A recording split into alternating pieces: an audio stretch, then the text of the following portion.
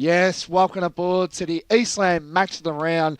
It's Division 3, huge clash between the Donvale Football Club and the Ferntree Gully Eagles. It's also the top of the ladder clash, 1v2, and it's also the Freeze M&D Community Round. We'll also be streaming live on YouTube, Facebook, and of course Radio Eastern on 98.1. My name is Blake Tennant. I'm your host for the pre-game show, and we'll go through our panel for today. The man to my left of my screen, he just doesn't need an introduction. He does it week by week, and that man is Brett Besson. Welcome aboard, mate. Good to see you for another Saturday. Thank you, Blake. You always enjoy coming out to Donvale, the mighty Vales, and a cracking contest out here, two top sides, and good news, the weather is fine. I think it's going to be a little cold down the boundary side, but things are going to be pretty good. The conditions are good, and this wind that was predicted, it was howling at my place. I live down in Narre, and looks like it may not have come up here yet, so let's hope it stays away. It's a fair hike coming from Narre. It's all good, mate. Just a little hop, skip, Love and a the jump. game, really. Yeah. And of course, here to the left of Brett Beston, another man who loves to have a talk on the Saturday Arvo, and it's good to have him back yet again. And that man is Matt Spider Lee. Welcome aboard, mate. G'day, Blake. G'day, Brett. And good day to all of our listeners.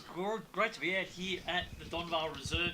Spoke to a few of the people just wandering through, and they're all excited about what promises to be a really important clash between two very good footy teams. And it's actually out locally this morning. Went and watched the Vermont and South Croydon women's game.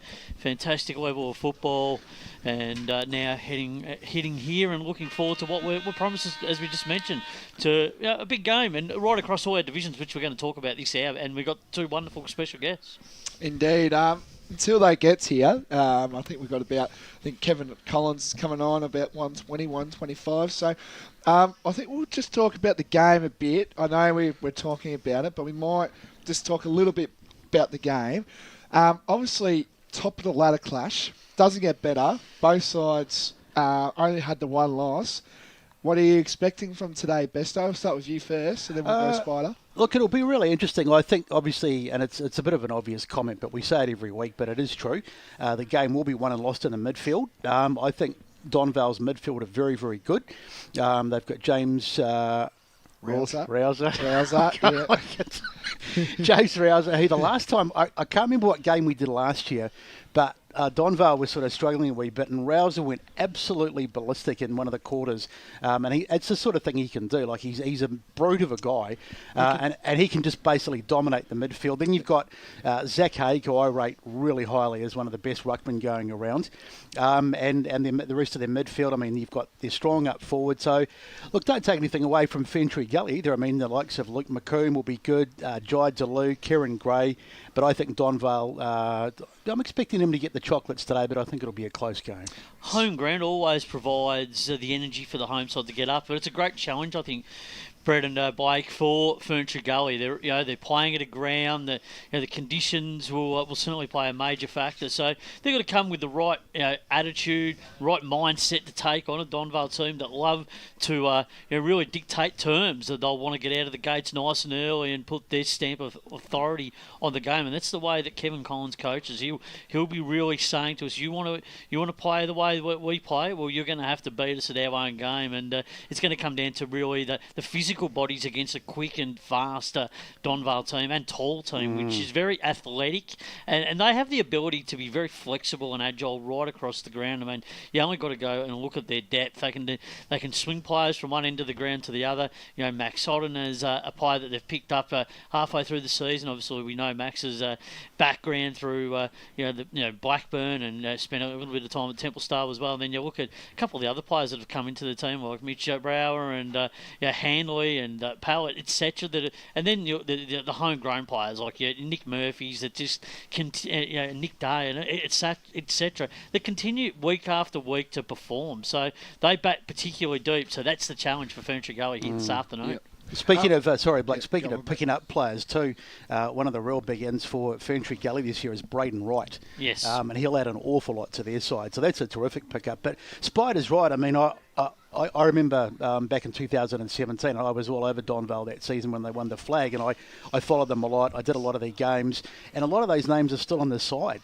Liardi, Haig, Rosa, these sorts of guys. Murphy, I mean, he seems to have been around forever. And then they've brought through some, even Grocott, and then they've brought through some new players as well. So there's a really good, they must have a really good club that they've been able to hold that nucleus of players and then just introduce new players, which has worked really well for them. Yeah, I think there's been that ambitious type of Kevin Collins' way he coaches. He wants to get up the divisions, and they're an impatient footy club at the moment. They're exciting to watch. When they come to play, they make their supporters enjoy their footy. Their fans get behind them, and the local community as well. And they've really grown as a club through their junior program in recent times. So all hats off to them at the moment, and they were very unlucky not to win the grand final last year, beaten by a better side on the day in the Waverley Blues. But they're certainly one of the benchmark teams at the moment. Yeah, just a touch on of that. It just shows where the club culture is going at Donvale at the moment, so it must be pretty high. Before we talk to Kevin, we might just touch on about Freeze M&D, because it's obviously the community round today. I think you were there, Spider. Did you go on Monday? I did. No, yes. I didn't go. Yep. And I was just thinking about just seeing Neil, the great man that he is, and it's really well documented, and what he's done, like that row of honour that he did when he walked in front of, probably 84,000 people.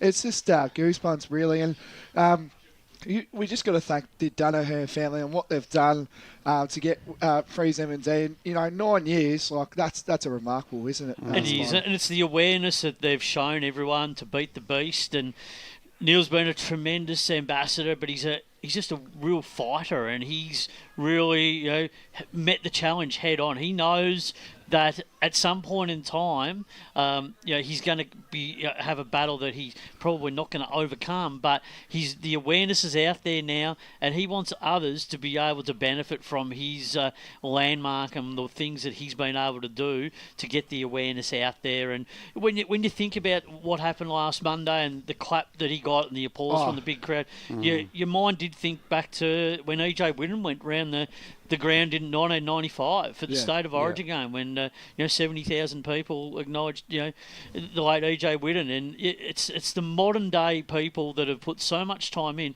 Neil Danaher was a fantastic player in his own right, cut down by injuries, but he was a wonderful coach and has been involved with Australian rules football at a lot of levels and done so many great things. But the Danahers have contributed to community, all the up in Ungary, the whole family.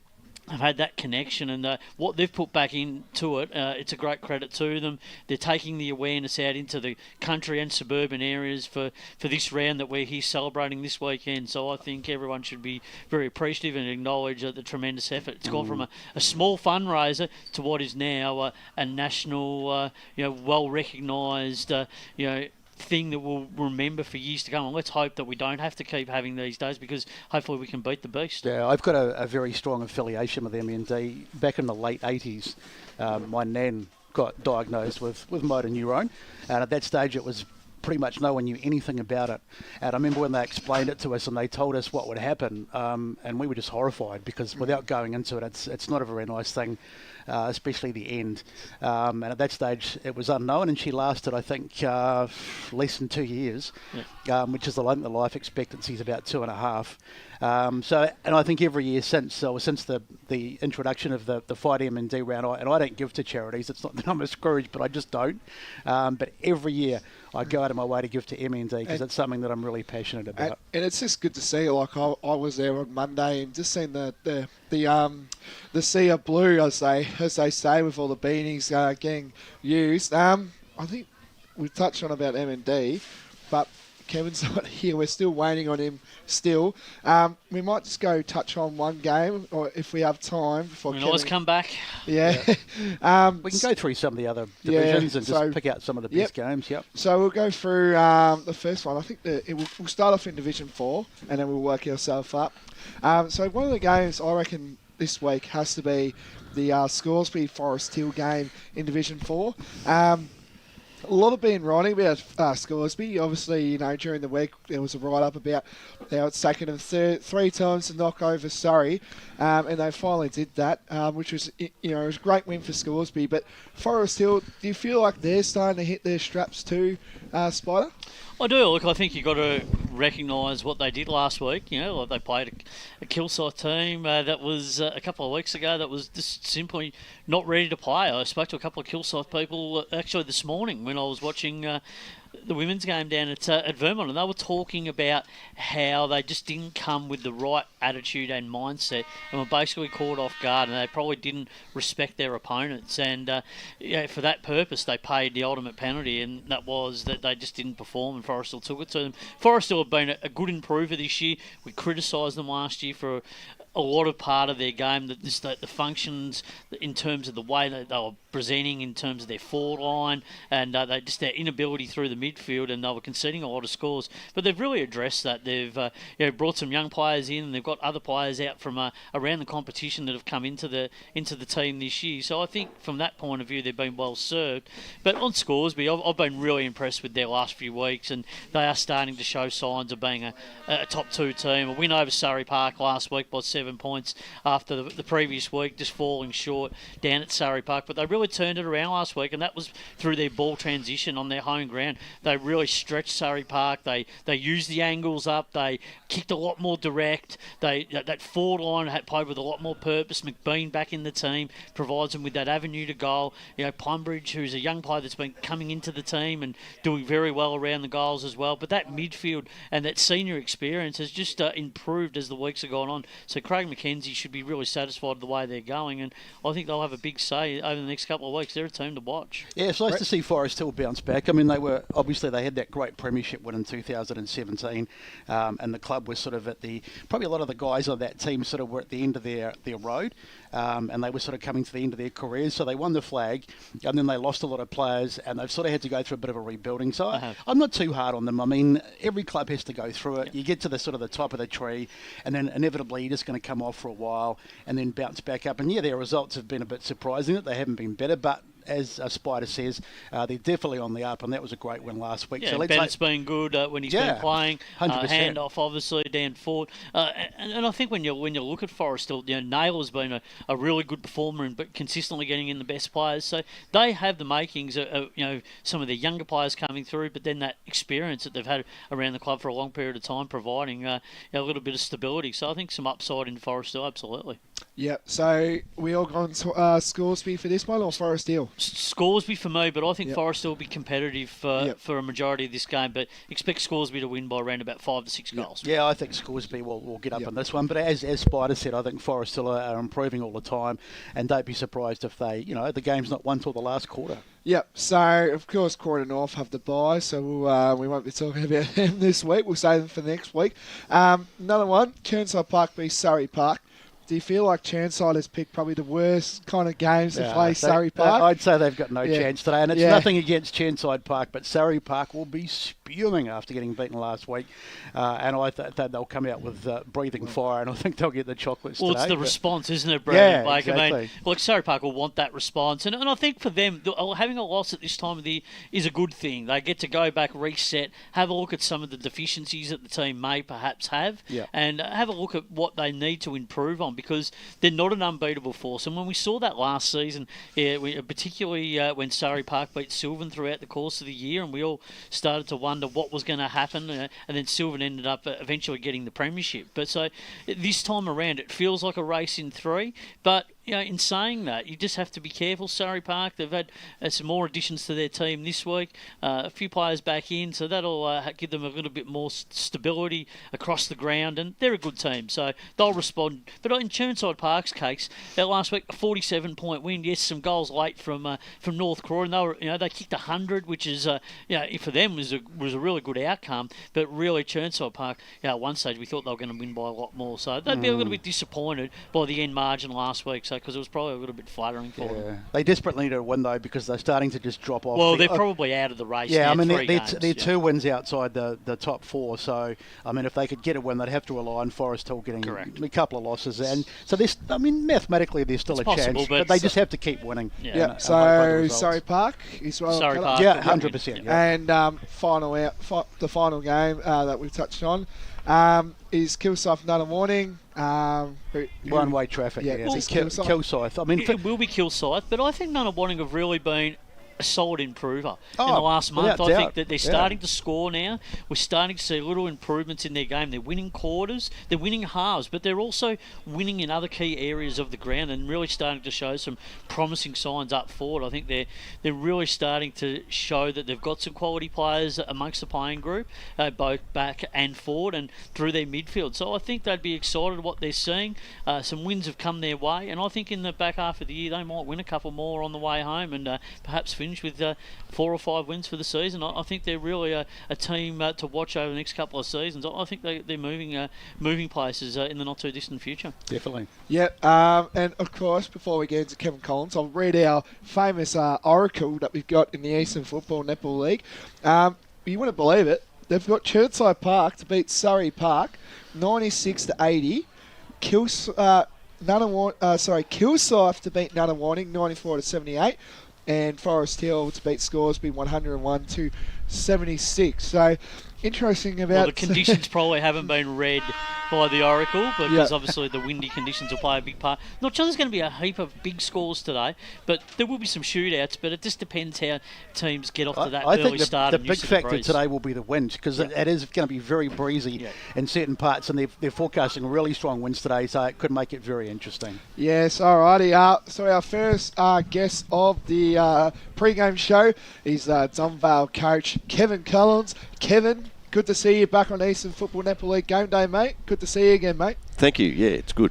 No worries. So we'll talk about your season. I think the expectations from last year's, grand final and the time we saw you guys play round one. The expectations, you would say, where you're meant to be from that 2 games that we've seen so far from Donvale? Yeah, we're going pretty well. We're 8-1, and so Ferntree Gully. We had Ferntree Gully in round 2 or 3, and we were ahead at 3/4 time, and they beat us by 15 points. So they're a really good team, and they're a really good outfit right across the ground. So we know we'll be in for a solid game today. Yeah, just also a quick one as well. We'll talk about the team as well. No Ethan Duncan today. Obviously he's a great player from Donvale and all that, but you get your big ruckman in Zach Haig. You must be pretty happy about that, mate. Yeah, really happy with Zach. He's been a solid performer for us for a number of years, and so he was out for a week, and so we got him back today. So he'll give us some good connection. He's up against a very strong ruckman, and so hopefully we get good connection between Zach and Rouser and a few of the boys. Yeah, we were talking before about the mix of your side, Kevin, and that you've still got a lot of probably about half a dozen guys from that brilliant premiership team from 2017 that have still sort of bringing that experience, and then you've got some newbies that have come in. So it must make it really great to have those experienced players and just passing it on to the younger guys and sort of letting them know what it's all about. Yeah, so Rouser and those blokes, Liardi, Dutchy Holland and those players, they were young when they, 18, 19, 20 when they were playing, and so they've come through, so they're still fairly young, and they've given that experience to the younger blokes. So we've got Sinisic back in today, and Tommy Goldsmith, he's still under 19, so we're really lucky to have really good leadership and some really good young kids coming through. Blake's sprung a bit of a surprise on me, because he's obviously knows something that I don't. What is the story with Ethan Duncan? Oh, Ethan's at the start of the year told us that he was going overseas for 4 weeks, 4 to 5 weeks. So that's right, but that's fine. We knew it was coming, and he kicked 5 last week, and he's been really good. But we've just changed up our team a little bit, and hopefully we can sort of replace him. He's hard to replace, but it's a thing that just happens these days. The world's been shut down a bit, so the world's small, so they can get around. Just before we get into Spider, it's just been the hit of the season, really. I don't know what's going on. Like, is there parties or something going on in Europe or America even? So it's interesting. Yep. I think it's called one thing called the Ashes, as Kevin would probably be well familiar with, obviously with what happened last night. But Kevin, great to talk to you again. And I think from your perspective, you must be really excited to be building on what you did from last season, and you want to take that extra step. But some areas where you have taken that extra step is basically improving your depth. And over the summer, you've done that. You've got a couple of players from higher divisions, particularly from Blackburn, Mitch Brower, and also now in the mid part of the season, Max Oddens has decided to come across and fill a spot there as well. So a bit of flexibility at both ends of the ground for you, and a lot of excitement because to get some players of that quality from clubs that are premier and some players that have played a little bit of senior footy, that generates and gives you a little bit more experience across the ground. Yeah, it's been good. We've been lucky. We had James Pell's come across. Now he was a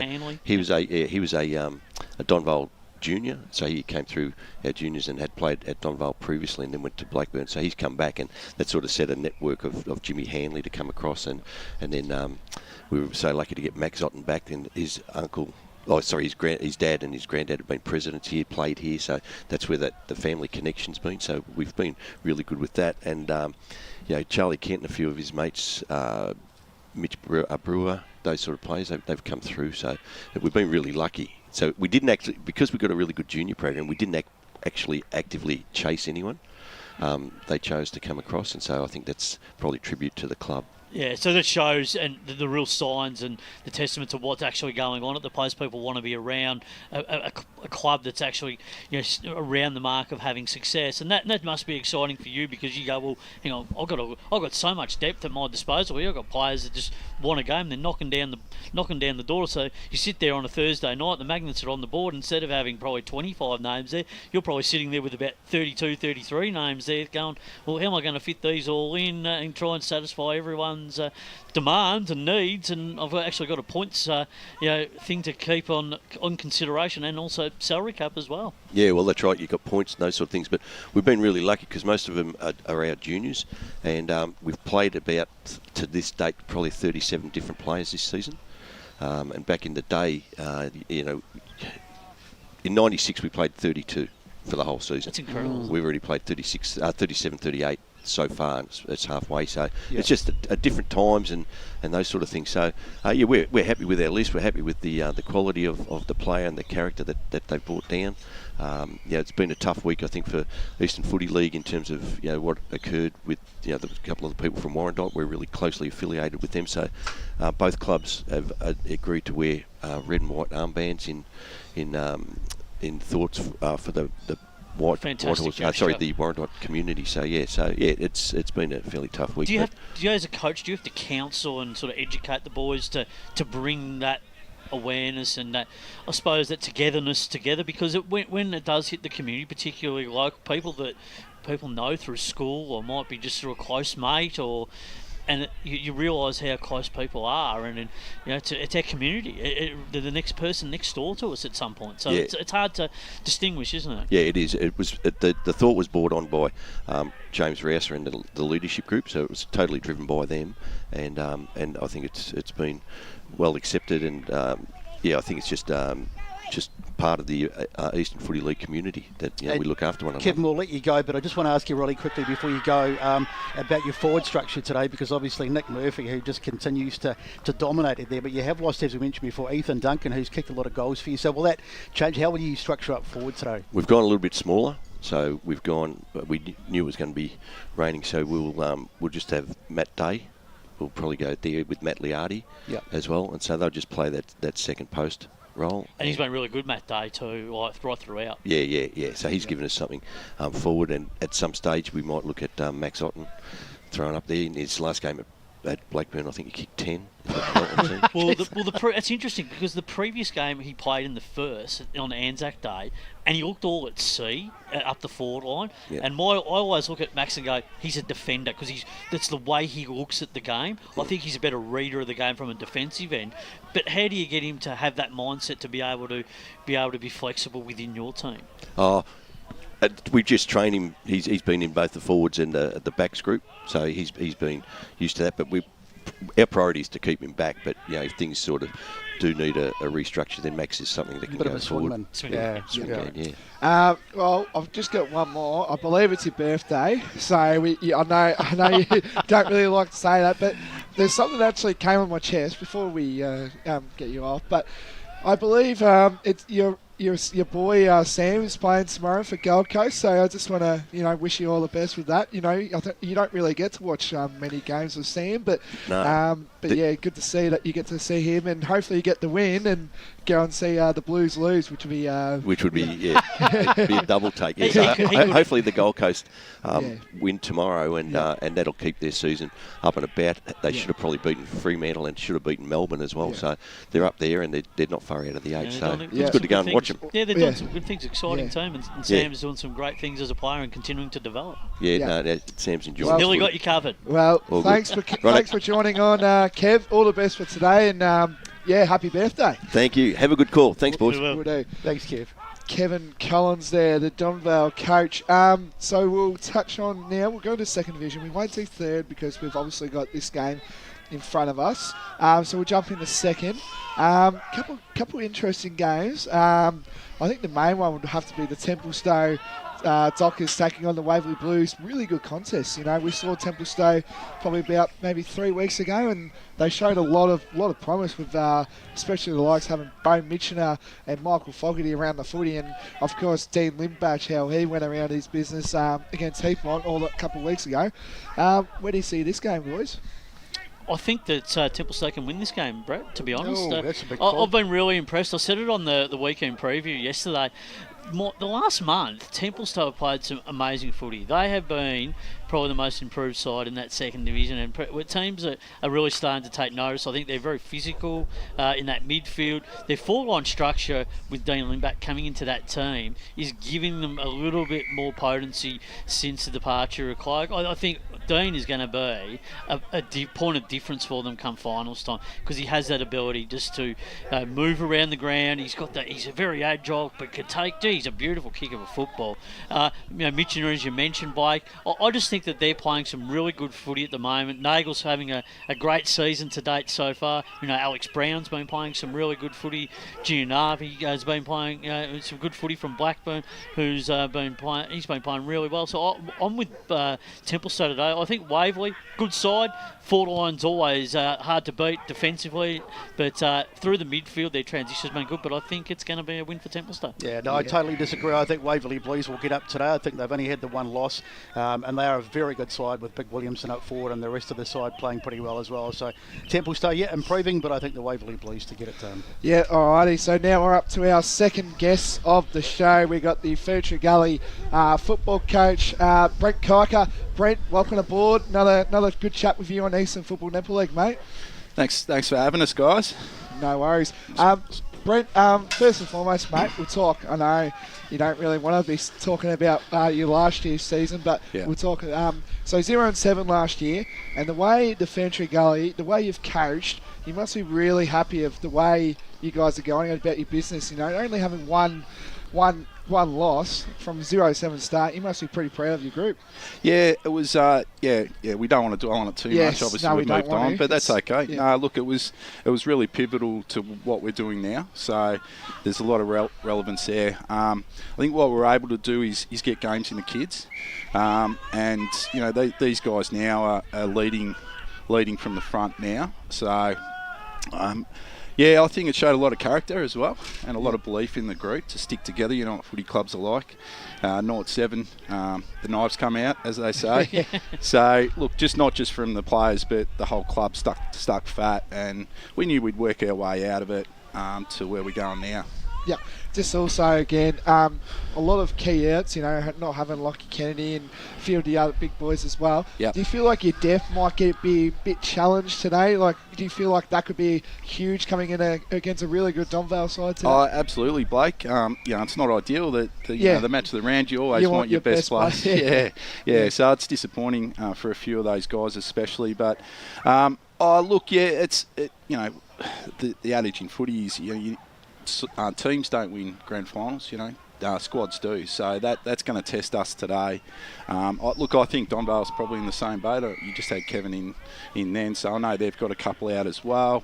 So look, we're expecting a really, really good battle. But yeah, we'll test it. We'll play. It'll force us to probably play a little bit of a different brand, having a few tools out. So with those windier conditions, I don't think that's going to hurt us. And I'll just apologise for my throat too, fellas. No, I'm all All struggling good, mate. a little All bit. good. The midfield battle is going to be a terrific one today. We were talking about it before. Obviously, you've got Luke McComb, who's come into the side this year. Yeah. What a great acquisition he's been. Yeah, well, we actually picked him up last year. He only managed 2 games for us last year, so he was our skipper, and that didn't help, obviously. No. So he had a real chip on his shoulder pre-season. Yeah. You know, he wanted to prove himself. And it's not just his on-field. I think, look, we know that he's a great player and he's played good footy, or great footy for Vermont, but his leadership's come on really strong as well. So that's a development for him to have that on his shoulders. Any chance of getting his brother over as well? He's still a listed Western Bulldog. He- You can't I'm take him off kidding, us yet. mate. I'm kidding. No, he actually, whenever he gets a joking. game, he got listed this He's week. listed but- this week, Yeah, or- yeah. So He's a no- chance tomorrow. Yeah, he might be a chance. And Yeah. oh, look, in saying that, yeah, it'd be pretty handy. Yeah, absolutely. Yeah. Just and talking of your midfield, you haven't got the big boy Dieso in today. No. Has he been managed, or is that a Yeah, form he's thing? yeah, Structural he's thing? got a foot. Plantar Plantar whatever that Yeah, fascia. it's, That, My that's the wife's one. got that. Yeah, There you go. So yeah. he had a bit of that. So he's on recovery. I think 2 weeks for him. Oh, okay. Tom Gasparoni's the other one. He's got a bit of a groin, so he'll be a couple of weeks as well. Well, talking about Tom Gasparoni, Yeah. he's been a real key for you throughout the first part of the season, hasn't he? He's really taken his game to another level. He definitely has. Yeah, it's like I said, it is a pity he's not playing today because he's flying for marks and running out of pucks. Look, it's. I think you can see. You guys do the team of the week, and I think we've had 7, maybe 8 guys in the team of the week. So I think it just shows that we have got an even spread. And if someone's having a flat day, there's always someone else there to pop up. And I think that's sort of put us where we're at. From earlier in the year when you played Donvale, and Kevin said that they took a lot away from that game. What did you take away from that game in terms of being a better side? I mean, it's obviously a number of weeks ago now, but as the weeks have moved on, you're playing for the second time. Was there something that you've probably thought about over the last few weeks to go, gee, we probably had our chance to make a move there, or maybe put a little bit more time into the midfield, or maybe perhaps from a defensive system, we probably could have put the extra player behind the ball at certain times to clog up the space? What are sort of some of the things that we could maybe expect, or at some point today where you might exert that sort of pressure? Oh, look, we thought, especially the last quarter, like it was a great game of footy. We had past players there, and they commented on how good of a game it was, especially for third division level. And pressure's key for us, and that's one thing that's evolved for us this year. We wanted to play a good brand of footy. That's always been my mantra. We want to be able to score. On the back of that, we've just evolved into a really strong defensive side, and the tackle pressure I think is key against Donvale, and the pressure sort of half forward, they're very good off half back, as you'd know. So just pressure on the ball carrier for us is to hurry the ball carrier. As far as other structural things, not particularly from last time. It's. Yeah, we're pretty good, so we come away with the win. So we're going to play them again as well for a third time. So it's one of those things. Look, we're definitely going to get something out of this game. I think shape Kevin of will be the ground same. too. Yeah, it's different. I actually been involved in some really good games at this ground, and I know you guys have mentioned a couple of years ago when we got done by a point here. So that was a great game. Yeah, it was. So I think just going off that. Look, I think clearly we're the two sides standing out at the moment, and I've got a lot of respect for Kev. He was one, we battle it out there, but I've got a good rapport with him. After we were 0-6 last year, after the game, he coached me a bit, gave me a bit of a pump up and said, look, mate, stay with it. So I've got a lot of respect for him, and he'll throw some things out there today, no doubt. So we've just got to be ready and coach well today. Yeah, I don't want to ask this question, I really don't, but my illustrious co-host beside me says I have to ask you, what sort of a worker is Blake Tennant? Oh, look, Blake, jeez. Is he really For those who don't know, Brent apparently is Blake's boss. Yeah, so do you really want to go there, Blake? Is he punctual? Is he respectful? Is he on the verge of getting sacked at some time? No, his job's secure. Has he asked for a pay rise yet? No, not yet, but I'm sure that'll come. Probably he's got to work on his A to B, I think. He doesn't get across the ground too well, so that's always a work in progress. Punctuality, that's a work in progress too.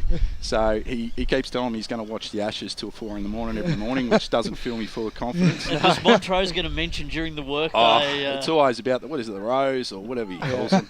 Everyone knows about Montrose. You need to start at work. fining him like $5 for every mention. That's what we're considering doing. It's that bad. Actually, the Montrose jar at work. I might actually introduce not the swear jar. The Montrose jar. So you'll be having a big Christmas party. Yeah.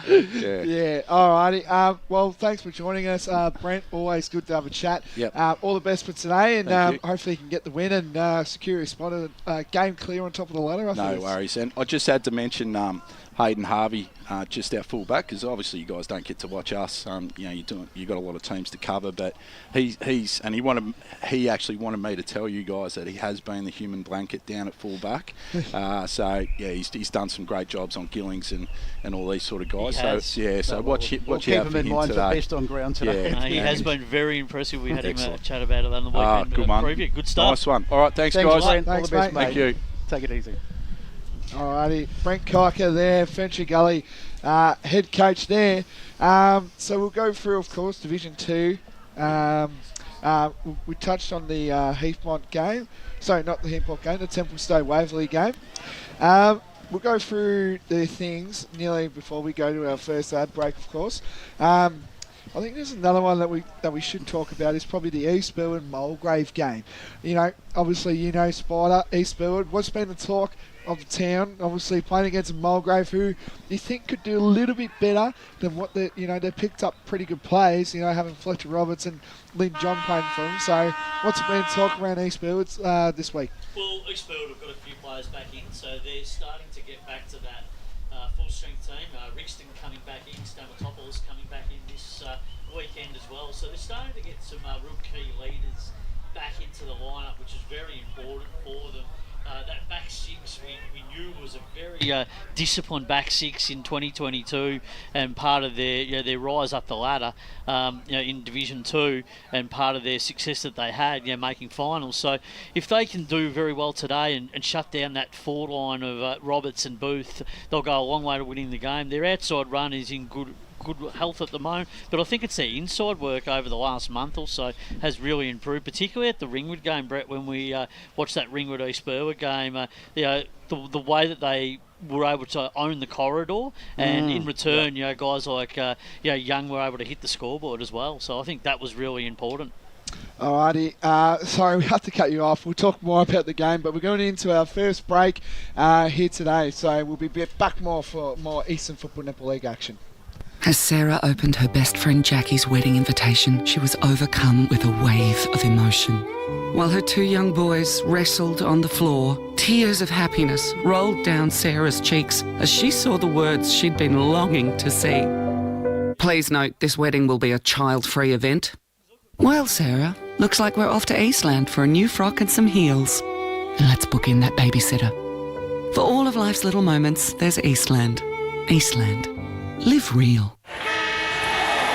Sprained your ankle, bursting through the banner? Broke a finger, high-fiving the ruckman? Or did you run into the goal post again? For bumps, breaks or bleeds, be seen sooner, close to home at Knox Private 24/7 Emergency Department. The preferred provider of emergency care to the Eastern Football Netball League, you'll generally experience shorter wait times. You don't need private health, but there is an out-of-pocket fee. Be seen sooner, close to home at Knox Private 24/7 Emergency Department, 262 Mountain Highway, Wanturna. Do you feel good about your bank? Because there is a bank you can feel good about. They share their profits to fund big community projects, small community clubs, and vital emergency services. They've given $250 million to help Australian communities thrive. They have all the products and tech you expect from a big bank, with service you don't. It's Bendigo Bank. Feel good about who you bank with. Try Bendigo. Search bendigobank.com.au or search Bendigo Bank near me. Tobin Brothers Funerals wear their heart on their sleeve. Their clear and easy to use website and Memory Maker app make it easy for families to make an informed decision. Here's James McLeod, Managing Director of Tobin Brothers Funerals. We pride ourselves on being the most transparent funeral company. All pricing on goods and services are available on our website. It's all there for you to see and make very informed decisions when planning a loved one's funeral. Visit tobinbrothers.com.au. Tobin Brothers Funerals, celebrating lives. At Yarra Valley Water, we know reducing your shower time, or show time, to 4 minutes can save you an average of $200 a year on water and energy bills. Shower shorter. Save water. Authorised by the Victorian Government, 1 Treasury Place, Melbourne.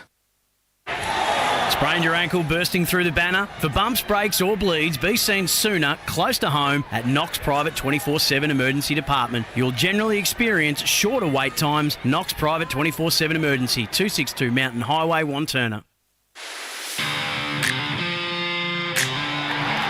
You are listening to Radio Eastern FM 98.1. With live and exclusive coverage of the EFNL football season. Bringing you the match of the day with score updates from all divisions. And now we cross to our commentary team for the Radio Eastern 98.1 Match of the Day coverage. Yes, welcome back.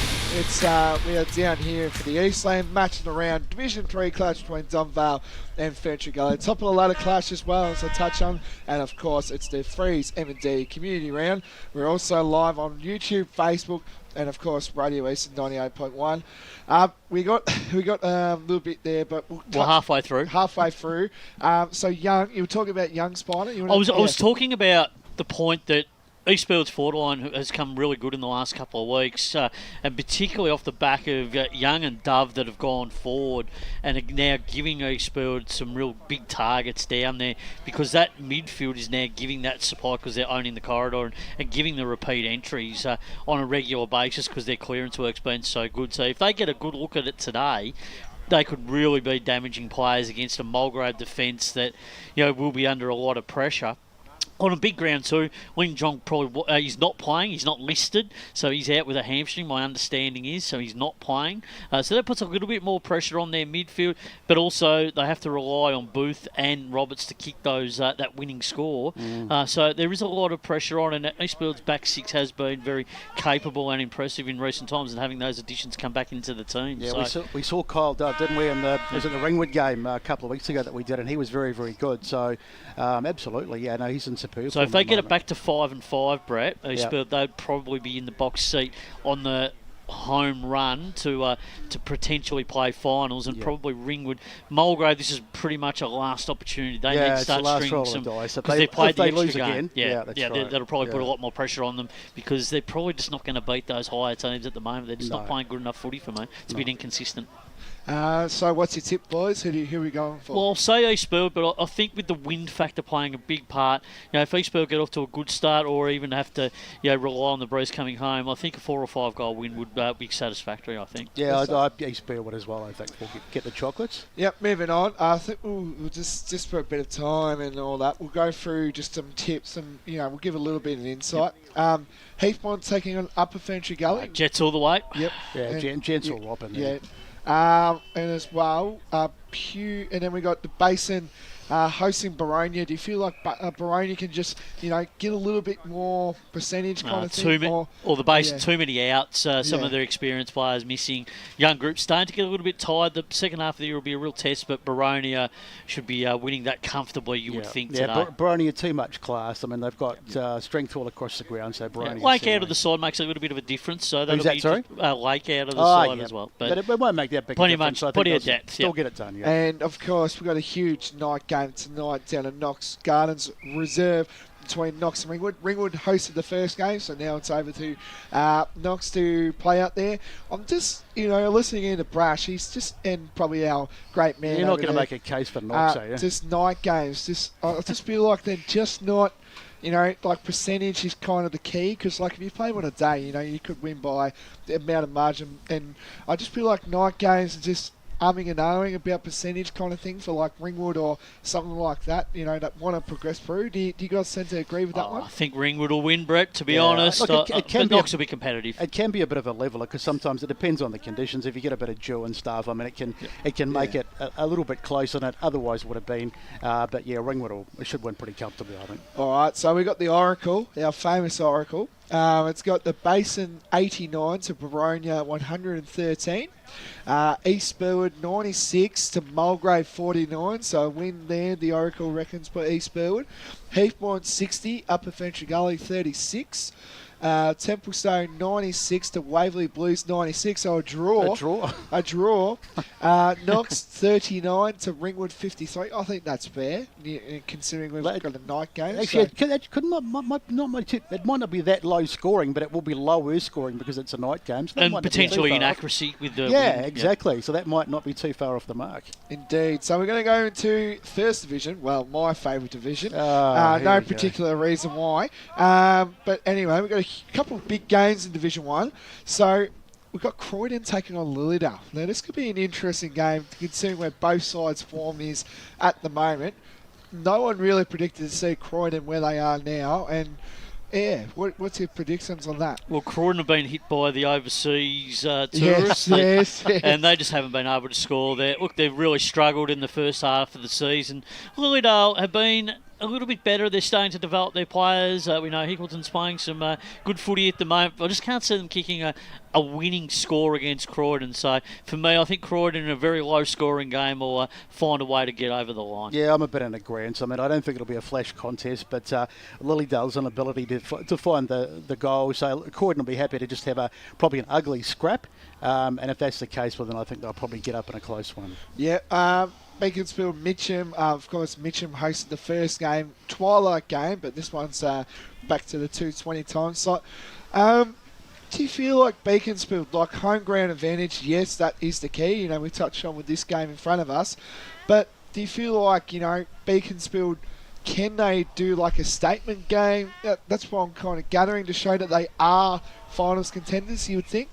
Mick Fogarty, he always likes these challenges against good quality sides. So it is a challenge for them today. If they can play the conditions, you know, to their best of their ability, they can certainly take this game up to Mitcham. I'm expecting Mitcham to win. Ferrante back into the team is a really big in. He just adds so much more to that Mitcham forward line.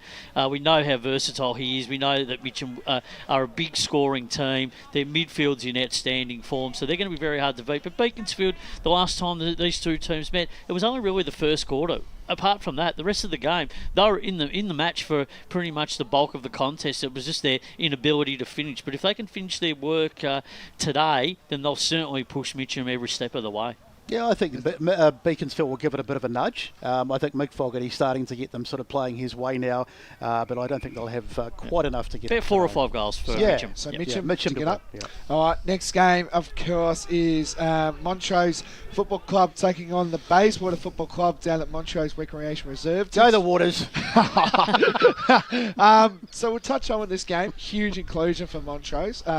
Getting Max Hall back from VFL duties from Box Hill. Huge in. And Watson obviously comes out with he will miss a bit of football. So well, how long are we looking at, Blake? I mean, what's the word from probably around the club? Well, he wants to be back for the South Belgrave game, but they're not optimistic about that. So maybe a 2 to 3 weeker. And of course, another big in for Bayswater. We'll touch on about Bayswater too. We'll give him a bit of love. They are playing. Bryce Galvin also. Bryce Galvin also comes back into the side. So that's another huge in for Bayswater. You know, having all Galvins playing, of course, today. You know there's going to come a time where there's no Galvins at all in the Bayswater side. Look, it's probably going to be in about 50 years. But it is funny, Brett. It does remind me with the Galvins. Remember the Danahers played all that game, the Dannemore Rabbits, Kilda playing Essendon in 1990? Yeah. So what do you reckon, boys? Do you feel like, you know, Montrose kind of want to get their consistency right? You know, they've been... You know, the goal-kicking woes have probably been killing Montrose lately. And, of course, they had a very impressive King's birthday. But for Bayswater, they can shock the whole competition, can't they? Look, they've had their... Sorry, Spider. They've had their moments, Bayswater. I mean, they were pretty awful last year. What have they had? I think 3 wins this year, if memory serves.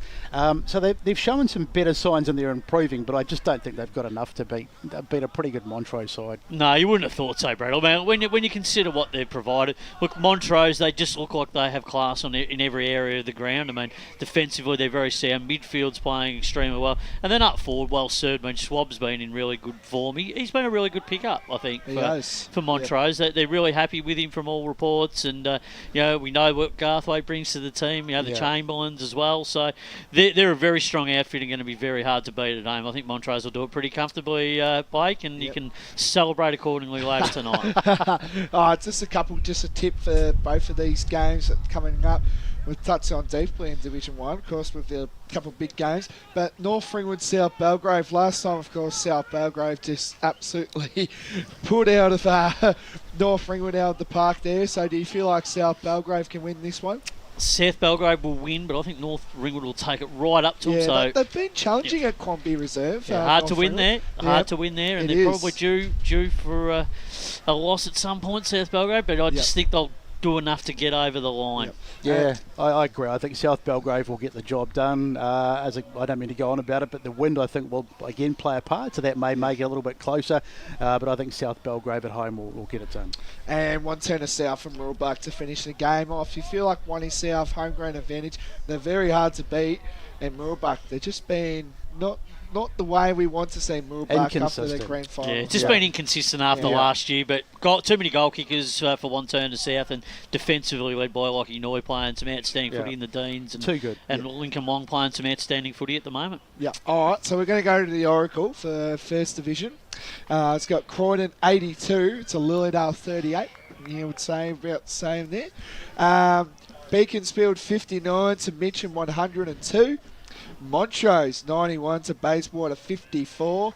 Sounds about right. North Ringwood 54 to South Belgrave 104. Again, kind of feel the same there. And Montana South 85 to Mooroolbark 47. So the Oracle, I think, it's pretty much on the mark. Yeah, he's on track. He's on the ball, the Oracle there, which is good to see. Yeah, he hasn't been drinking quite so much this week. So we're going to touch in Premier before we go into our next break and introduce our call team after that. So I think the big game we've got to talk about is definitely, I feel like for me, is the Vermont taking on Blackburn down at Vermont Recreation Reserve. That's a big game considering where both sides have been. Obviously Blackburn have that slow start, but they've progressed really well. And also Vermont, I think they've won 4 in a row or 3 in a row, something like that. Don't know off the top of my head.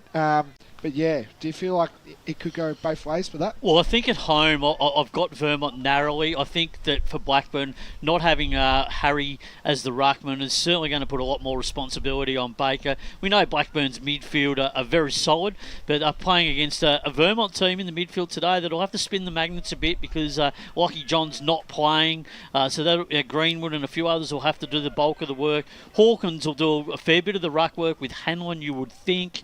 They've been doing some really good things, Vermont, in the past 5 to 6 weeks, and they've really turned their fortunes around. Ryan Fitzpatrick, been an outstanding player in the best on a number of weeks now. He's really given them something since coming into the team. It's a great credit to the way that they continue to bring their depth through their development programs down at Vermont because they just keep finding these players. They haven't got the best defensive team, Vermont, but they've got the most reliable team, and it keeps giving. Banfield doing some really good things, and at the other end of the ground, Kalkowski, and Dario and all those sort of players doing their jobs. Their forward line's a little bit unpredictable, and that's why I think they might win this game today because I just think they might have an edge over the Blackburn defence. So with a couple of players out. Yeah, they were slow to get into it, Vermont, and we almost couldn't believe that they'd lost. That was at the first 4 or whatever it was. Yeah. But we knew it couldn't last, and they've started to really click into gear now, and I think it'll be close. Yep. I don't think Blackburn are a bad side. A little bit inconsistent, and I think Vermont in a close one at home. Yeah, another big game as well. It's a danger game for South Croydon considering all the outs they've got, and the depth is really killing South Croydon at the moment. And Doncaster, they just maybe want to get a statement kind of thing, like to say that they want to be sticking around in Premier, but I feel like it's a danger game for South Croydon today. Well, it is. They haven't been playing good footy at all since the start of the season. Inconsistent, haven't been able to put forward line pressure on, haven't been able to kick many scores. Well, Wilson's kicking a lot of goals, but through the midfield, just haven't had the solid match winners that what they have in the past few years. We talked about it yesterday on the weekend preview on the forecast. So, but for me, I actually think Doncaster will win this game. I think the inclusions of Gray, Jamar, Vickers in that team, that strengthens their lineup. Playing at home gives them a significant advantage, and they're going to have to really find something, South Croydon, to get their season going. I don't think they'll play finals. I think this is a real big moment for them. You've almost swayed me, Spider. I think I was going to, I don't know. I still like South Croydon. I mean, no Max King, so they're down in that tall man department. They're just not functioning as a team at the moment. They're turning the ball over. Their transition and connection, they've lost it. They've really got to work on that. I think Doncaster, great opportunity for them at home to get a win and get some reward for some hard work that they've been putting in. You've totally turned me. I'm going for Doncaster. Is that your super boost? Ruffy? No, my Ruffy actually was North Ring because I think it'll be close against South Belgrave. But I think Doncaster, just on the way that it's been set up, I think they can beat South Croydon. I know South Croydon got a big night down at their club at Cheong tonight called Dog Cello from all reports. They were talking to me about it earlier. All over it, so there'll be a big night if they win. But I just think on the way that they've been playing, they're just not playing good enough footy at this point and present time to feature anywhere near finals. They've got to get their season right. They've got to get their selection right, and they've got to get some players with a bit more consistency in their form. Yeah, I'm going South Croydon. I'm sorry, boys. We'll just go through tip before we head off to an hour break. Berwick v East Ringwood. Do you think East Ringwood should go? East Ringwood first. Yep. It's actually the first time they're actually going down the coast. I actually said on the podcast. So they're going down the coast, East Ringwood. First trip this year. Hired a bus probably. Charter flight. Yep. And then Norwood taking on Doncaster East. What do you reckon of that? This is going to be an arm wrestle, Brad, I think. I think Doncaster East will win, but I think Norwood can take them every step of the way, providing that they play, that attacking brand of footy and they defend well. But Doncaster East have been messy in front of goal in some of their games. If they kick accurately today, Tom Bell gets on and kicks a few, and that midfield, especially with DeLuca coming back into the team, that just adds more depth. I think they're just going to have it over Norwood, so I think they'll win by a couple of goals. They went off the board a little bit there for while Doncaster East after a quick start, but Norwood, just not sure. I'm not convinced. So I think Donny East from Donny East. And then to round out their proceedings, Roeville taking on Park Orchards.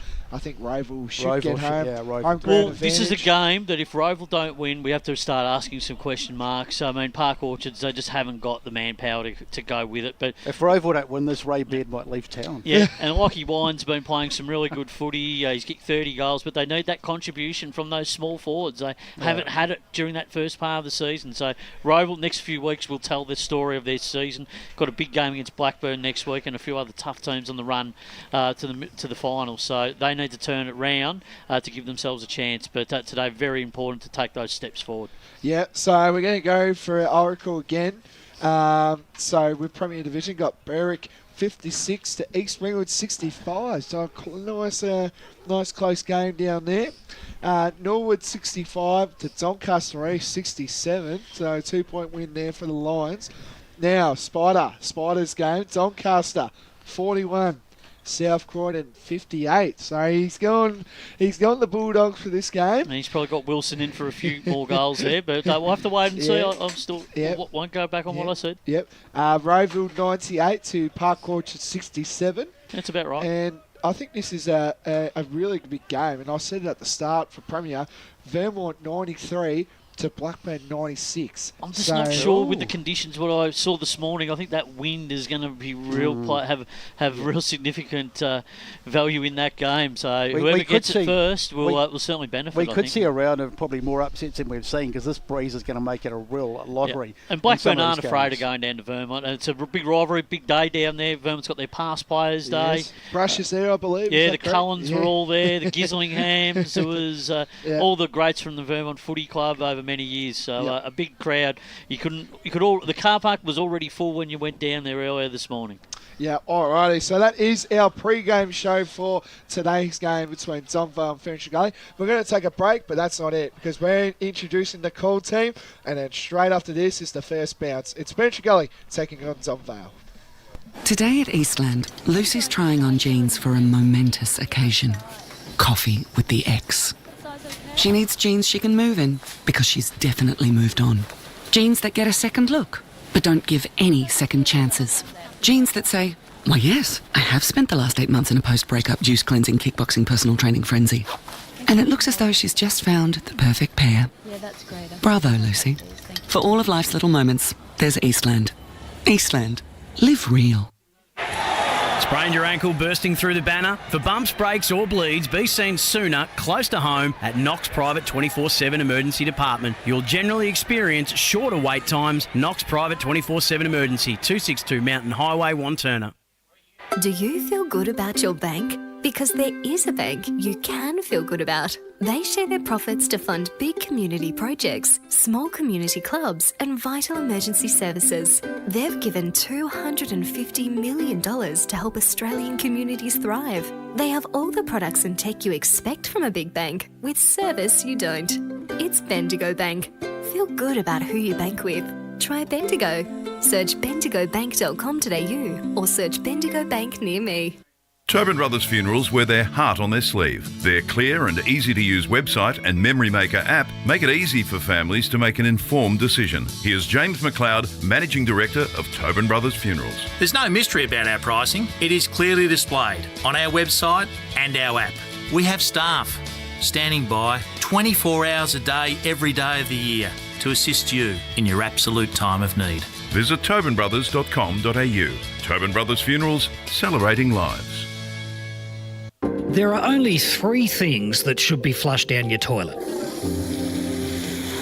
pee, poo, and paper.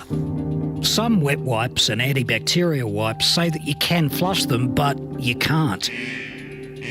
They clog up the toilet and pipes, causing expensive blockages. Save yourself a truckload of trouble. Put your wet wipes in the bin. To learn more, head to the Yarra Valley Water website, yvw.com.au/wet-wipes. Hi, Dylan Dow from the Baroni Football Netball Club here. When I need to grab a quick coffee or a bite to eat, I'm popping into Eastland. Eastland's more than a shopping centre. They support a range of community organisations and have been a major partner of the EFNL since 2018. Cheers, Eastland.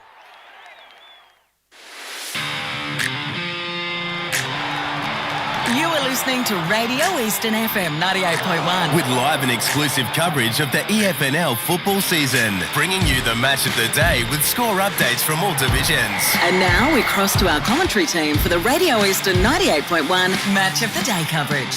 Welcome to the Eastland Match of the Round at Donvale Reserve, a massive Division 3 top-of-the-table clash between Donvale and Ferntree Gully. Just one loss between them, or both have had the one loss this season. But a big afternoon ahead. I'm Ryan Long, Media Manager of the Eastern Football Netball League. You would have heard Blake Tennant hosting the pre-game show. Blake, thanks for joining us this afternoon. A big game ahead, and you'll be calling the action alongside me.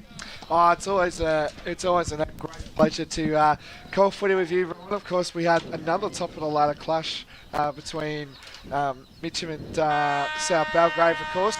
But yeah, always a pleasure to be calling local footy, and it's also this one, so should be a great contest. Absolutely, and in the special comments chair, I think for the first time in EFNL history, Josh Ward, you've done probably every single thing else.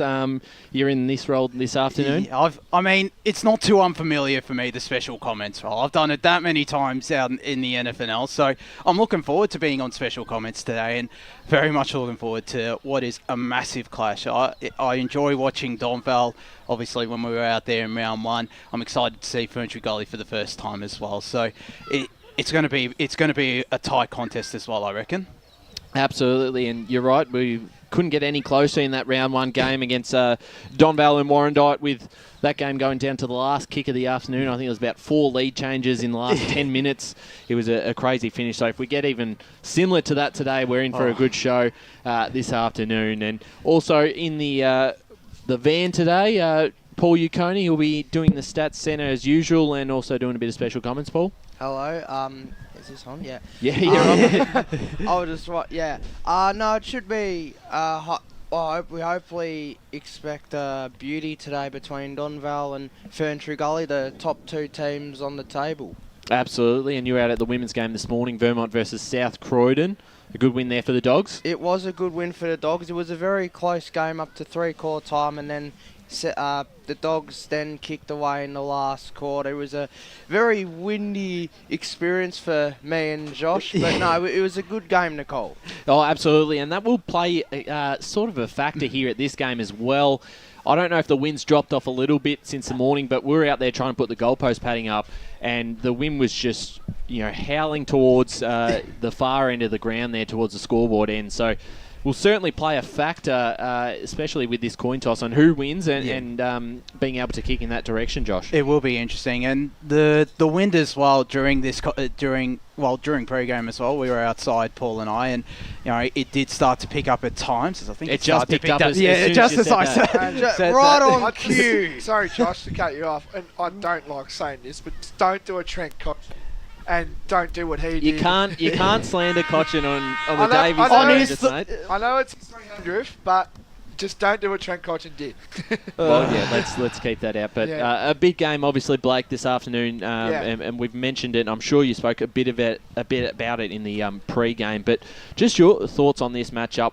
I think we all knew Donvale were going to be one of the top sides in this division after what they were able to achieve last year, especially in the final series, coming so close to defeating the Waverley Blues in that grand final, just falling short. They've come in, brought a lot of good talent there from Premier Division clubs. And then Ferntree Gully, I think we all probably thought they were that 3rd to 5th side. We probably didn't expect them to be this good this year. And they've done everything right. Just that one loss against Whitehorse, which I think they were a bit off to that game, had a couple of injuries. But other than that, they've had pretty much a perfect start to the season, including defeating Donvale earlier in round 3. Yeah, I've always, it's been heavily documented about Ferntree Gully that, everyone was saying as well before the season started that, Ferntree Gully were always going to be, they're probably going to be the worst 0-7 side in Division 3. Every coach said that and all that, and they've recruited... The best of, best. Sorry, my bad. And then I reckon I've always backed Ferntree Gully this year. Of course, working closely, listening into what Brent Kike has been saying, and in my ladder predictor, I had Ferntree Gully 3rd because obviously we talked heavily about Warren Dyke and all that. I definitely think they are where they really should be, which is first on the ladder, like around that top 3 spot. So yeah. Yeah, absolutely, and they have been able to also recruit well as well. Certainly Braden Wright, who's come across from Bronya, played a nice role there in the ruck here. And without D'Esio this afternoon, he's going to take pretty much the majority of the ruck work duties. And then also, of course, Donvale have brought in that Premier Division talent. A couple players here are playing today in Mitch Brower. Nick Day isn't out. We just saw that alongside Ethan Duncan and Harrison Giles. So. And obviously we'll touch on Ferntree Gully's outs as well, but there are a couple of big players there, especially with Duncan up forward and Harrison Giles, who's one of my favourite players to watch as a small forward. To lose that, certainly puts a bit more pressure on the likes of a Nick Murphy, who's out there and has kicked the 22 goals this season. I think so, and it puts pressure on the likes of Dylan Sinisic, who I think is coming back into the lineup. I'm trying to think who else. Caleb Jordovic as well, the guy who won the match for Donvale back in round 1. He's had a good season as well. He has, and I've got his Toren Brothers goal of the day voucher with me today because we didn't have it there for round 1, so we do have to make sure we do give it to him before we leave today. Maybe he might end up with 2. I think he'll enjoy if he does get another contender today. But yeah, it does put pressure on those players. Jeremy Gocourt as well, I think, is playing a bit more forward. So, but I think they'd be able to cover those. The Premier Division talent like Mitch Brower has had a terrific season. We gave him the Sportsco Eastland Best on Ground when in that round 1 game. You look at plenty of others as well. James Pell has come back to the club, and he's obviously come back from injury today. And when we saw him as well, he was massive in that first quarter. And Kyle Higney as well has also been terrific on a wing or down in defence. So that Premier Division class and experience has been on show. Yeah, absolutely. And Blake, then when you look at Ferntree Gully, a couple of big outs for them in recent weeks. Obviously, Kennedy not there today, and I don't know if he's coming back with looks he's overseas. Is that right? You had a chat with Kike earlier. Yeah, I think it's a 2-week holiday. I think a 2-week holiday. Yeah. Okay. So Sorry to break the scoops there from our great man Scoots over there. So, no, that's a huge out. Brings up experience. From Norwood, of course. Just wins so much of the footy, and I was watching the highlights of their last match up against Donvale and just really dominated through those centre clearances. Was really important as we look to go boundary side for the first time this afternoon with Dylan Smith and Brett Beston. Boys, what are the conditions like out there? We've talked a bit about the wind. Is it as bad as what we probably thought? Ryan, I think it's going to be sort of gusty. It was quite strong when we were doing the pre-game, and at the moment it drops for a while and then it gusts. You can see the trees on the far side doing their thing over there, so I think the wind is going to play a factor. Ground-wise, it looks pretty nice. I haven't been right out in the middle, but the ground looks really firm. Tip-wise, because I know you're going to ask us, I'm still going to go for Donvale, but I'm a little bit worried about all the outs that the late outs that they've had, but I think they'll still get the chocolates here in a close one. Dylan? Yeah, I think Besto covered the conditions pretty well there. It doesn't feel too bad down here at ground level, but onto the tips. I know this is probably going to be the in this division at least. It's probably going to be the grand final preview that we're seeing here today. Sorry, I just seemed to be. I think we just lost you there, Dylan. What was your tip in the end? Yeah, so I'm backing Donvale there in the end just to get up. I think they'll be a bit too strong with the outs for Ferntree. Absolutely. Thanks, boys, on the boundary. We'll keep coming to you at this cross this afternoon. Blake, your tip this afternoon. It's an interesting one. Both sides have a lot of outs. Ferntree Gully did defeat them early in this season. Where's your head leaning towards? It's obviously very hard to be fair. But for me, I just think, it's going to test Ferntree Gully's depth today. I feel like that's what's going to see how Ferntree Gully go today about their business. I can see Ferntree Gully, winning, but with a full strength Donvale, you if you can point Ethan Duncan, of course, and all the outs that Josh and I think Donvale, but I kind of see Ferntree Gully. So, but yeah, I reckon but I reckon after the siren, kind of what we saw against after the siren. That's pretty cool. Josh, quickly your tip before we get started. Donvale for me, and Paul as well. Absolutely. I'm going to stick for Donvale just in a close one, similar sort of margin, but wouldn't be surprised if this goes either way. We're about to start for the Eastland Match of the round. It is also Freeze M&D Community Round across the league. So you can see the goal umpires on screen with the blue Freeze M&D beanies. We've all got them on. The boys on the boundary have them on as we get started for the Eastland Match of the round. Blake Tennant to take us away. So right in the ruck, gets a hit out. You'll be seeing him a lot. McComb as well, another player that you'll be seeing a lot in this game for this afternoon. And good handball there for the Gully. Trying to get away. That was Brown, and eventually gets wrapped up. You're probably seeing on the broadcast that Donvale are wearing red and white. That is for the Warrandyte community. So hope all is well for Warrandyte this week. Very challenging, and I hope that that Donvale putting on a really good show, as you can see. So the ball back in the middle, handballed out by Rouser. Pass it off, and let Donvale try and get a bit of ground there. Cut off by Crocker. They still remember to keep possession of the ball as they look to enter their forward half for the first time. Clean pick up there by Murphy. Tried to get it off to Haig. Misread it. Getting in there was McComb for the Eagles. Ball on the ground. Harvey tapped it forward. He's had a strong start to the season. Slipping over there was Patterson, and he's caught in a tackle, and they'll be holding the ball. And taking the kick here is Liardi. Plays on immediately. Goes to the top of the square, out the back, almost a mark taken by Grocott. Good defence, and a snap by Haig. First of the afternoon, Donvale 1 straight 6. Zach Haig gets the first goal of the game, and a nice little finish there, as you can see on the replay screen. Thanks to Bendigo Bank. For a big man, that's pretty impressive. Pretty impressive doing the roving work there, Zach Haig. But that's one player Donvale will want to get that ball inside 50. Matthew Liardi, he's a really good ball user for the Vales, and it was a really good delivery. Zach Haig on the end of it, and that's a perfect start. And back for into him. the side this week as well. He's a massive inclusion. Missed a few games this year. They got it in the forward 50s. Great goal there, great start for Anyway, umpire bowls it up. Good chain of handballs here. Kicks it into the Murphy direction. We find dropped it eventually there. All the numbers going to Donvale. Kick there by Javodovic. And that goes through for a behind. That's the first point for the Donvale Football Club. They move to 1-1-7 to Ferntree Gully yet to score. We have just gone 2 minutes and a bit into the first quarter. So Bull will kick it deep inside to the centering ball. Great mark there taken. Good chain of handballs. The Gully have been really good at the moment. Wright is in amongst it. Gets a handball, but again drops it there. Good following kick there. But again, just Donvale just having the numbers early at the moment. And they just try to take their time. Good short kick there. But eventually, no. Ferntree Gully, a lot of blue and white there as Kaika kicks the ball deep inside.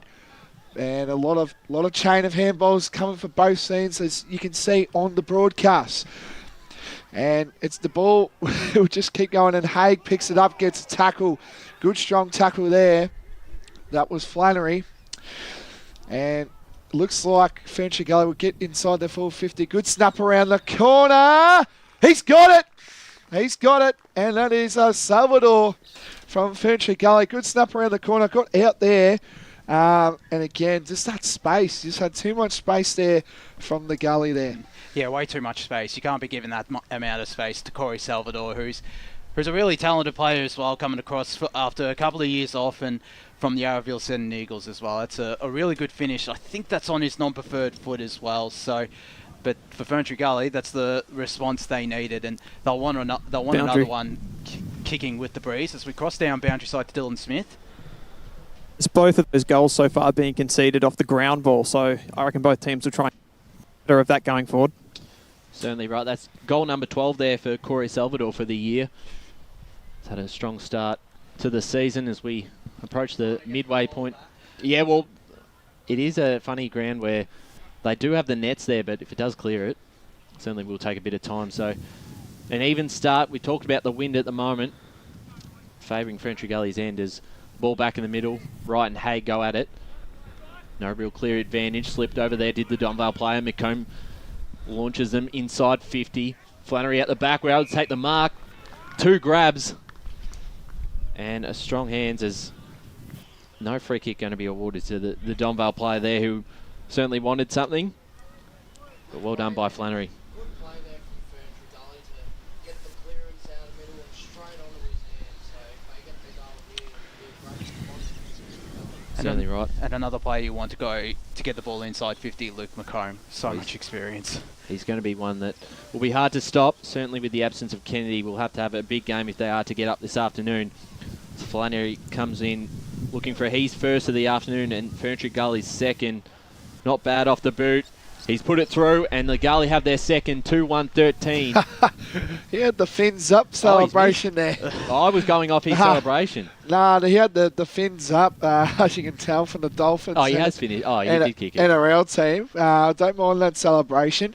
But yeah, just a great goal there by Flannery. And as you touched on, Josh, with the experience of McComb, he's going to be very dominant today. And Flannery as well, just because he last season came across from Narre Warren and has been a terrific asset up forward for the Gully since joining. So Wright and Haig in the ruck today. Rouser in amongst it. You would see him a lot today. And the ball is going to get picked up. Holding the ball, free kick. And it's going to go to Ferntree Gully. Number 11 there. That was Lou, is that it? Yep. Handballs the ball. That was to Harvey. Big kick there by Harvey. He's really been a strong contributor for Ferntree Gully this year. He's kept all the big players to at least under 3 goals. So I think it was Bull. Yeah. I think it was Bull who kicked it. Was it Bull? I saw Harvey in a... Sorry, it was Bull. My bad for that one. And again, the numbers for Ferntree Gully looking likely here. Who will fly eventually now. Great strong tackle there. That's going to be pinged. Holding the ball. Great tackle there. And that was Kieran Gray Another inclusion this year for Ferntree Gully. I'm pretty sure. He has plenty of experience as well, this Kieran Gray. He's put together, we were chatting with Brett Kiker before as well, before he came on pre-game, and he's put together a great season. And he's an inclusion now, isn't he, Kieran Gray? I'm not too sure. This week? For this year, for one of the recruits. No. All right, so great, lines up. And a good kick. It looks good off the boot, and it's a goal. And it is their third of the day. Sorry about that, listeners, for that one. But 3 straight 18 to Ferntree Gully. Ripping hot start here. And Donvale 1-1-7. Yeah, Josh, they've certainly responded after that opening 2 minutes, kicking the next 3. And certainly with that breeze, they've got to make the most of it. We saw it, I think, the last time we were here for these two sides. In one side jumped the other, and I think that was due to the wind as well. I think that was Donvale that got the jump start. As we go down boundary side to Brett Beston. Yeah, no question. It's going to be boring, and the wind has really got up, and it's howling down. I think most of the goals are going to be kicked to that far end. So Brower goes inside 50 here for Donvale with the clearance. Almost picked up there by Day. Gets it now, handballed it off. Shot on goal, not going to make the distance. Up there is Murphy, falls out the back, and Ferntree Gully have some numbers to clear it out. And they look to do that through Harrison. The kick was too far for Calispiris to pick up and goes out of bounds, but a good result here for the Gullies. The ball about to be brought back into play. Hasn't really been in Donvale's 450 lately with just what Ferntree Gully's been able to do. So Haig pushes aside, hand passes it off to Rouser and goes inside 50, looking for Day, strong hands. And a good leading mark, and he'll go back for Donvale's second. Just didn't know when to jump then by Bull there, Alex Bull. Just didn't know when to jump and do a spoil there. Just great presence there to know where the ball was. Yeah, that's the athleticism and the remarkable leaping ability of Matt Day and show. Again, another one with VFS. It'll be a tough kick into the breeze. He's kicked 10 goals for the season, Matt Day. The kick on its way is going too much to the left, so just a minor score. They're second behind, 1-2-8. Ferntree Gully 3 straight 18. 9.5 minutes gone on the Bendigo Bank scoreboard. And just see that wind hold up that ball as well. It's quite remarkable. So Bull kicks it to the right direction. Good fisting ball there by Braden Wright there. Chain of handballs for Donvale. Holding no free kick there, and the umpire will try to, but Wright eventually gets the kick onto the wing, and it looks like Ferntree Gully had the numbers there, but the ball just went out of bounds. I was Kieran Gray there. So the umpire will throw it up on the wing near the scoreboard. As the umpire throws the ball in. Good hit out there was Haig. Eventually good kick there. Sorry, that was Dalulu. Who kicked that then. Kicks, finds a great mark taken there. Donvale just trying to, the rush and adrenaline is definitely coming from Ferntree Gully at the moment. And they're just trying to slow it down, as you can see. Big mark taken there, great mark.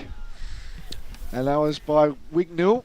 Wignall kicks it onto the other wing now, but it's all Ferntree Gully. Great mark there taken there. That was by, I don't have the 25 on the sheet at the moment. Great kick there. Great mark taken. Played on eventually. Open goal square, and it's through. And that's the Gully's fourth of the day. And that was Patterson there who kicked that through for a goal. If we can get our boundary riders, I don't have the 25 for Ferntree Gully, so if we can see our boundary riders, but that one must be a jumper number change there. But good vision there by Ferntree Gully, wasn't it? Yeah, it was. And we'll quickly go around the grounds into third division. Oakley District, a fast start against Fair Park, 14-6. Sylvan 2-3-15 lead over Warrandyte 1-2-8. Paul.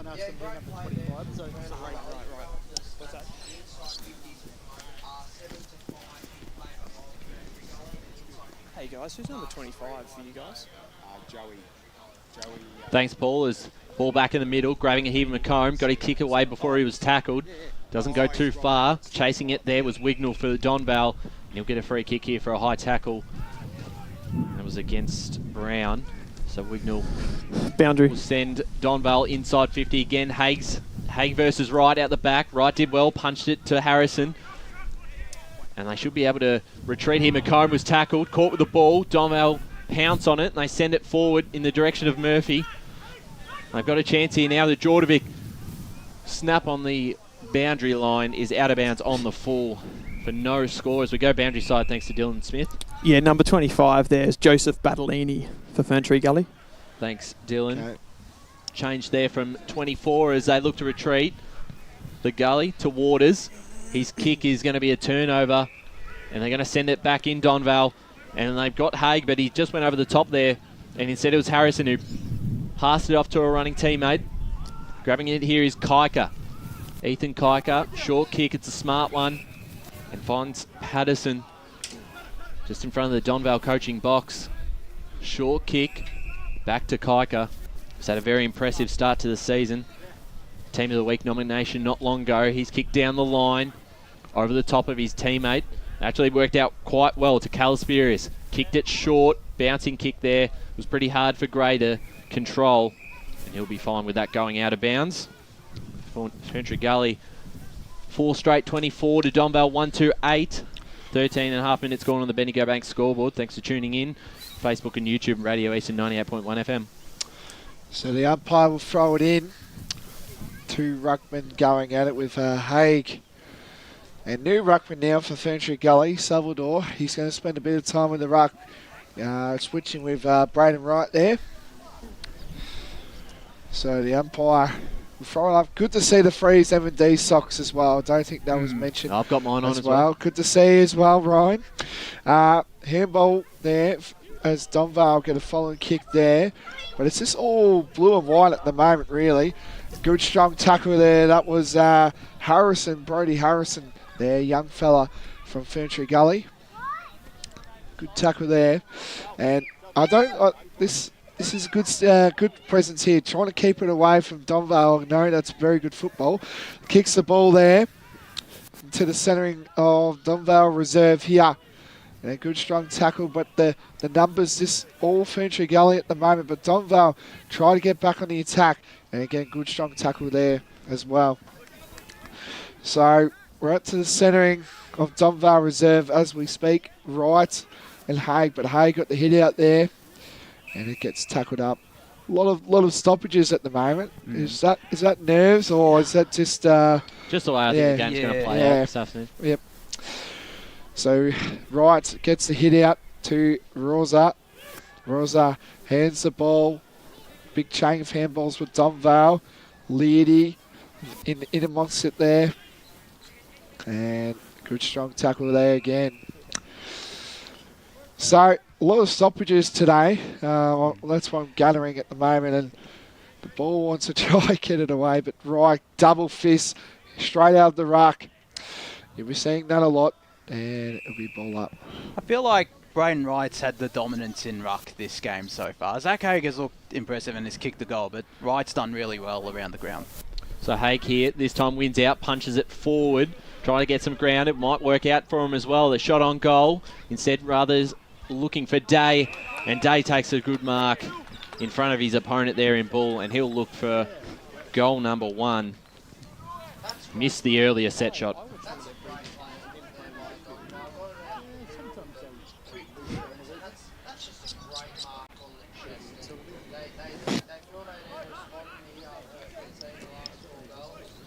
No Ethan Duncan this afternoon. Matt Day's already taken 2 marks inside 50 this afternoon. He'll line up looking for his first. Kick on the way. You can hear him behind the goals. Day gets Donvale's second.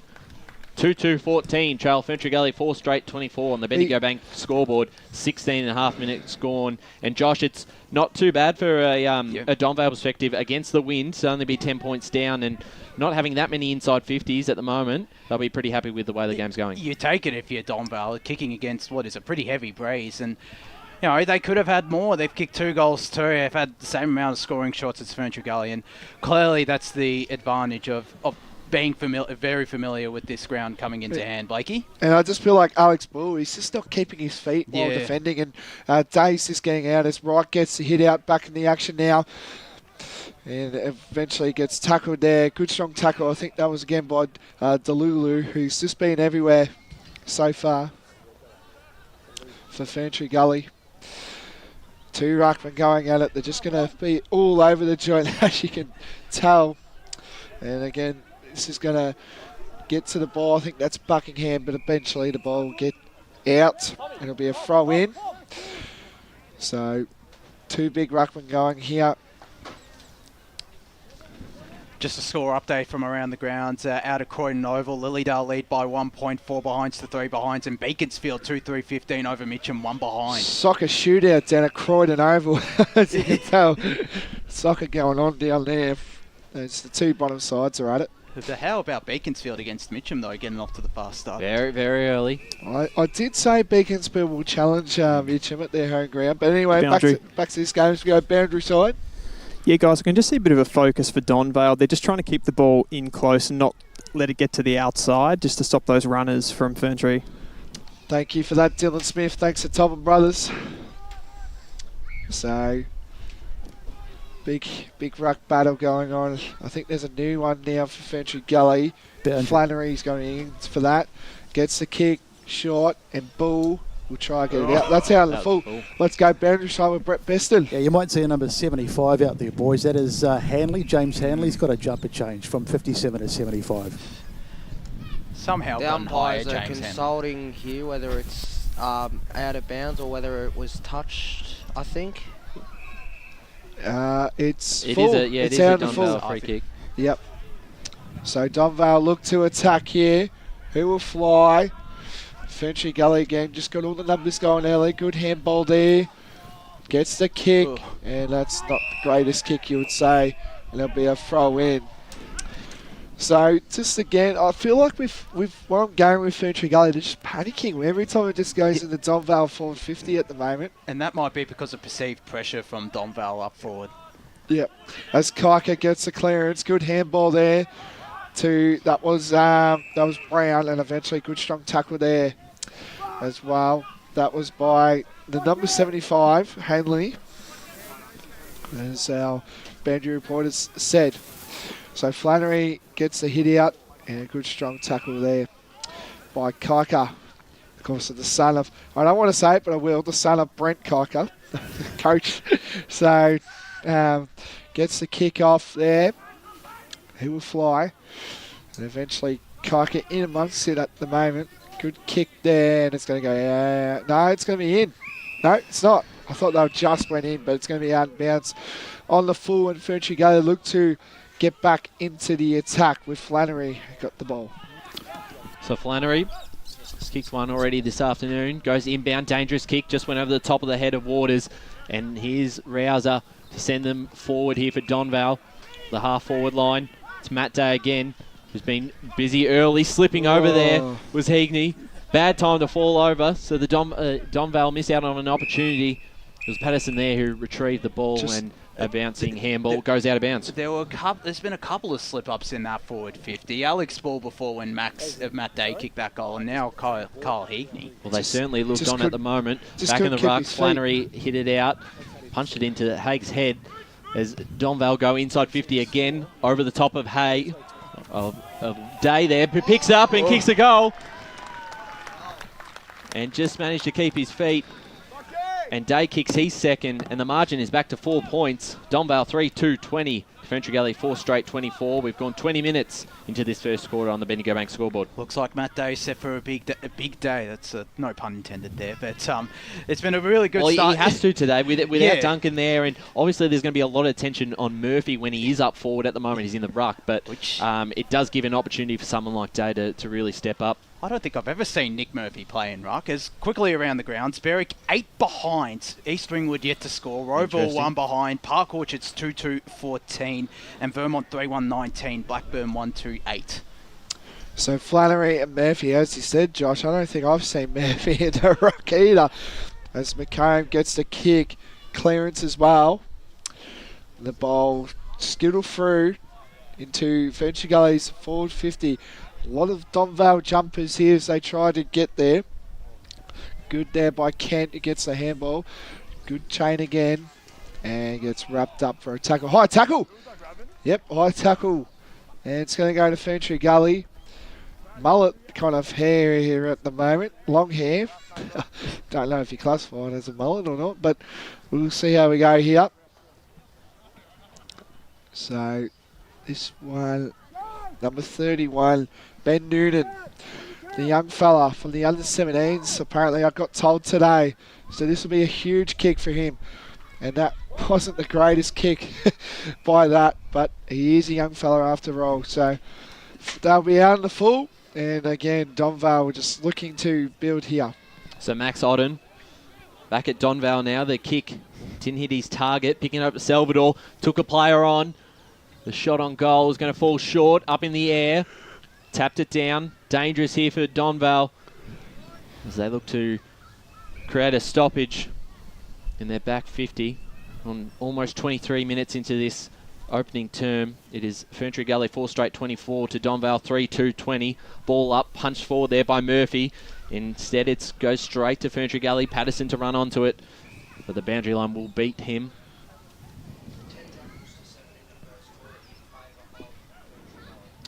The pressure's been good by both sides.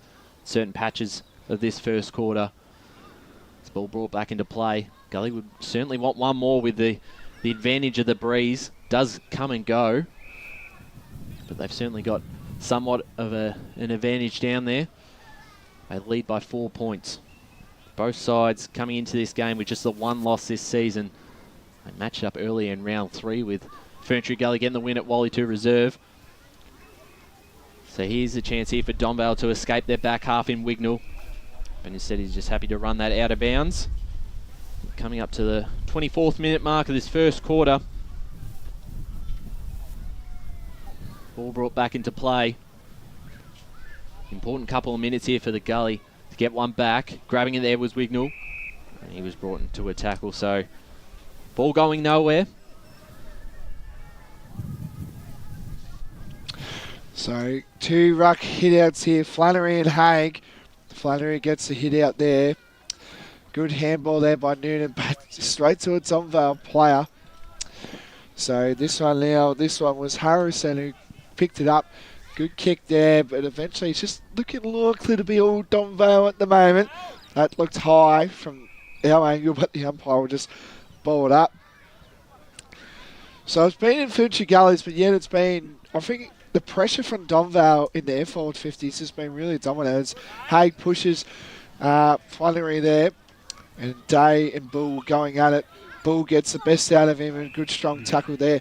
That's better from Bull. He's been a bit shaky early, and that could again keep his confidence up. So, yep. Maybe a bit of nerves against Matt Day. Yeah, maybe. He's got a lot of experience. So, anyway, back to the action. Kaika gets the handball.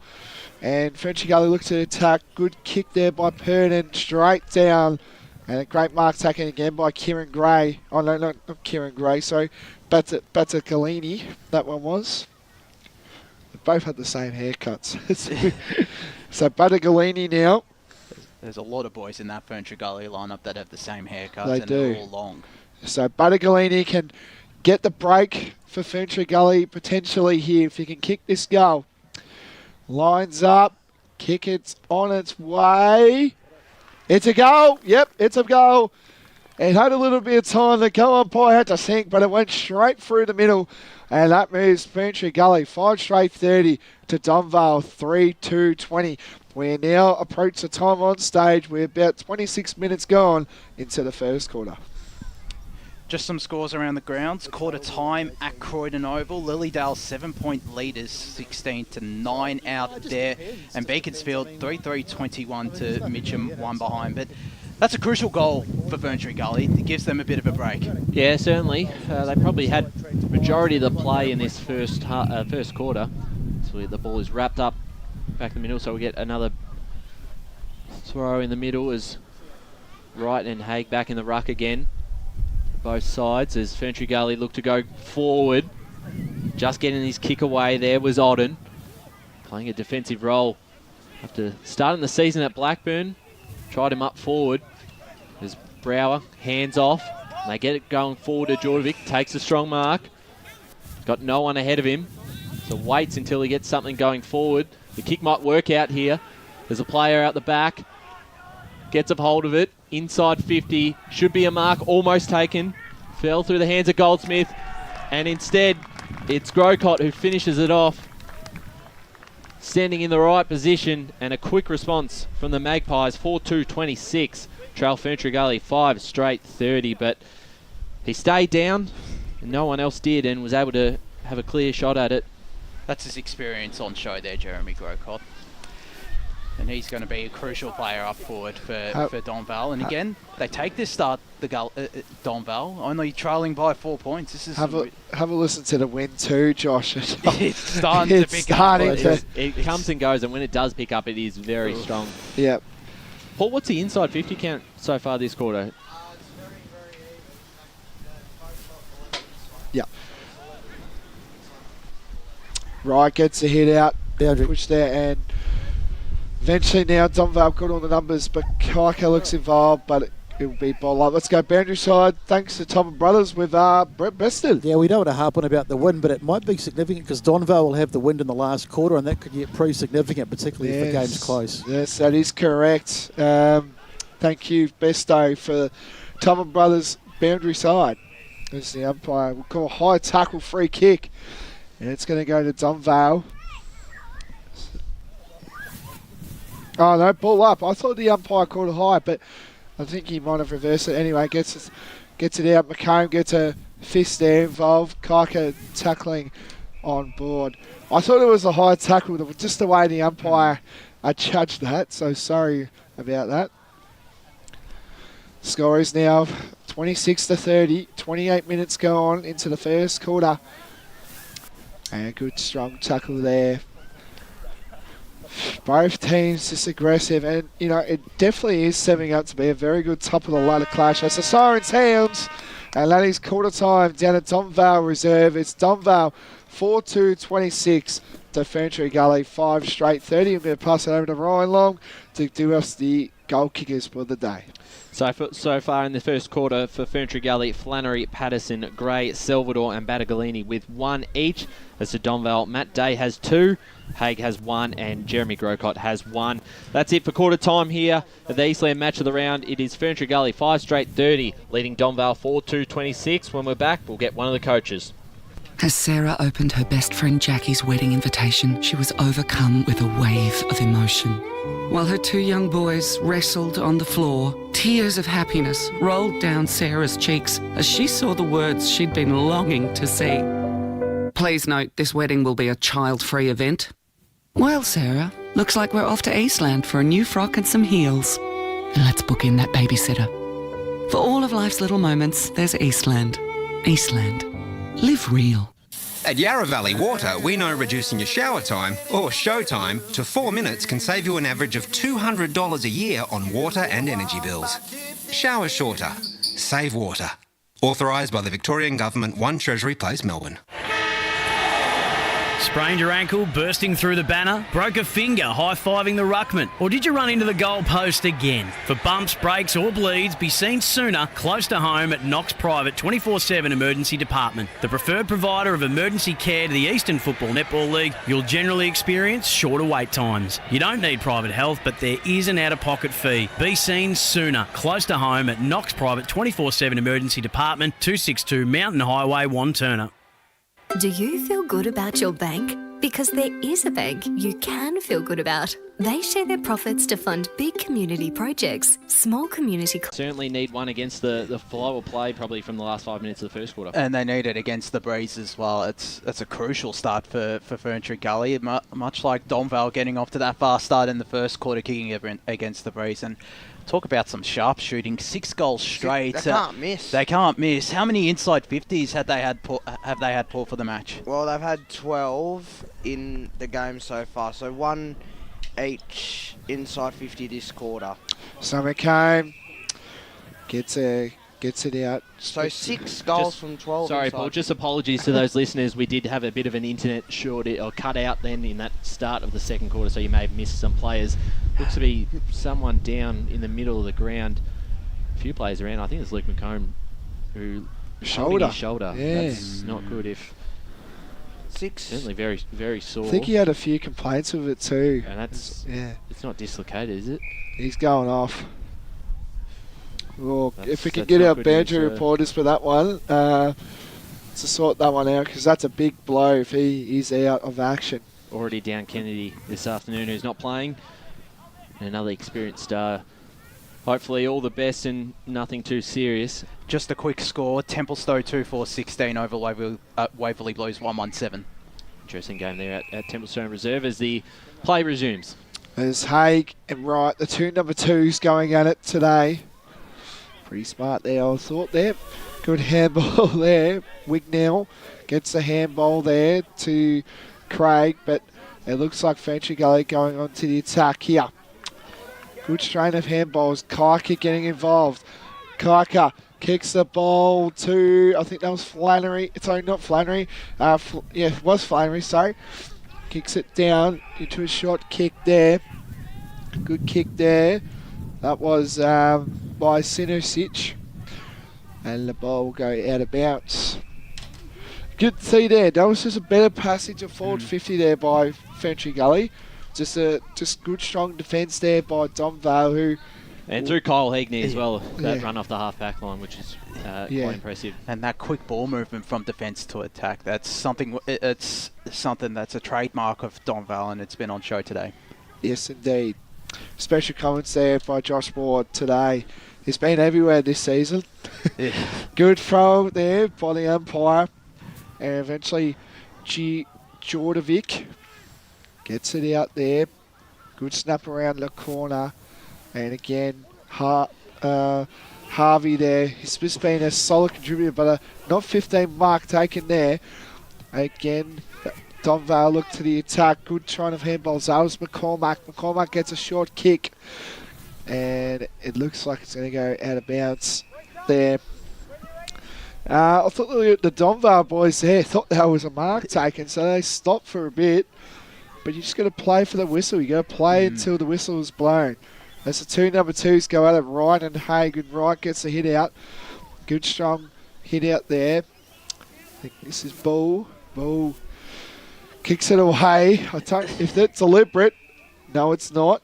There has been a few deliberates this year, and I think that was quite up there, I reckon. Oh, I don't know. No, sort of just you certainly had the Calispirus in the area. But there has been a few deliberates this year. Just ask Ray Baird. Ball brought back into play as Haig grabs the ball and kicks it going forward. And that kick is well right and out of bounds on the full. So no score for Donvale. They currently trail by 11 points. 4-1-25 to Ferntree Gully 6 straight 36.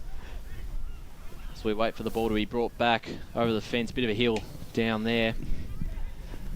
Hard spot to find a car park this morning too. Oh, tell me about it. Two games going on. Yeah. Just a couple of scores around the grounds. Premier Division, South Corin 4-1-25, Doncaster 1-2-8. Roeville hit the lead, 3-3-21. Park Orchards 2-3-15. And Third Division, Coldstream 5-2-32. Whitehorse just the two behinds. Well, great mate Spider tipped Doncaster to beat South Corin, so I tipped them too. Josh did as well. So Jeez. Ferntree Gully escaped their back half. The kick over the top, looking for Flannery, is actually way shorter. Misjudged the breeze there, as wrapped up in a tackle. Just getting a kick forward there.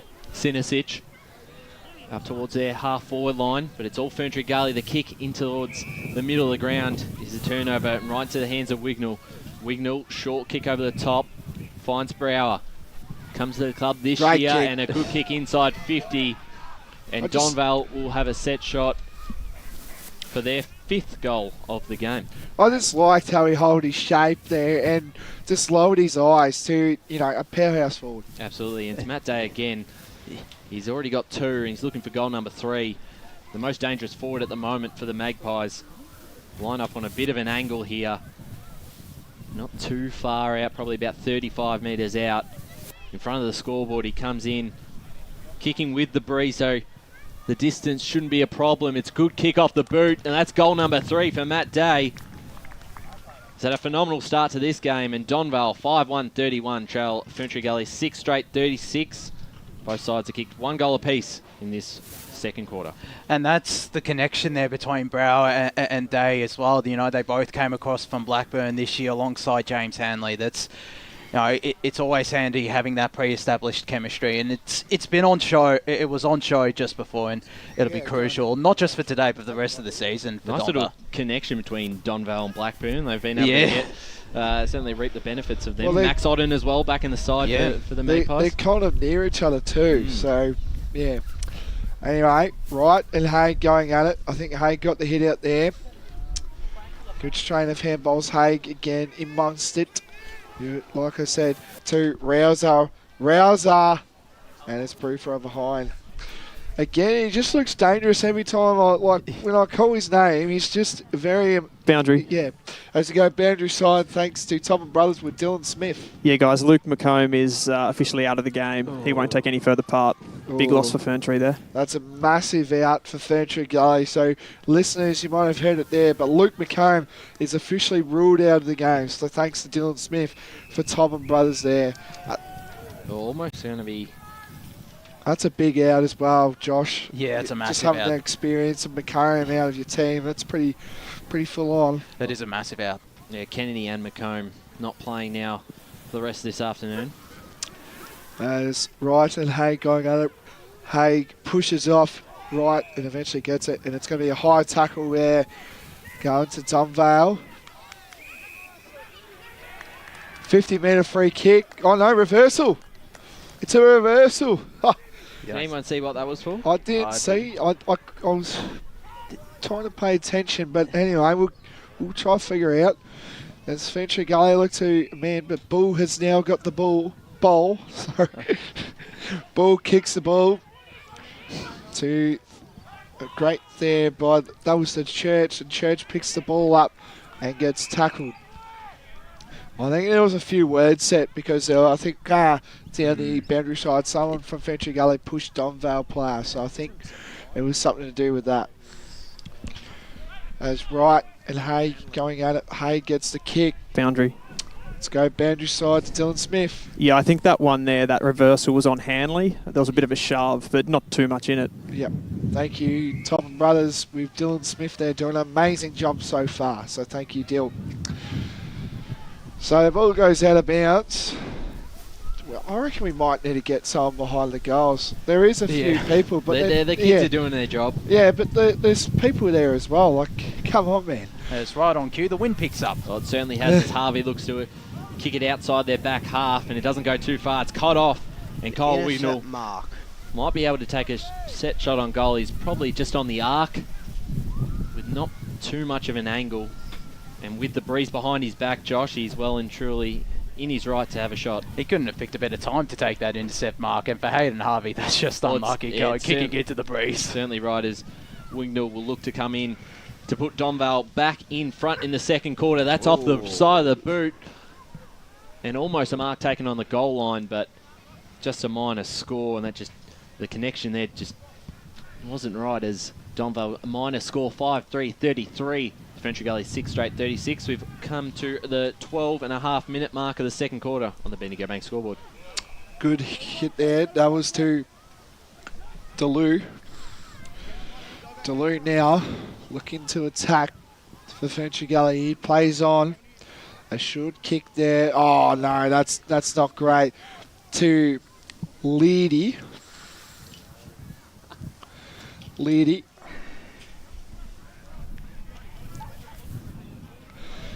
So, trying to get back on the attack here for Donvale. Shocking kick there, wasn't that, Josh? It was. This is a crucial kick, though, for Matthew Liardi. Liardi, thanks, Josh, for the presentation there. Liardi kicks the ball. The one-handed grab? No. Anyway, play on there. He gets tackled. Sorry, there's just have a long name, so just got a long pronunciation, but I'll get there. And not sure if that's a long name. That's 6 letters there. Yeah, but that's right. And Haig going at it again. As expected, Rouser gets a kick. A good strong tackle there, and it's going to be a throw in. There's about 3 footies behind the goals here as we go to Stats Centre with Paul Laconey. And if Caleb Jordovic had gone that kick away, that would have been a contender for Tone Brothers Goal of the Day. As we quickly go down boundary side to Brett Beston. Yeah, Blake, just when the time comes, mate, it's Kent. Charlie Kent. Yep, perfect. Thank you, Besto. So it's through from behind. That moves the score to Donvale 5-3-33 to Ferntree Gully 6 straight 36. I think our scoreboard does have it wrong at the moment. They've changed it. Changed it. I think it's 5-5-35 Ferntree Gully 6 straight 36. But they're having a bit of trouble to escape their back half at the moment. That kick out of bounds on the full. So Jordovic will take this for Donvale. He's backing himself in. Even back himself well, very tough He's angle. going to have a shot from over the... Oh. Well, I was about to say, was he going to have a shot from over the behind the fence? He's certainly taking his time to... He's used to be kicking these sort of goals too, of course, with round one, of course. So Jordovic, not much of a run up as he online almost touched there to go through for a minor score. So Donvale will equal the score 5-6-36 to Ferntree Gully 6 straight 36. Gone up to almost 15 minutes in this second quarter on the Bendigo Bank scoreboard, and has been all Donvale, but they haven't been able to capitalise on the scoreboard. There's a big mark there taken by Ferntree Gully. No, it was paid. I believe that must have been touched, but Salvador certainly thought he had two hands on it. We'll get a ball up. Indeed we will. Again, just the ruck battle here going on. Donvale is just impressive early. Haig and Wright. Two powerhouse ruckmen of the third division of Eastern Footy League. Right now, Football Netball League. As Donvale look to attack again. Good snap around the corner. But again, it's all Ferntree Gully at this stage. And I think that's Bull who took the mark. Sorry, that's not Bull, sorry. Good handball there. Good handballs again for Ferntree Gully, looking to attack early again. Gets a kick, but it was smothered. We're into the centre square of Donvale reserve now. Good kick there. That was Goldsmith there. And Mark? No. Ball up. I would have thought that could have been a high free kick, even on Zach Haig, which would have been quite remarkable to think. Well, Josh, you might have to join the umpiring department, mate. Anyway, gets a handball. Good handball there. That was by Hanley. And looks like it's going to be a ball up. Josh, what's your thoughts on this game at the moment? We've almost gone 17 minutes and Donvale have only kicked the one goal despite having all the play in the second quarter. I think they'll really want a goal here sometime soon, Donvale. It's just been pretty inaccurate kicking. Maybe they haven't judged the breeze. Well, they've had a chance here again through McCormack. Goes towards the middle of the ground, finds Higney. Plays it smart, kicks it in front of Murphy. Instead, that's actually Odden. Max Odden puts a ball towards goal, and that's out of bounds on the full. So another missed opportunity, no score. And it actually sneaks in for a behind. So they will take the lead, 5-7-37 to Ferntree Gully, 6 straight 36. They've kicked 1 goal 5 in this quarter, Paul.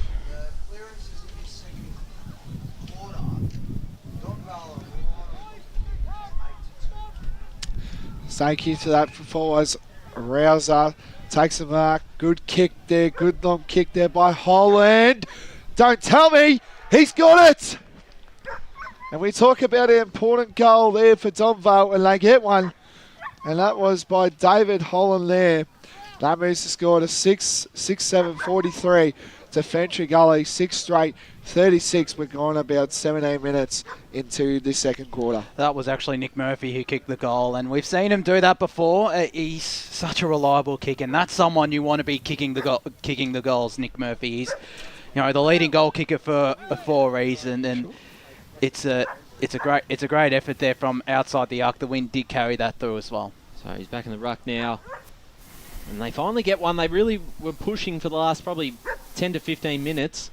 6-7-43 to Ferntree Gully, 6 straight 36. Out in the middle again. They're going to have another chance through Liardi. Sends him inside 50. Mark not taken and wrapped up in a tackle there. We'll get a ball up.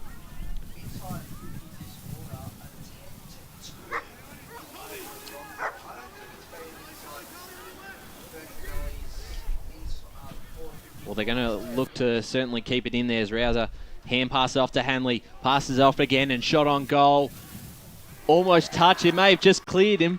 And it has. So that's a goal. Another one for Donvale.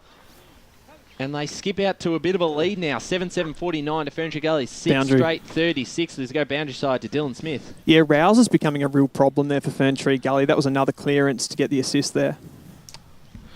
I'm not too sure who did kick that, but again, it's similar spot to Nick Murphy, but just a bit more of a skewed kick. But this is good for Donvale. They want to be in front by this type of margin. I feel like with their dominance this quarter, they'd rather it be by a bit more. But they're starting to hit the scoreboard, and it's already danger signs for the Gully.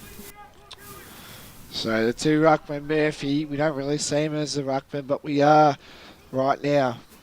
Good hit out there by Flannery. Ball's trying to get out. Eventually now for the Gully. Good chain of handballs there by Harrison. Good handball there by Brown. And it's going to go out of bounds. And we're going to go to the Stat Centre with Paul Laconi. Well,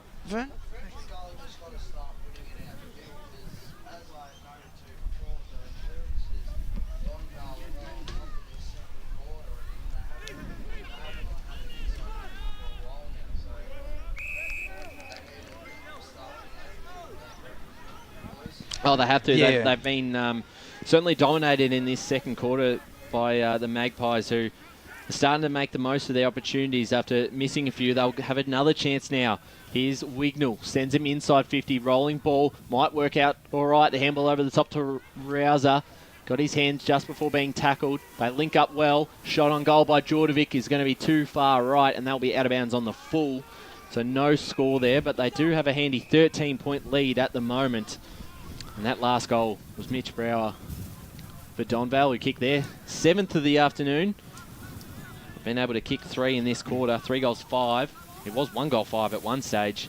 There's Deleu will look to escape Ferntree Gully's back half. And the kick again is a turnover into the hands of Nick Murphy. Plays on right away. He might just load up himself and go all the way. Hits the post. Just a minor score. Certainly got onto it. 7-8-50 Donvale to Ferntree Gully, 6 straight 36. We've gone 21 minutes gone in the second quarter on the Bendigo Bank scoreboard. So let a goal here for Ferntree Gully to please at half time.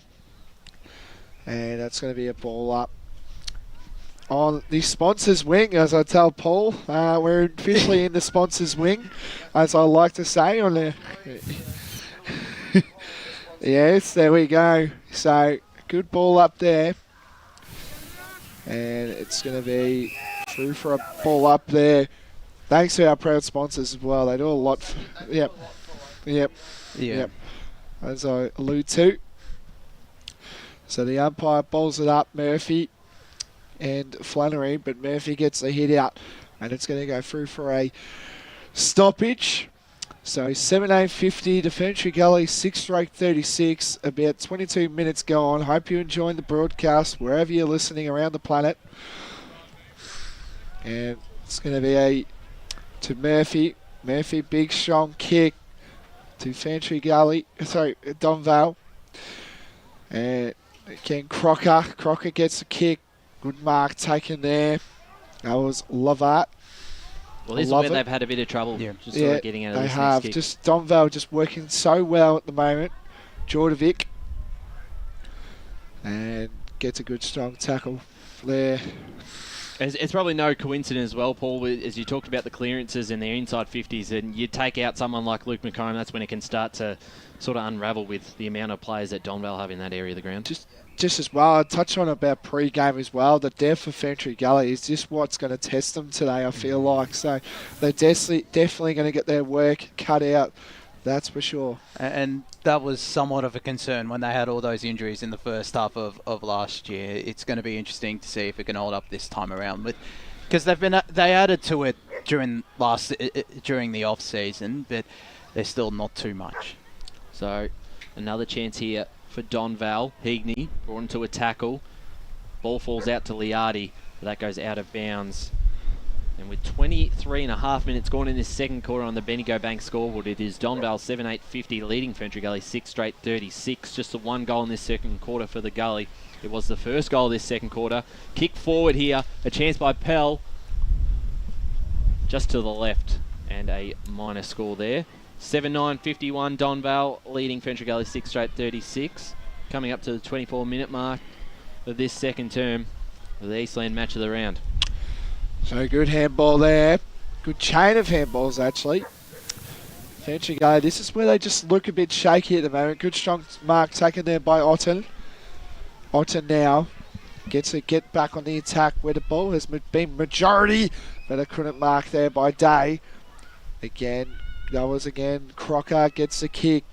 Great mark taken there by Battagalini. Battagalini plays on into the wing. Eventually trying to get it out, but a good strong tackle. And it's going to go. Unfortunately, there's Luke McCarran on the broadcast. Hope it's all well. Good hit out there. And Ferntree Gully look to attack. Good kick there by Kaika. Kaika again, but Otten gets the ball first. Kicks it inside the centering of Donvale Reserve. Rouse up. Plays on. Oh, great smother there. Well done by Bull. Bull gets a kick there. This is where Ferntree Gully can look here. Kaika, a short kick to me, that was Brown, but Ferntree couldn't get there. And that was that was Higney. And then a good kick there. And great mark taken there. Great smother there. Levat has the ball. That was good. That was good there by Ferntree Gully, but again, just the skill of Donvale just beat everywhere. Great mark taken there. That was Sinisic. Sinisic kicks the ball, handballs the ball to McCormack. And Day spins around the corner. No mark taken. I thought that was going to go. Just didn't get any distance on it. Yeah, I know. If he kicked that, that would have been Tobin Brothers' goal of the day. One of the contenders. We're in nearly half time, Josh. So. You never know.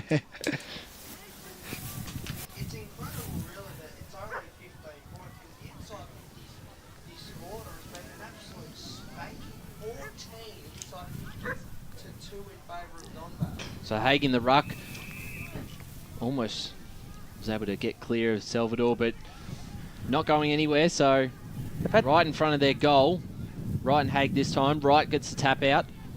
Just shot it forward. The kick is always a dangerous one. Purdon did well. Collected it. Handballed over the top. Cut off there by Brower.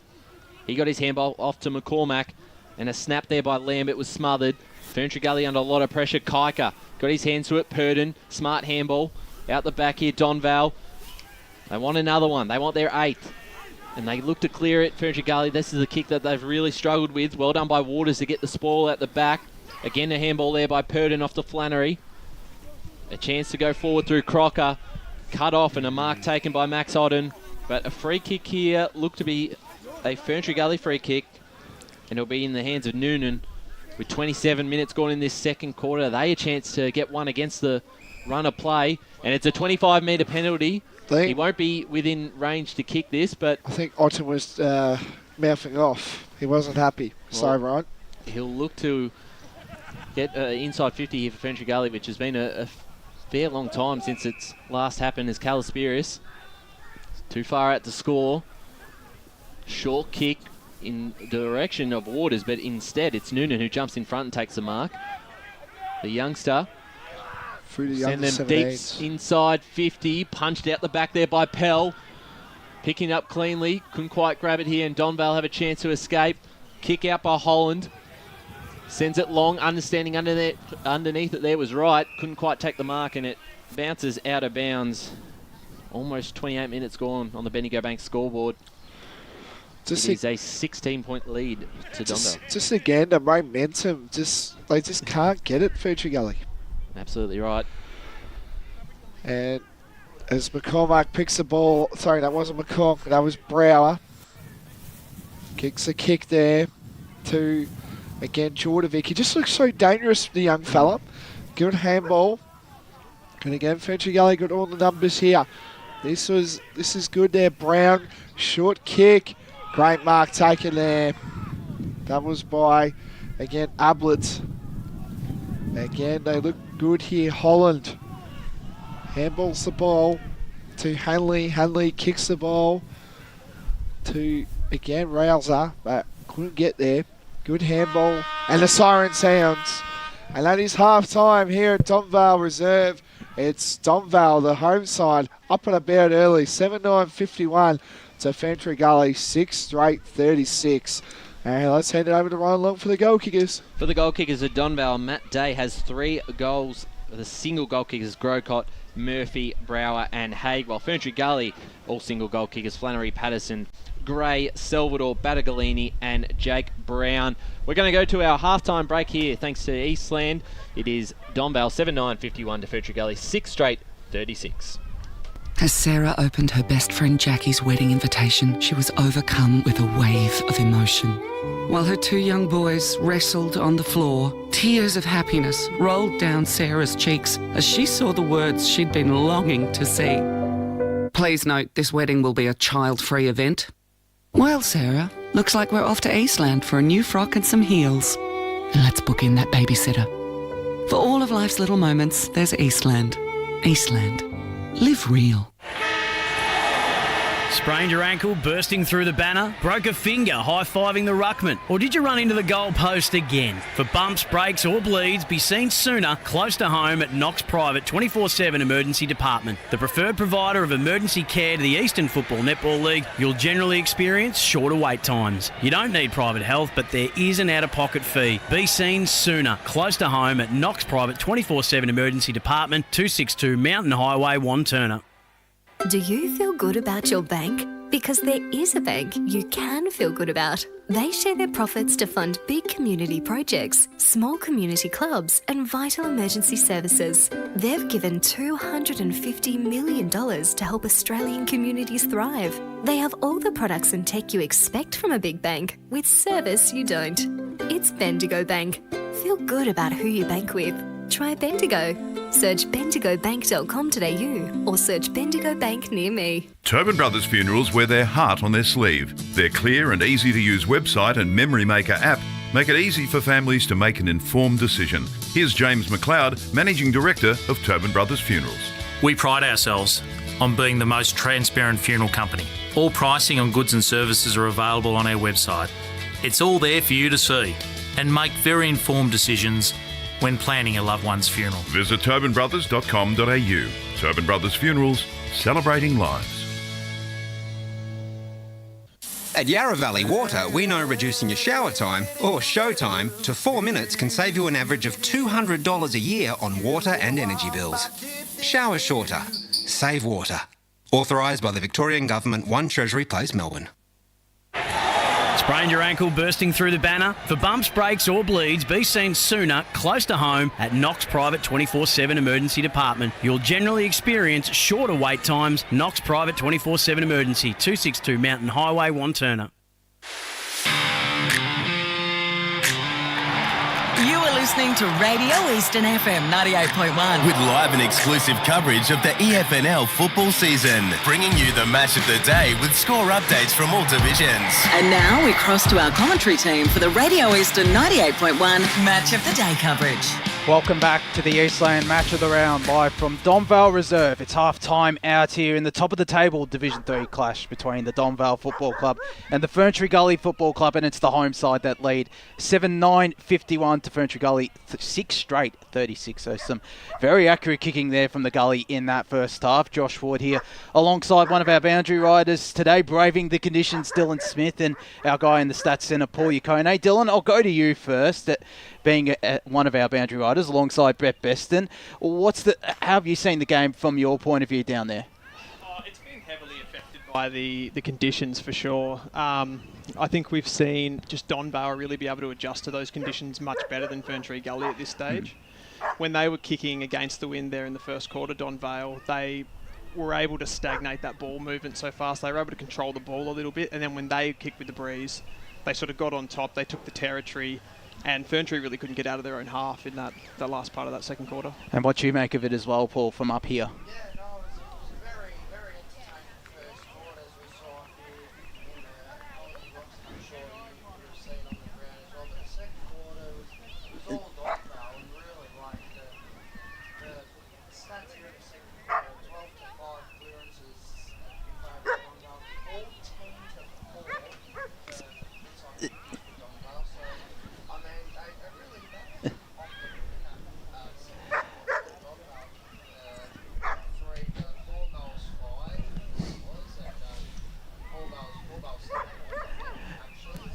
Yeah, 100%, Paul. I agree with that. I think that's probably the only good news for Ferntree is the fact that they're not further behind. What are your thoughts on that, Josh?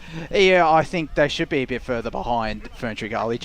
It's just that inaccurate kicking from Donvale. I think it was 3 goals, 7 from that first quarter, in that second quarter. They kicked really inaccurately, and I won't be surprised if it potentially comes back to haunt Donvale, just especially given how accurately Ferntree Gully have kicked in that first half. Like 6 goals straight, that's a really impressive effort. They clearly judged the breeze really well heading with it in that first quarter, and they'll need to in the third quarter as well, as it continues to cause havoc.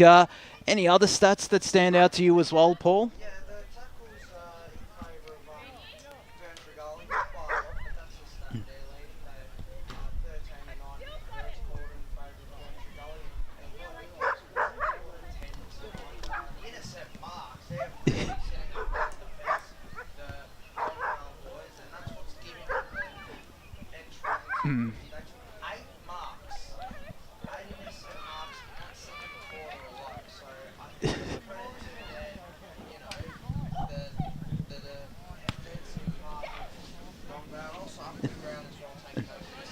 They got that press going really well in that second quarter, didn't they? Like, they were pressing right up on them. They just couldn't get past that sort of wall that they had in, and then they were able to hit up that short kick really nicely as well.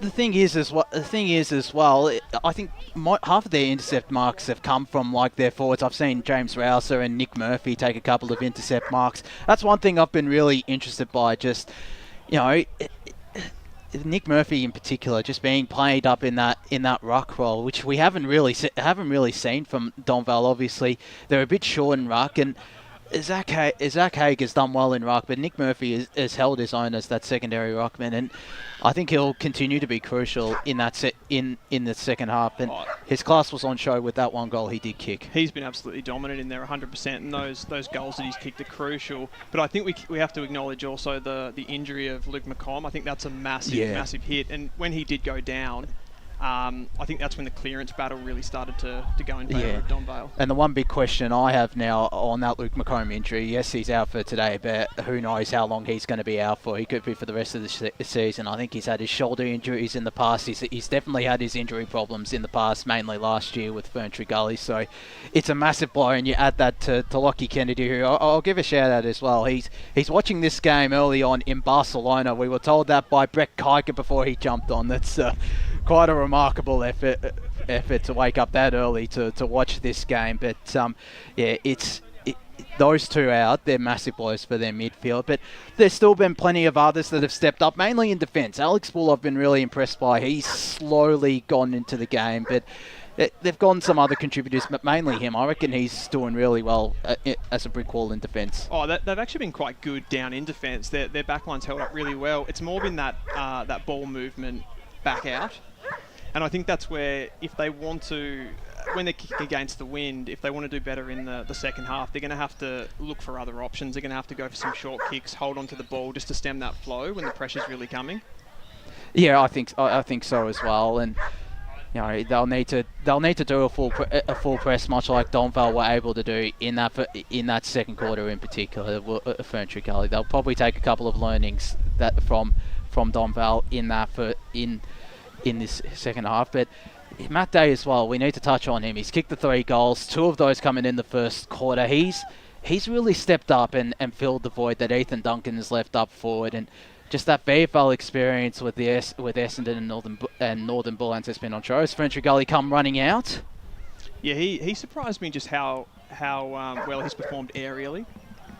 Yeah, I think he's got that athleticism and that leaping ability as well, which has been on show today, and he's often done really well in terms of leads, and Mitch Brower and James Rouse have been able to hit him up, and I touched on it during the call as well, that pre-established chemistry with Brower and Day coming across from Blackburn, it's going to be crucial, and the pre-established chemistry he has with James Hanley as well, it's going to be interesting. Let's go for some scores around the grounds. Of course, there's plenty of other matches taking place this weekend. We'll kick things off with Premier Division, and well, out at Edwin Flack Reserve, Berwick 1-9-15 trail East Ringwood 3-5-23. So a bit of bad kicking coming back to haunt the Wickers. Norwood 2-12-24 trail Doncaster East 6-7-43. Still no update from Doncaster South Croydon. That was 1-8 Doncaster South Croydon 4-1-25. Roval have gone now to a massive advantage 11-7-73. Park Orchards 2-4-16 out at Seabeck Oval. So clearly they're taking advantage of the breeze. And out of Vermont Recreation Reserve at half time, we've got our guy Davis Harrigan out there. Blackburn 6-3-39 to Vermont 3-6-24. Into Division 1, and we have a bit of a surprise out at Montrose Recreation Reserve. Bayswater 6-6-42 lead Montrose 5-7-37 at Croydon Oval at half time. Croydon 3-4-22 to Lilydale 3-5-23. Beaconsfield 6-3-39 over Mitcham 4-5-29. Wanturna South and Moorbark locked at 3-8-26 apiece. As we go into second division, the Basin 2-4-16, Baronia 8-6-54. East Burwood 1-6-12, Mulgrave 8-7-55, Templestowe 4-5-29 to 3-5-23. So we're going to go to a break here on the Eastland Match of the Round. When we return, we'll bring you the second half of action out here between Donvale and Ferntree Gully. Today at Eastland, Lucy's trying on jeans for a momentous occasion. Coffee with the ex. She needs jeans she can move in because she's definitely moved on. Jeans that get a second look, but don't give any second chances. Jeans that say, why yes, I have spent the last 8 months in a post-breakup juice cleansing, kickboxing, personal training frenzy. And it looks as though she's just found the perfect pair. Yeah, that's great. Bravo, Lucy. For all of life's little moments, there's Eastland. Eastland. Live real. Sprained your ankle bursting through the banner? For bumps, breaks or bleeds, be seen sooner, close to home, at Knox Private 24/7 Emergency Department. You'll generally experience shorter wait times. Knox Private 24/7 Emergency, 262 Mountain Highway, Wanturna. Do you feel good about your bank? Because there is a bank you can feel good about. They share their profits to fund big community projects, small community clubs, and vital emergency services. They've given $250 million to help Australian communities thrive. They have all the products and tech you expect from a big bank, with service you don't. It's Bendigo Bank. Feel good about who you bank with. Try Bendigo. Search bendigobank.com.au or search Bendigo Bank near me. Tobin Brothers Funerals wear their heart on their sleeve. Their clear and easy-to-use website and Memory Maker app make it easy for families to make an informed decision. Here's James McLeod, Managing Director of Tobin Brothers Funerals. There's no mystery about our pricing. It is clearly displayed on our website and our app. We have staff standing by 24 hours a day, every day of the year to assist you in your absolute time of need. Visit tobinbrothers.com.au. Tobin Brothers Funerals, celebrating lives. There are only 3 things that should be flushed down your toilet. Pee, poo and paper.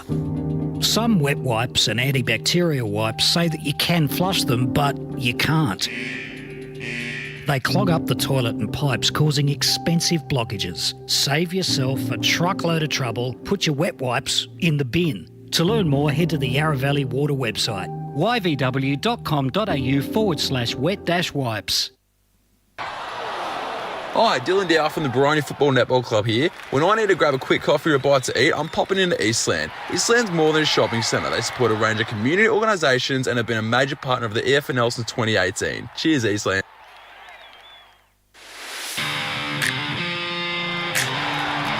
You are listening to Radio Eastern FM 98.1. With live and exclusive coverage of the EFNL football season, bringing you the match of the day with score updates from all divisions. And now we cross to our commentary team for the Radio Eastern 98.1 Match of the Day coverage.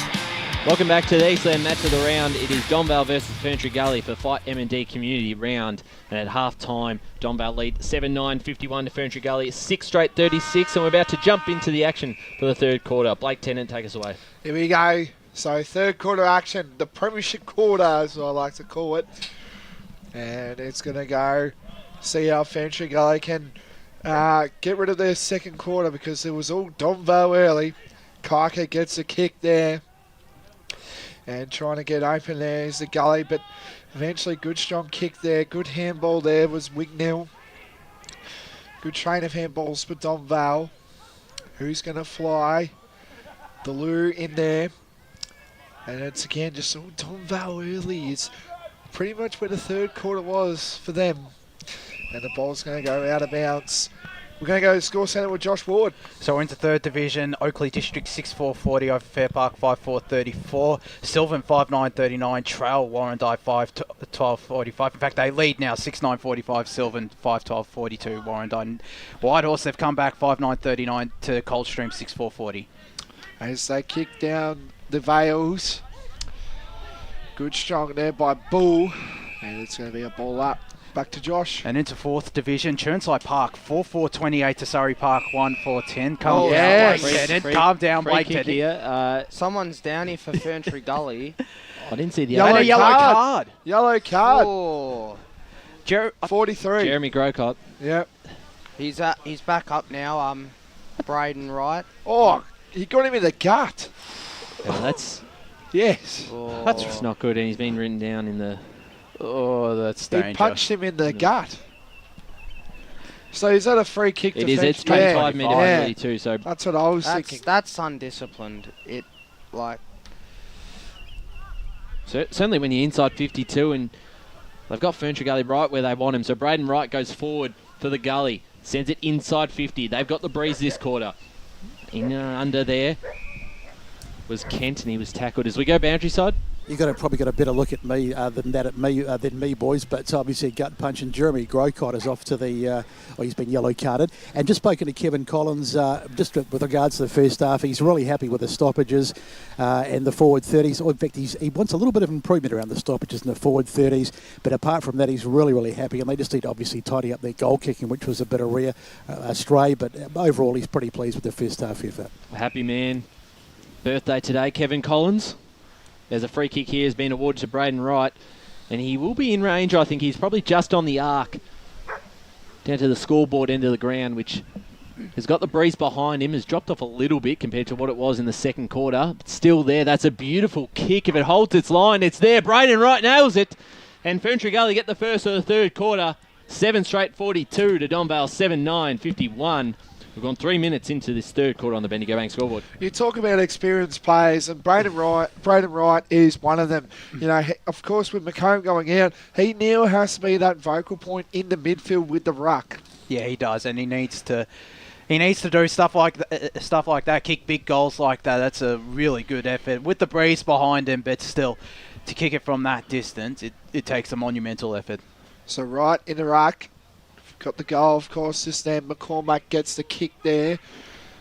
And good little vision here for Donvale as they get a clearance. But Ferntree Gully looks to have all the numbers. But I think, again, just a little sloppy little handballs. But eventually gets a kick out. I think that was Harrison. And it's just going to be a 1v1 now between Holland. And I think that was Brown there involved. And a big fist there. And again, you know, it's going to be kept in. Now it's going to be out. So it's going to be a ball, a boundary throw in.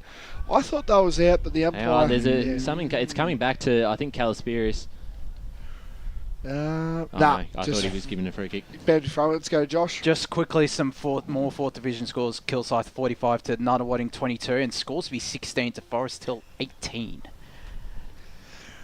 So the boundary umpire throws it in. Yeah, another redo there. That's... Yeah, I think that might have gotten caught up in the I think wind, it did. maybe. It's actually not a bit unfortunate. Not the pocket you want to be throwing the ball in. So it's the umpire will throw it up. Flannery and Haig in the ruck. Flannery gets a kick, a hit out. And now they kick it on the men's here now, trying to get it open for Donvale. Good kick there. That was by Buckingham. Good kick, but eventually gets pushed over. That was by Harrison. And it's a downfield, 25. Donvale just being not disciplined. It's a few words out there, I think. So as Harrison plays on, deep inside the 450 of Ferntree Gully. Snap around the corner from Callis Paris.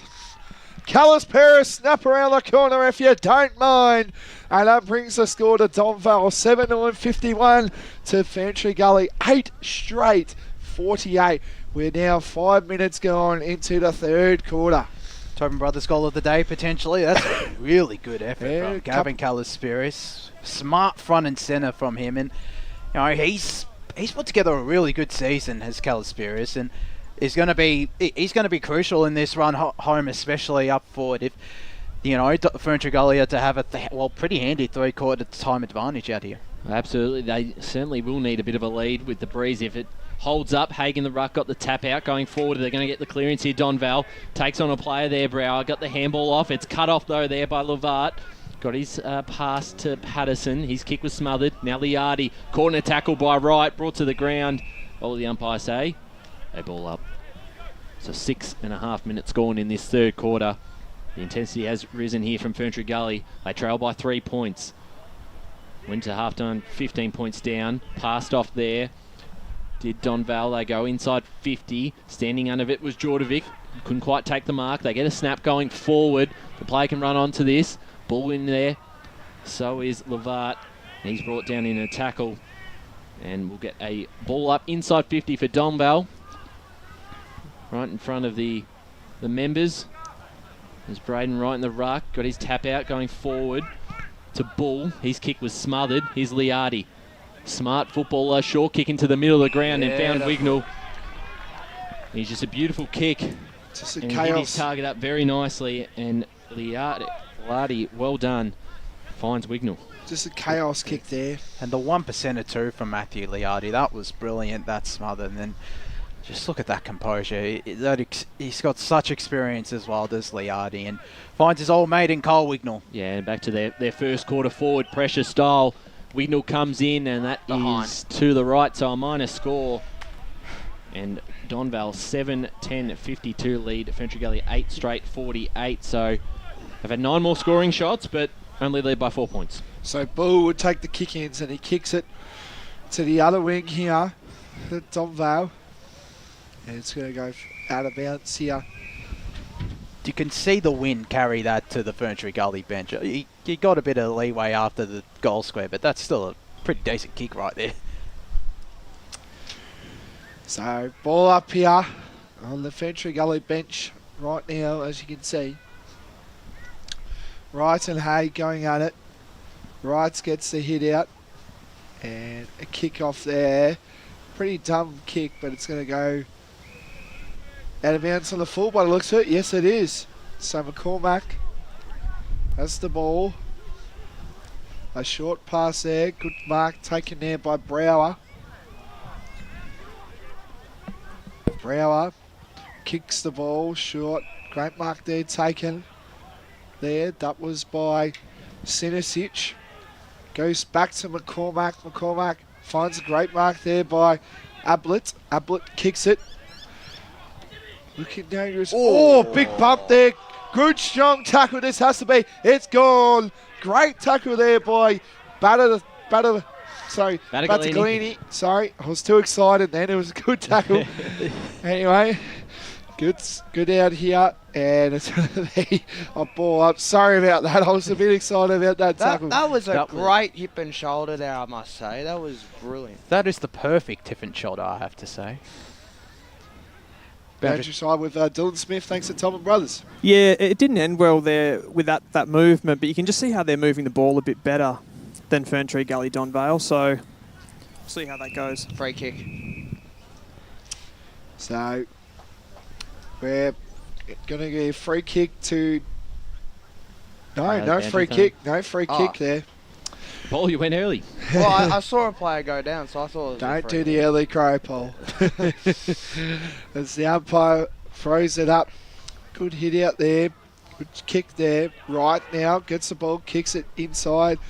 It looks like Donvale have got the numbers, but you know what Ferntree Gully's small attack forward line is. Snap around the corner. It looks all right, but it's going to go through for a behind. That is for Kieran Gray. He got that behind there.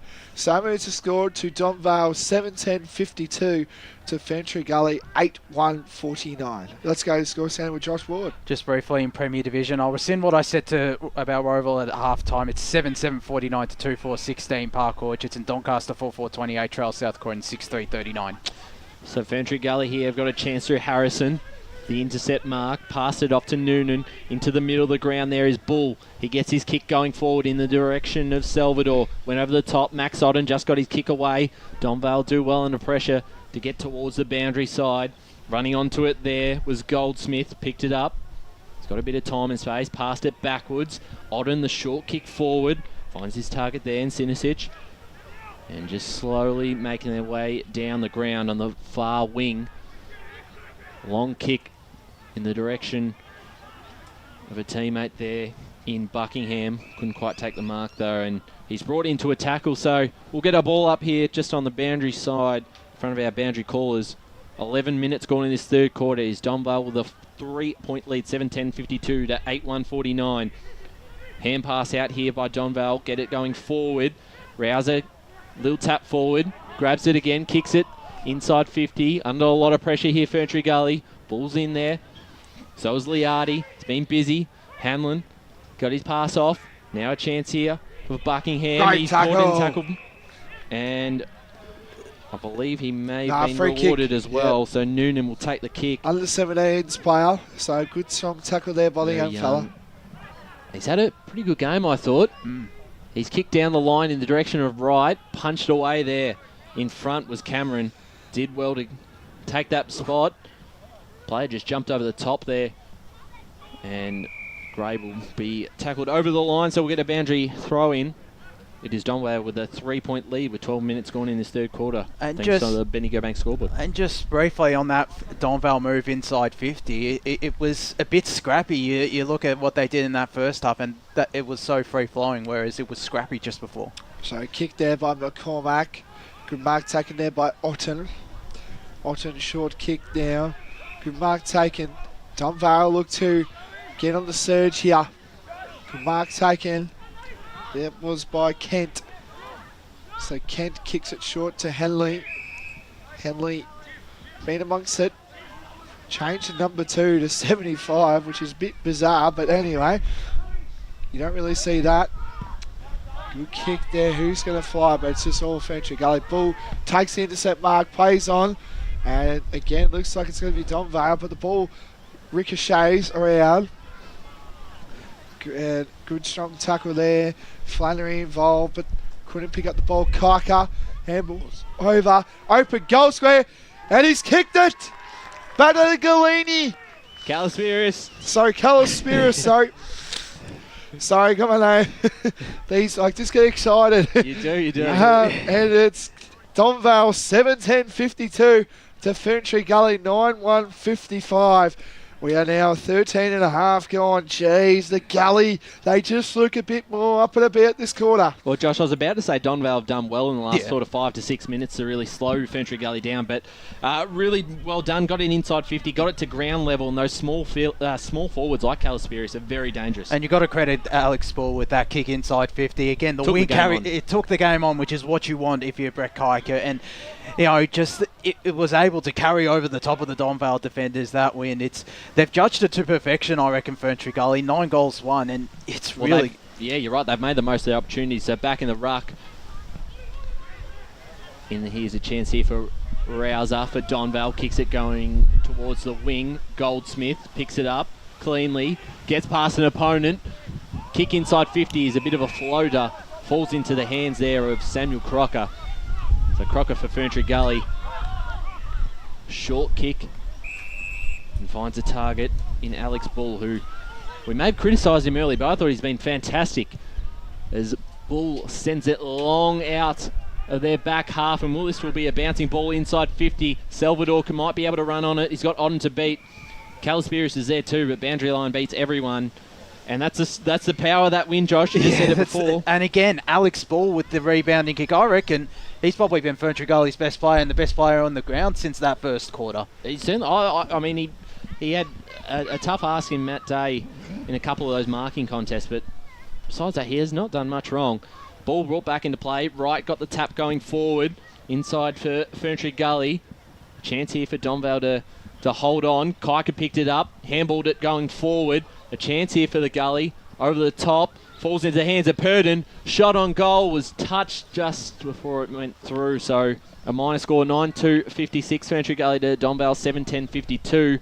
coming up to the 15.5 minutes mark of the third quarter on the Bendigo Bank scoreboard. So Donvale, but a great mark. It was taken. He's injured himself too. Holland gets a handball. We'll get back to you shortly on the injury news. Good kick there. That's Brower. Mitchell Brower kicks it short one. Good mark there taken by Cameron. So Donvale, they're slowing down. The third quarter. I think it's the breeze advantage. Yeah. And a push there. Yep, it was there. It was there. So that was 29 to Purdon. Purdon, short kick. Good mark taken there. Again by Battagalini. As they got mucked up before with the goals there. And it's going to roll out of bounds there. So it's just been all Ferntree Gully this quarter. I think the wind might be going down their way. So I think the sides would get up and about when they're kicking with the breeze. Well, they've got to have this probably want a 3-goal lead at least at three-quarter time if you're a Ferntree Gully fan with the way the game has been going. So the first quarter was a bit more even. I believe that was probably about 4 to 5 goals each. So since then it's been all traffic down this end of the ground. Tap forward there by Wright. In and under Battagalini. Another tackle. Hay looks a bit sore after that. So 17 minutes gone in this third quarter. It's a 4-point Ferntree Gully lead. All up again. Haig out of the ruck, just grabbed it, and he's caught in a tackle by Noonan, and this could be almost holding the ball, just grabbed it out of the ruck. So 17.5 minutes gone. Thanks for tuning in on Radio Eastern 98.1 FM or on our Facebook and YouTube streams. Ball struggling to get out here. Kaika wraps up his opponent in a tackle there, Lambert. And it's not all doom and gloom for Donvale because they only trail by 4 points. So if they can really hold Ferntree Gully off for the next 10 minutes, they'll really back themselves with the wind in the last quarter, especially if they get one going their way. So it's probably a real important 5 minutes for both sides here coming up to three-quarter time. If Ferntree Gully kick a goal here, I won't be surprised they probably kick another. And they would take, as you said, Ryan, they take a 3-goal advantage heading into the final break. Yeah, certainly would. Tap out by Wright. Straight to Kieran Gray, but he's caught up in a tackle, so ball going nowhere. Gray with the 1 goal this afternoon in the first quarter. Ruck tap again. Ferntree Gully win out. Calisperius caught with the ball. A bit of a scrap inside the forward half for Ferntree Gully. Handball going forward by Calisperius. In Donvale got some numbers, and now through Goldsmith they can clear it out of their back half. Looking for Murphy. He's got to do very well. Kept it in front of him and to a teammate who was right in front who was caught. And that's holding the ball. Ferntree Gully will get another chance. Purdon. Hey, see you later. Shot. Inside 50. Mark taken. Great taken. The candy shot's open, Flannery. boys. Sold him the goods, did Jaden Purdon. And the kick was just as good. Finds Flannery. And that's a really good mark as well from Jack Flannery. Paul Mac, that was Max. No, it was Goldsmith there that went sliding. As our great mate Matt Fodier would say, the candy shot's open, people. Oh, it is well and truly open right there. This is a very important kick here for Jack Flannery, though, because they've got to take every opportunity they can in this third quarter. They lead by 4 points. Flannery comes in for goal number 10 for Ferntree Gully. He liked it, and it did sneak through, so it's a goal. Ferntree Gully, you can hear Besto say it at the post. Come on, Ben. 10-2, Ferntree Gully, Donvale 7-10-52. I must be right. I could have sworn that hit the post. Well, the umpire did take a few seconds. I swear to God, it hit the post. I tell you. Anyway, just while I've got you boys, Jeremy Greycott's back on from his time in the sin bin, and I had a wee chat to him as he came back, and I don't think he was overly wrapped with the decision in the first place. He reckoned the umpire took a bit of a guess, but he's back out there anyway. Well, there you go. And it definitely hit the post. I can see the post wobbling. It might be the wing best day. Anyway, back to the football now. Good kick there. Javorvic. That should have been a free kick. And eventually gets tackled. It's been all white and blue at this stage right now. The ball's still circling around. If Donvale kick the goal here as well, they take that, and it would be crucial heading into three-quarter time and just making it that single-digit margin. Indeed. Good strong tackle there. 3 kicks in this quarter, 7-0 in favour of Ferntree Gully. So Ryan and Hay going at it. There've been 2 bulls going at it, really. Good kick there off the ground. That was Purden. And Holland now kicks the ball inside the attacking 50. Great mark taken there. That was by Harrison. He's also really stepped up Brody Harrison in defence. Yes, indeed. So Harrison kicks it. Just Crocker gets a kick, but it's just been all Donvale, really. A long straight kick there. Gets a handball here. Good chain of handballs from the gully here.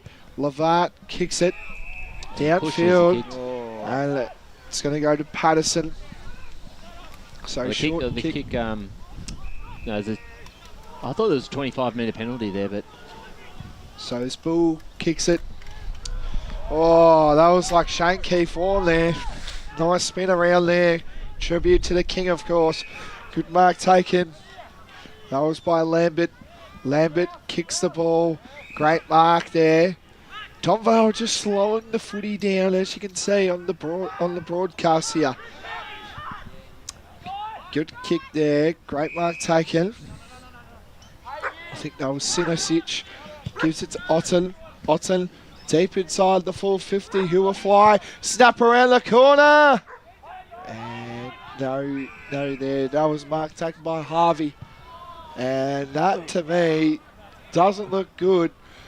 But it's still going to be in play. Ooh. And no, it won't be on the full. It'll be throw in.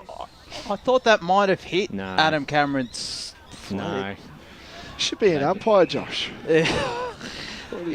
Oh, no. Well, they are sort of... They're consulting. Score review, please. They're having a chat. This is very interesting. I think it will boundary be a throw in. Boundary throw in. Well, Josh, you're wrong.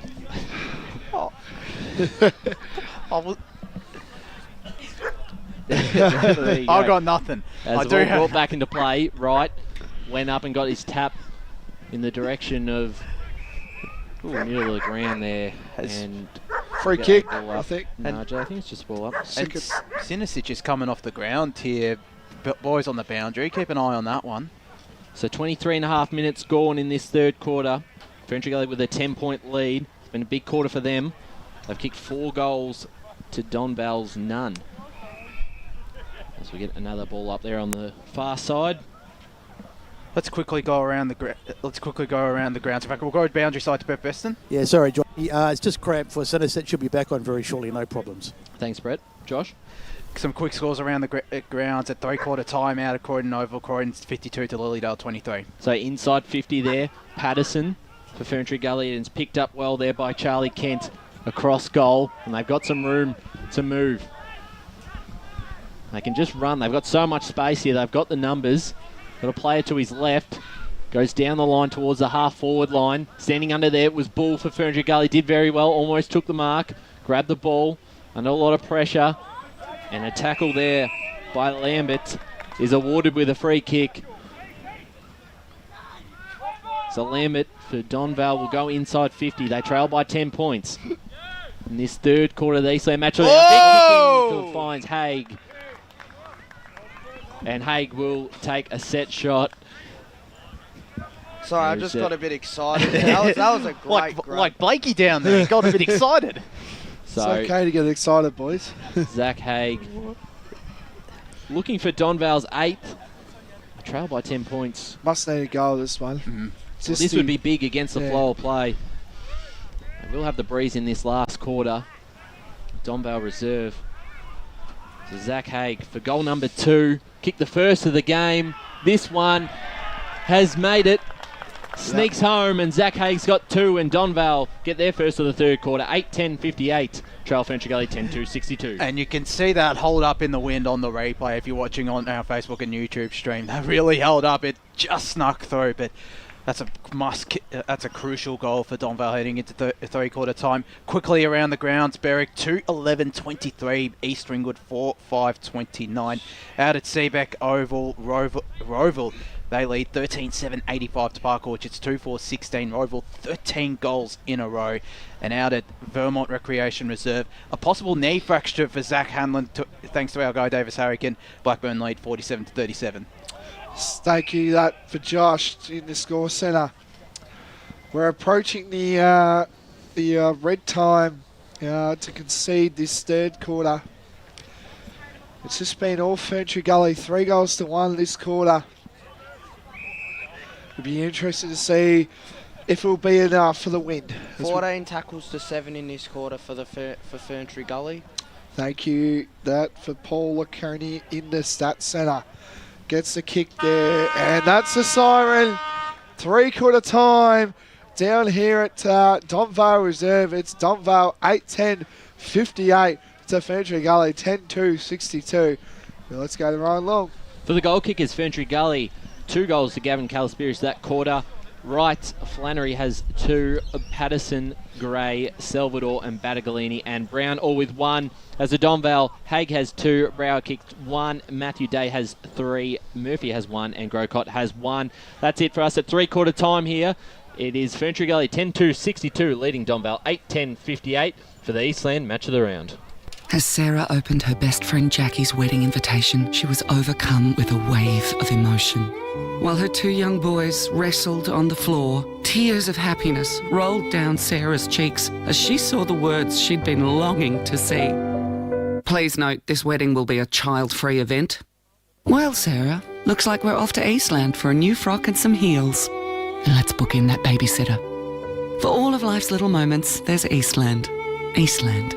Live real. At Yarra Valley Water, we know reducing your shower time, or show time, to 4 minutes can save you an average of $200 a year on water and energy bills. Shower shorter. Save water. Authorised by the Victorian Government, 1 Treasury Place, Melbourne. Sprained your ankle, bursting through the banner? Broke a finger, high-fiving the ruckman? Or did you run into the goal post again? For bumps, breaks or bleeds, be seen sooner, close to home at Knox Private 24/7 Emergency Department. The preferred provider of emergency care to the Eastern Football Netball League, you'll generally experience shorter wait times. You don't need private health, but there is an out-of-pocket fee. Be seen sooner, close to home at Knox Private 24/7 Emergency Department, 262 Mountain Highway, Wanturna. Do you feel good about your bank? Because there is a bank you can feel good about. They share their profits to fund big community projects, small community clubs and vital emergency services. They've given $250 million to help Australian communities thrive. They have all the products and tech you expect from a big bank, with service you don't. It's Bendigo Bank. Feel good about who you bank with. Try Bendigo. Search bendigobank.com.au or search Bendigo Bank near me. The first time I met the team at Tobin Brothers Funerals, I felt like I'd known them for years. They're so caring, honest and passionate. James McLeod, Managing Director of Tobin Brothers Funerals, sums it up best when he says, Every day our people get out of bed to assist client families in their absolute time of need. Our people love what they do, and you will not find a more highly trained group of people than those at Tobin Brothers. Visit tobinbrothers.com.au. Tobin Brothers Funerals, celebrating lives. Hi, I'm Ben Desson from Montrose Football Netball Club, and when I need a new kit for a night out, I head over to Eastland. But Eastland is more than a shopping centre. They support a range of community organisations and have been major partners of the Eastern Football Netball League since 2018. Thanks, Eastland. You are listening to Radio Eastern FM 98.1. With live and exclusive coverage of the EFNL football season, bringing you the match of the day with score updates from all divisions. And now we cross to our commentary team for the Radio Eastern 98.1 Match of the Day coverage. Eastland Match of the Round, Donvale versus Ferntree Gully for Fight M&D Community Round. Top of the table between the Magpies and Eagles here for Division 3, 10-2-62 the Gully. Lead Donvale 8-10-58. In that quarter, it was a 4-1 advantage to Ferntree Gully using the win, but Donvale will come home with the breeze in this last quarter to the scoreboard end. And that's certainly been a factor of this game, Josh. It has been, and Zach Haig's goal with only a couple of minutes left, that was absolutely crucial, and it gives them plenty of momentum heading into this final quarter, I reckon, for Donvale. Let's quickly go around the grounds. We'll start down the bottom. Chirnside Park 4-4-28, Leeds Surrey Park 3-5-23, Scoresby. Yes. Calm down, Blake. Scoresby 4-4-28, Forest Hill 3-8-26. Still no updates since halftime out of Pink's Reserve between Kilsyth and Nutter Whiting. Third division, Oakley District 7-11-53, Fair Park 5-5-35. No update from Springfield Park. Sylvan 8-12-60, Warrandyte 6-14-50. So a bit of inaccurate kicking up the mountain there. Into second division, the Basin 3-5-23, Triboronia 10-11-71. Still no update from out at East Burwood Reserve. Templestowe 6-6-42 to Waverley Blues 4-6-30. No scores yet from Heathmont Upper Gully. Croydon, as I said, at three-quarter time out there, they lead 17-52 to Lilydale 35-23. Beaconsfield 55 to Mitcham 30. No update since half-time out at Montrose, and no update from Cranberry Reserve between North Ringwood and South Belgrave. Cross down boundary side to Dylan Smith. Yeah, guys, I'm here with Brent Kiker, the coach of Ferntree Gully. Brent, how have you seen the game so far? It's been quite weather affected. Yeah, it has. It's a bit of a pity, actually, because both sides play a good brand of footy. Look, they're pretty good when they get it out wide, especially from that back half. We're going to take the game on. I don't think we can hold on from here. It's at least a 4 or 5 goal breeze. So it's a bit of...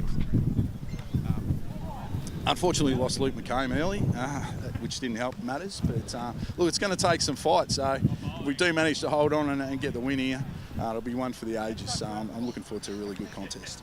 You mentioned Luke's injury. Do you have a natural replacement for him that's come in? No. It's pretty hard to replace your skipper and your best on baller. But look, we're throwing guys in there. Young Ben Noonan's gone in there and give us a bit of a chop out. And we've got a heavy reliance on Jai DeLue and Ethan Kiker in there. So hopefully they can finish it off. You did struggle to move the ball a little bit when you kicked against the wind earlier in the game. What have you sort of said to the guys to try to combat that? Look, I think it was not so much the guys with the footy. It was a lot to do with the guys up the ground, just not reading the play basically and hitting up at the contest. So hopefully we're a bit smarter with the footy coming out of defence this quarter. Great, mate. Thanks for that. So here we go. The final quarter underway. We're at the moment, Calaspiris couldn't quite control it. We're at the half-forward line here for Donvale, and that was actually a mark taken. So a kick off the Interesting. But I think that was Calaspiris. Just fell into the hands of Matt Day, and Matt Day looking for goal number 4. Should be a big statement. Being one of Donvale's best players this afternoon. Had that really hot start in the first quarter. It was very lively. They trailed by 4 points at the moment, but as we've mentioned across the afternoon, the breeze has played a factor, and they've got it now for the last quarter, so they'll certainly back themselves to come back and win this game.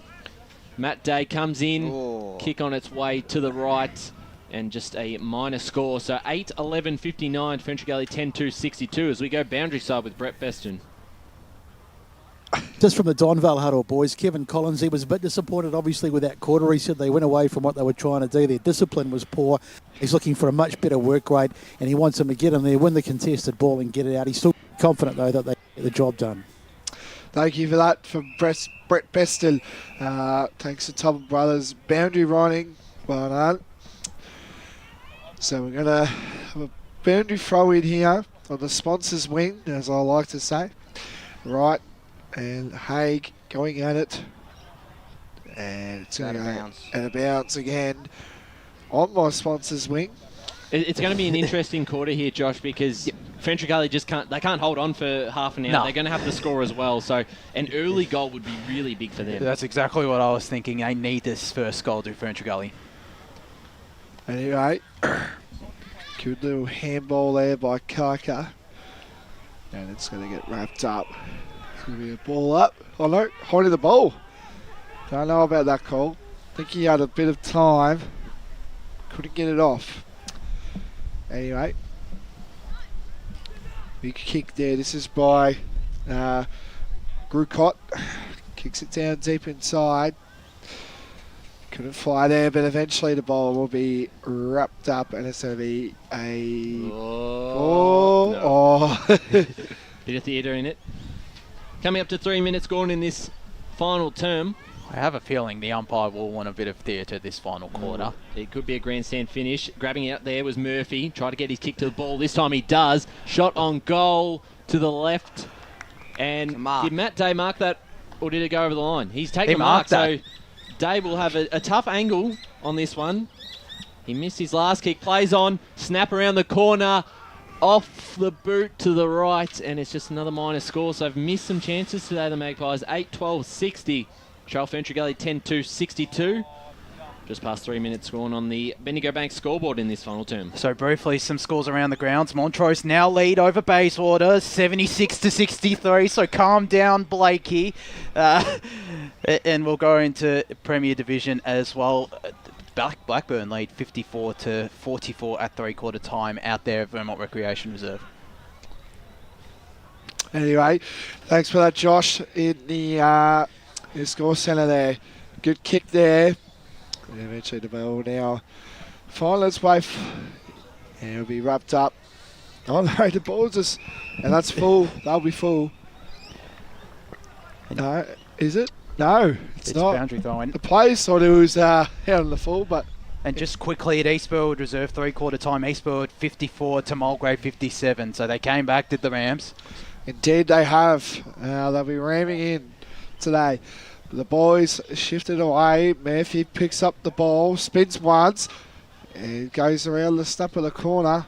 And it's going to go out of bounds. Just with the opportunities, Josh, Ferntree Gully have made the most of theirs. Donvale, certainly in this second and the start of this fourth quarter, have just sprayed a lot. Yeah, it's interesting. They haven't really judged the wind really well, I have to say. Ferntree Gully otherwise have done so. It's interesting just given this is Donvale's home ground and Ferntree Gully you would have expected to struggle. Crocker got the handball off to Patterson, but he was smothered, and now it's going to come the other way through Liardi. Shot on goal. This time hits the post. Another minor score. 8-13-61 to Ferntree Gully, 10-2-62. They're almost going to catch them up on points at the moment. 5 minutes gone in this last quarter on the Bendigo Bank scoreboard. 10-2, like that. Well, 21 shots to 12. They've had that sort of that 9 to 10 scoring shots more for pretty much most of the second half as the ball rolls out of bounds. Maybe Donvale want the grandstand finish as well. They like a grandstand finish on the match of the round. As you said a couple of years ago when we were here, came down to a McCormack goal. What about early in the year? Warren died against... Ball brought back into play. Here's a chance now for Brower. He'll have a shot on goal, and this one is a minor score too. So 8-14-62 Donvale. I was about to say... Scores level with Ferntree Gully, 10-2-62. 5.5 minutes gone in the last quarter, Paul Uconi. Sorry, Ryan. We had a game early in the year where it was Warren died against Donvale. It was a kick after the siren. That's true. There's a big one in round one. I did say it was going to be a go after the siren on pre-game, so wouldn't be surprised about this today. Ball gets kicked away. That was by McCormack. And eventually now Ferntree Gully have just got all the numbers going forward, but Donvale again just keep pressing up. They're a really good team at that. And it's going to be a ball up on the pocket of Donvale. So we're nearly up to full time. I reckon it's going to go right to the final minute. Harrison involved there. Gets another handball. Good kick there. That was by Higney. Then Donvale trying to get there. Henley involved too. And it'll be a ball up. Injury concern as well before we go. No, he's fine. Yeah, Paul Coney. Big start to the last quarter here inside 50s for Donvale, 7-0. Again, that breeze factor playing dividends for Donvale. They usually defend hard. Ferntree Gully. Big kids there. It's through for a behind. So I managed to score to Donvale 8-16-64 to Ferntree Gully 10-2-62. Who's going to break free for the first goal this quarter? We don't know. So give him an extra point. 8-15-63 at the moment. I thought it was 64. My bad. Here's a chance at Calaspiris. It's a good kick out. And he looks to take the game on into the middle of the ground, finds Kieran Gray. He'll go inside 50 here for the Eagles, probably for the first time this afternoon in this last quarter, in front of Brown. Traps it well, picks it up, handball off, and he's caught in a tackle there. That's holding the ball by Max Odden. And it was Salvador there that was caught, and he has a few words there to Max Odden, who threw him down after the tackle, but it was good pressure by Donvale, and they save any chance of a score there from Ferntree Gully, leading by a point at the moment in this last quarter. Kick down the line, out the back here. Here's a chance to Harrison, takes the game on, or Patterson that is. Handball over the top to Noonan. Got it off to a teammate there in Pernant, back to Noonan. As we said, the youngster, handball over the top to Crocker. His kick was smothered, and he's now caught into a tackle and brought to the ground there by Brower. Umpire says ball up. 8.5 minutes gone in this last quarter. It is a top of the table clash between Donvale and Ferntree Gully. Both only had the one loss this season. Kick forward there by Ferntree Gully was smothered. No one can take clear possession of the ball. Bit of a scrap in the middle of the ground. As Ferntree Gully get a little bit closer to their goals. As we said, they're kicking against the breeze in this last quarter. Will make it very tough. So ball up here. Wright and Haig in the ruck as they've gone battle head-to-head across the afternoon so far. The majority of the afternoon. Murphy spent a bit of time there in the ruck. So another ball up. Who can take advantage of this? Haig throws right out and gets a kick going forward. Looking for Heagney. Went over the top and now could be Ferntree Gully to clear up. Caught in the tackle there, Harrison. Donvale go inside 50 towards goal again. It's just a minor score, so 8-16-64 to Ferntree Gully, 10-2-62. There's your scoreline, Blake. 9.5 minutes gone in this last quarter on the Bendigo Bank scoreboard. As Harrison takes the mark, he's been really good this last quarter. As Kaika springs round one and eventually, and it's going to get kicked away. Days around, and he won't keep it in. And it's going to go out of bounds. So as you said, that it's difficult here for Ferntree Gully because it is so hard to escape that back half of that end of the ground. And they did it well last time. That kick into the corridor, the dangerous one, worked out all right, Josh. That's maybe something they should do. Just go that dangerous kick. You got nothing to lose kicking against the breeze, and it's trailing now. I reckon they got to do that. As Wright gets a hit, that's up around the corner by Murphy. And it's Brufferay behind. Now moves the score to 8-17-65 to Ferntree Gully, 10-2-62. We're about 10 minutes gone into the final quarter. We're still waiting for Ferntree Gully or Donvale to break free, which would be really good to see. So they've taken the lead without kicking a goal in this last quarter, Donvale. Now a 3-point lead. Certainly had a lot of opportunities as they clear out to Purdon here, the Gully. Sorry, Ryan. Is that 7 behinds already for the last quarter for Donvale? That is. So they kick 0 goal 7 as Jaden Purdon sends Ferntree Gully down the line on the wing. Almost mark taken by Salvador. Brought in a tackle by Pell. They're just holding on at the moment, the Gully. But just one against the flow of play. They've done that a few times this afternoon. And would certainly make things interesting in this last quarter. Ball up. Haig pushed away right. Got his handball out. Couldn't quite control it there, was Lambert. And he's given away a free kick, has he, to Ferntree Gully. It was Kieran Gray. So a chance for the Gully to enter their forward half. Kick in the direction of a teammate in Flannery over the top, and Odden took the mark, used his body well. So that Premier Division footy experience, and just kicks it long down the line. And a good mark almost taken there by Buckingham. Fell through his hands. Liardi's there. Said it's Waters here for Ferntree Gully, caught in a tackle. Chance of Buckingham. Kick inside 50 is not a good one, and it's turnover to Church, who'll look to switch the play, and they could be out if this works. Calaspiris been very lively this afternoon on the half-back line. He's just got no options at the moment, so they wanted to switch the play and take the game on. A short kick to a teammate there on the right. On the back flank at the moment. 12 minutes gone in this final term. They trail by 3 points. Sends it down the line, looking for Wright. He'll fly for this. Went over the top of his head to Rouser. Ball goes forward. Noonan got past one. Got the ball in the boot. He stood up in this last quarter, but so is this man, Max Odden, who's had plenty of it in this last quarter. He kicks it down the line again. A chance here for Donvale. Still haven't kicked a goal in this last quarter. Brower got past one, puts the ball in the boot towards goal, and As we've said about 8 times this quarter, it's a minor score. 8-18, 66, Ferntree Gully 10-2, 62. They're not gonna 12 and a half minutes gone in this last quarter. They're not going to kick 10 behinds for the quarter, are they? If this was 8 straight 48, it'd be game over. This is remarkable. Well, it's just been that. So it's 26 scoring shots to 12, and it's only 4 points. Indeed. So great mark taken there. That was by Salvador. Oh, someone is down, but we'll get back to that. Number 3, that's Harvey. You don't want him out. That would be a big blow, because as you mentioned before, at the start of the game, Blake, he shut out key players in his defensive role. So I think he shut down Gilligan, and I think probably even Phillips as well. So from Warrandyte, so a couple key blows. But I think we might have to stop the game by the looks of it.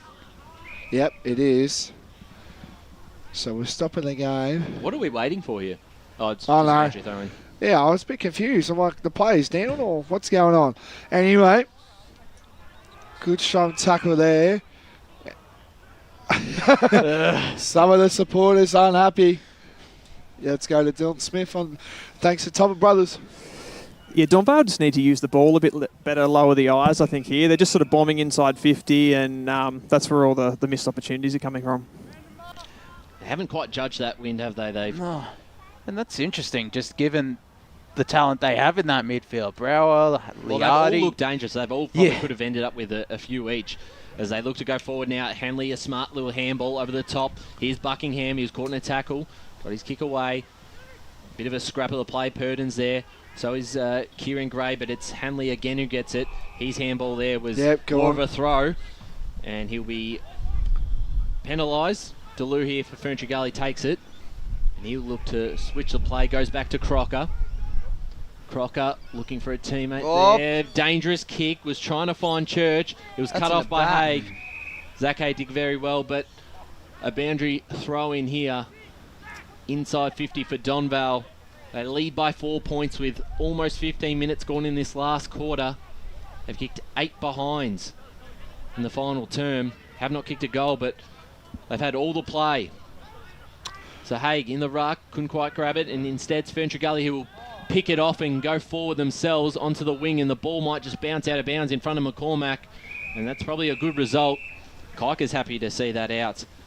With 15 and a half minutes gone. 12 inside 50s. An opportunity for Ferntree Gully. 12 inside 50s to 1 in his final quarter in favour of Donvale. So the hurricane is heading towards Donvale's way at the moment. Let's see if they can finish the job off.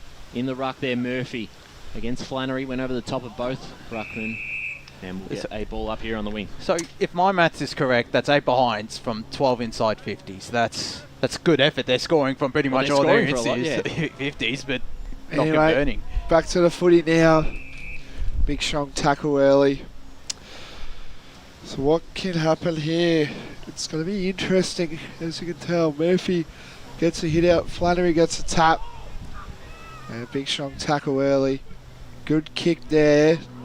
And eventually it's good mark taken there.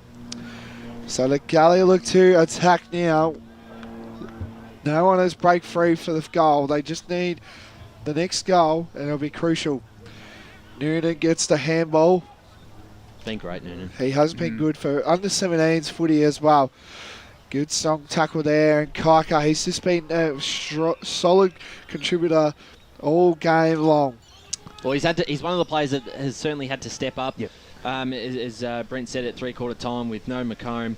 Same with Deleu. They've had a few players that have had to really tough it out. And here he is again, Kika. Got past his opponent. The kick didn't go too far. Not too bad a result. It's going to go out of bounds here in front of the Ferntree Gully bench. So he said they trail by 4 points. 10-2, 62 to Donvale, 8-18, 66. 17 minutes gone in this fourth quarter. From this stoppage, they need to go into the middle of the ground, Ferntree Gully, if they got to go inside 50. Well, they've certainly got to open it up because it's certainly clogged up here. And Donvale are going to want to kick one soon because you can only miss so many times before the other side will punish you. It's a ball up here on the wing. Ball hasn't gone anywhere for a few minutes. Murphy wants it to. He punches it forward. Gets something going here for Donvale. Some numbers here for Ferntree Gully. Battaglini, one of them. It's going to be another ball up, but now Donvale have made some ground and just on the half-forward line. Any score updates around the grounds? Had a few close ones. I do indeed. Out of Vermont Recreation Reserve, Blackburn 65 to Vermont. Here's a chance for 4. Liardi through the clearance. Sorry, Josh, I thought he was looking on board, but it will be out of bounds. So throw in. Keep continuing on. Continuing in Premier Division, Doncaster 30, South Croydon 56, Doncaster East 73, Norwood 43, Roval 93 to Park Orchards 33. Into Second Division, Boronia 84-29 to Basin, and Templestowe 54 to Waverley Blues 45. There's a couple of interesting results around the grounds. So we get a ball up inside 50 again for Donvale. Haig in the ruck, punched it forward, looking for a teammate there. Hanley ran past it, grabbing it this time. Did a spin there, did Brow. He was caught with the ball. Umpire said no, play on. Chance here for Crocker, pass it off to Bull. Struggles to contain the footy and out of bounds in the pocket there. And just briefly, some more scores. 4th Division, Chirnside Park 63, Surrey Park 26. The wheels are off. And Scoresby 34 to Forest Hill 33. Out there at Scoresby. A lot of memberships might be away there for Surrey Park. Anyway, good strong tackles there. And eventually gets picked up by Church. Church kicks it too. And then it's just a soccer off the ground. The dribbling kick. It's free for a behind. So 8-20, 68. No, 8-19, 8-19, 67 to Ferntree Gully 10-2, 62. But we're approaching 20 minutes. With the way the game's going, that will be the scoreline in probably a minute or two. But obviously a 5-point lead. Keeps it open for Ferntree Gully. Short kick to Waters. What can they do? They're going to have to start taking the game on now because they do trail. They don't have the lead. Their kick towards the wing, you can just see the wind pull that back and it falls into the hands of someone who stood up in this last quarter, Max Odden. Max Odden, long kick inside 50. Here's a chance. The mark should be taken. Fell through the hands there. I believe that was Buckingham. And here it is. Matt Day picks the ball up. Shot on goal. There you go, Blake. 8-20, 68 to 10-2, 62. Number 10 for 10 behinds for the quarter. Nostradamus, you are, They've Blake. had 16 more scoring shots, but only lead by 6 points. 20 minutes gone. Just some silly decisions though. Those last couple of goals, like Kyle Wignall, he didn't need to go the dribbler there. Matt Day, he was a bit rushed, but he had a bit more time than he thought he would. It could be a thing about timing of probably having more than what they think, but that was probably one of their better attempts. I can't remember the last time there was a team had so many more scoring shots and the margin was so... Sorry, Paul, I had to cut you off. Good, strong tackle. And that's a kick they need, that just long over the top, take the game on, get a bit of ground, almost getting inside forward 50. So here we go. Murphy gets the kick. Going inside. But again, Ferntree Gully just looked all over at the joint here. It's going to be pinned, holding the ball. Advantage played on. Couldn't fire there was Haig. And eventually he gets tackled and it's going to be a ball up. They are holding on by not much, Ferntree Gully. 15-1 inside 50. Could you imagine if it goes down the other end and the Gully kick a goal it here? Would be. It's what I'm saying is the Donvale camp is just dropping all these easy marks. So I think I've seen 2 easy marks there. Anyway, snap around the corner. Kicker's on this way. It's a goal. Great snap around the corner. The Donvale faithful love it. I think it was number 9 there. Kyle Wignall. And I think that might be it. I just feel like this could be the ending of this game. So Kyle Wignall kicks a goal, snap around the corner.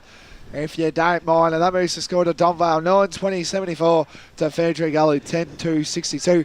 We've just gone on the time on stage. Well, they were due, weren't they, Josh, after 10 straight behinds? 10 straight behinds. They were well and truly due, and they finally get one through one of their more senior-most players. That's a reward for effort there for Donvale, and I'm going to go the early crow here. Game over.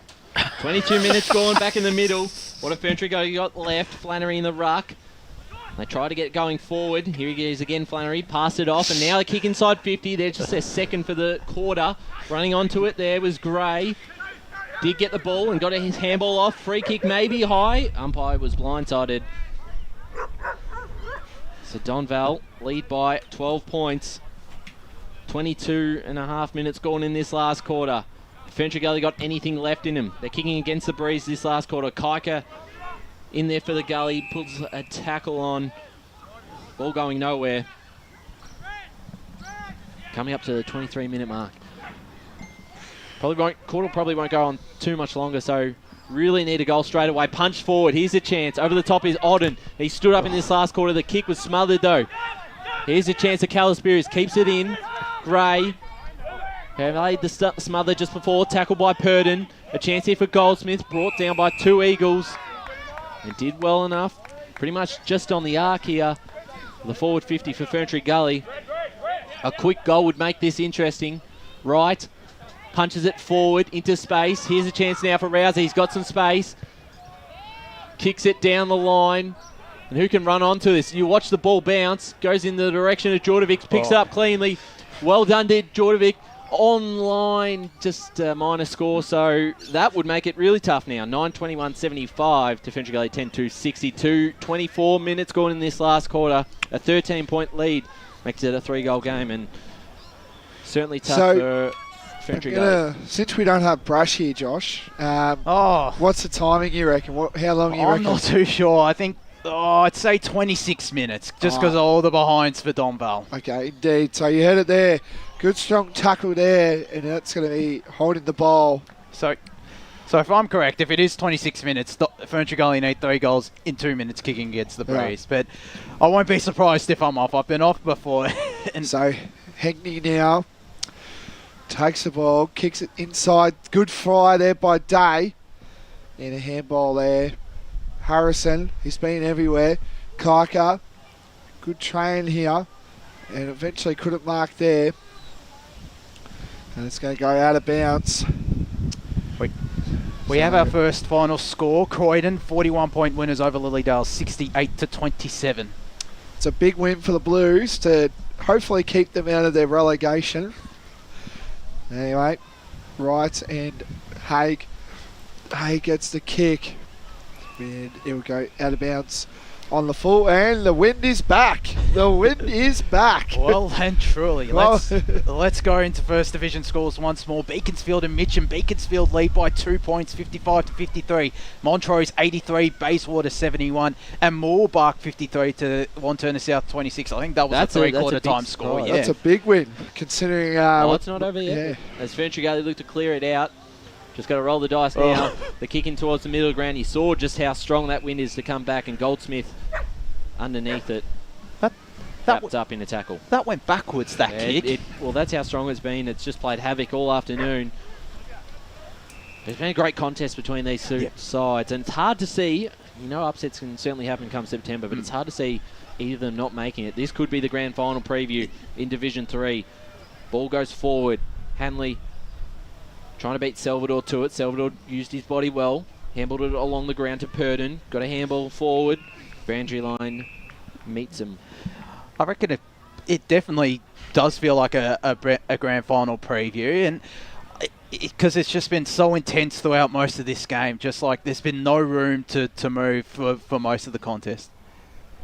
Anyway, gets a hit out there.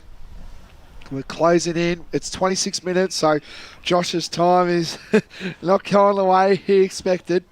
What a surprise. So here we go. Good hit out there by Wright. Good kick there. That was Liardi, sorry. Kick getting backed up. Kick snap around the corner. And a great mark taken there. So last line defence for Ferntree Gully. Bull marks the ball. So Alex Bull, short kick. Where will the ball bounce? Good handballs there. Kaika has the ball now. Spins once, spins twice, spins three. If you don't mind, kicks the ball. And it looks like Donvale just have all the numbers going forward. Good tap there by Otten. Sorry, that wasn't Otten, that was Powell. And that was going to go out of bounds. for a boundary throw-in. It's getting to the close stages of this last quarter. Ferntree Gully have fought it hard, but never say die was Donvale today. They look like to regain top spot of the Division 3 ladder as we speak. It's going to be a free kick going to Ferntree Gully. And Purden has the ball. Plays on, kicks it inside, deep inside the 450. And a great mark taken there. And it was by number 40, by Ablett, Harrison Ablett. Kicks the short one. Great mark there taken by Jordovic. Kicks the ball onto the bench. Ferntree Gully sidesteps again. Inside deep, big mark, great mark taken.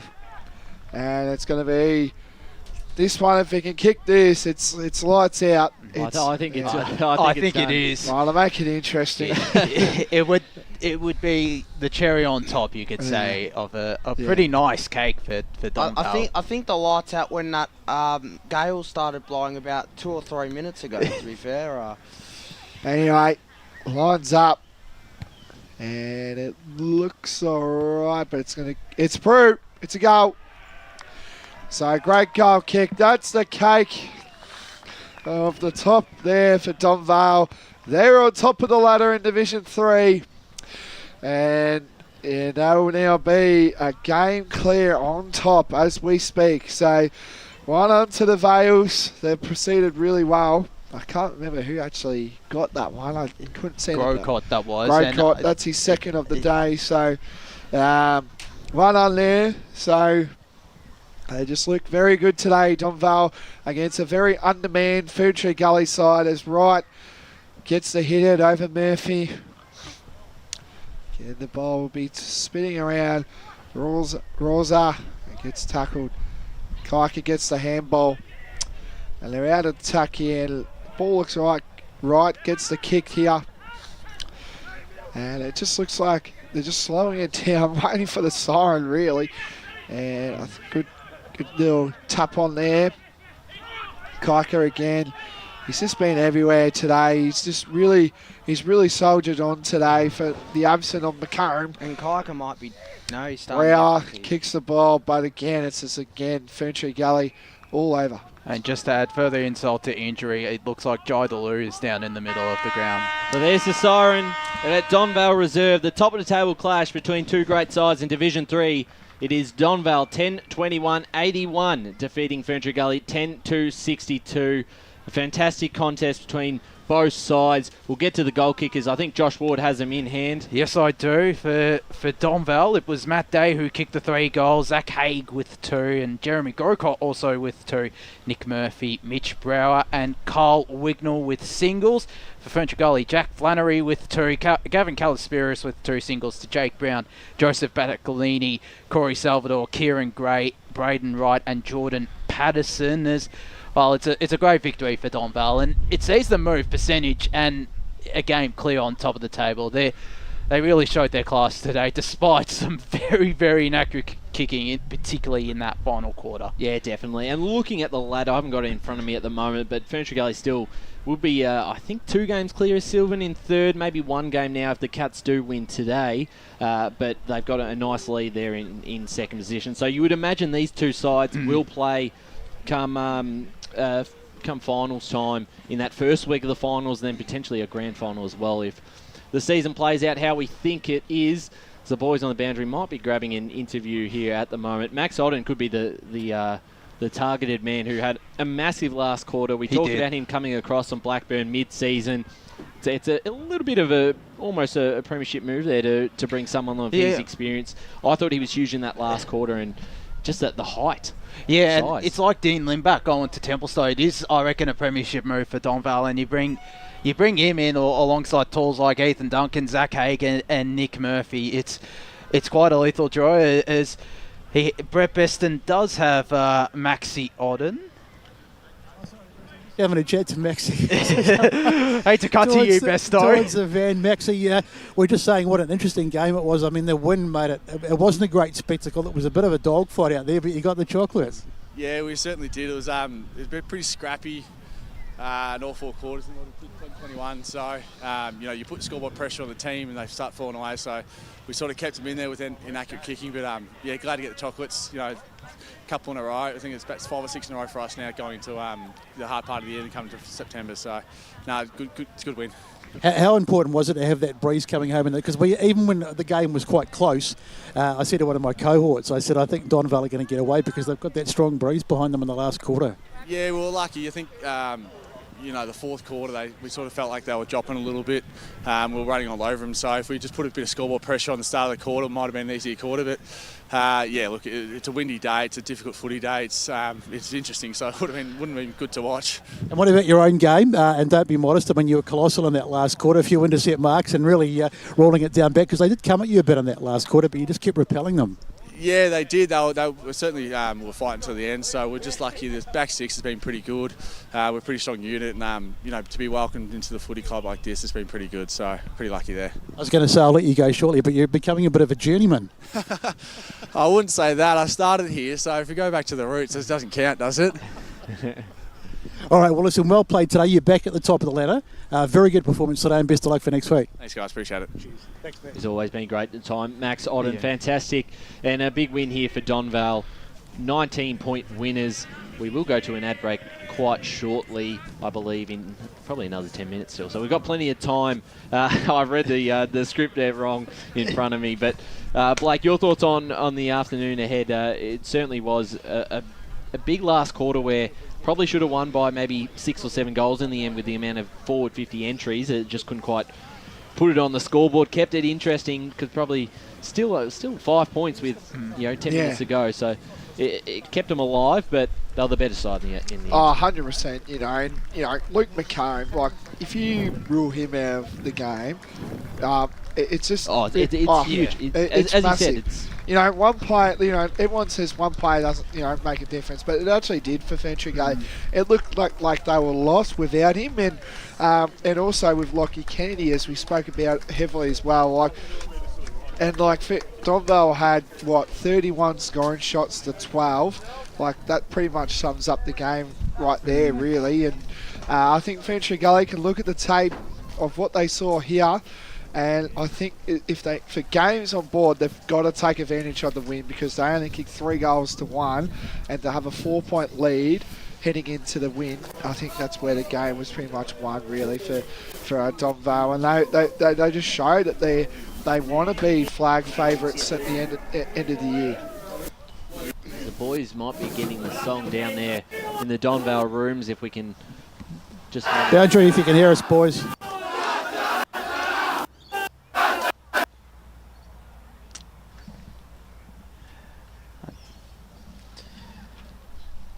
It might be cutting out on us.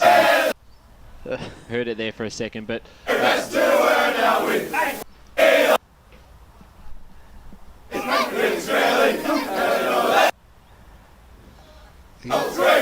For the famous green and white. Well, Blake, you can finish it off. We got about half of it there.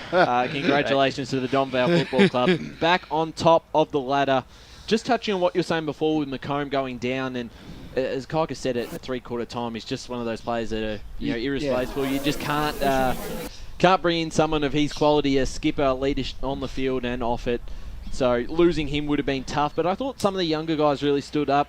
Obviously, Ethan Koch is still very young at age. He was fantastic across the afternoon. Thought Noonan really played well, especially in the second half. It gave him a bit of life there. And Jai Delu's always a very reliable player. So they did have players step up in the absence of McComb. And they'll take a lot out of this game. It's hard when you have these sort of conditions. And we'll see across the afternoon there'll be a few wacky results, I reckon, playing havoc at certain grounds. But very hard to play the way you want to in local footy when it is this windy.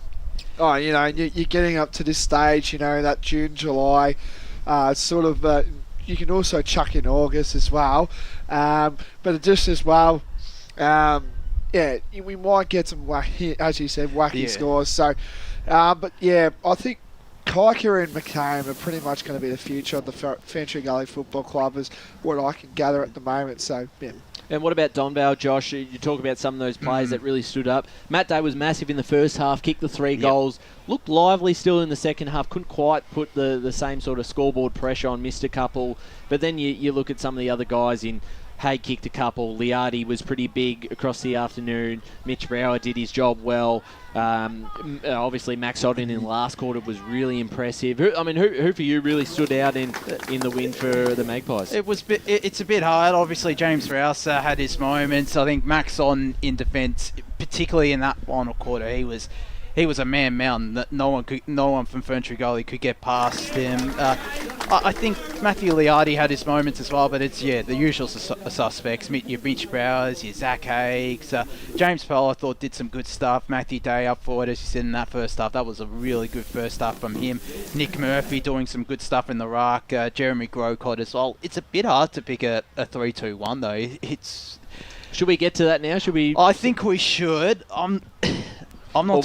Let's talk about the Tobin Brothers goal of the day at the moment. We probably didn't keep track of this across the afternoon, and because there was quite a lot of goals going to that far end, and we missed a couple. But I think we were saying off air that Calaspiris was pretty. Yeah, had a couple of good contenders there in the third quarter. Yeah, I think there was one snap as well, maybe in the second quarter where he kicked it. Obviously right in front of us, but it was still on the run. I thought that was pretty impressive, but I think he should probably, or in fact it might have come in that, it probably did come in that third quarter because that's when he only kicked his goals. But I think, Calaspiris, probably the goal of the day. There weren't too many contenders, so just given. It was hard to see on that far side. We're obviously parked right in the forward pocket out here at Donvale Reserve. But it's a bit hard to pick. I think, let's go with Gavin Calaspiris for goal of the day. What do you reckon, Blakey? Yeah, well, I've obviously seen that dribbler there by Patterson, but I think you can't go past Gallus Paris. I think he showed a lot of fight. 2 goals in the third quarter. I think, or Battagalini, as you Battagalini. called him running into a goal. Yeah, indeed. I was just excited, passionate. He's certainly right. Paul, your thoughts on the goal of the day and some of the big contributors across the afternoon? Yeah, no, I think definitely Calaspiris definitely was my goal of the day. And Josh, you've got some scores still coming in as we go, so we'll try and keep them updated. We might do our votes at the end. If you've got any updated final results or anything closer, what's the big surprise at the moment? What's Division 4? Can we go Division 4 has been very interesting. It has been. I know you're excited about this one. The result at Kimberley Reserve? Yes, let's go with that. Here we go. Calm down.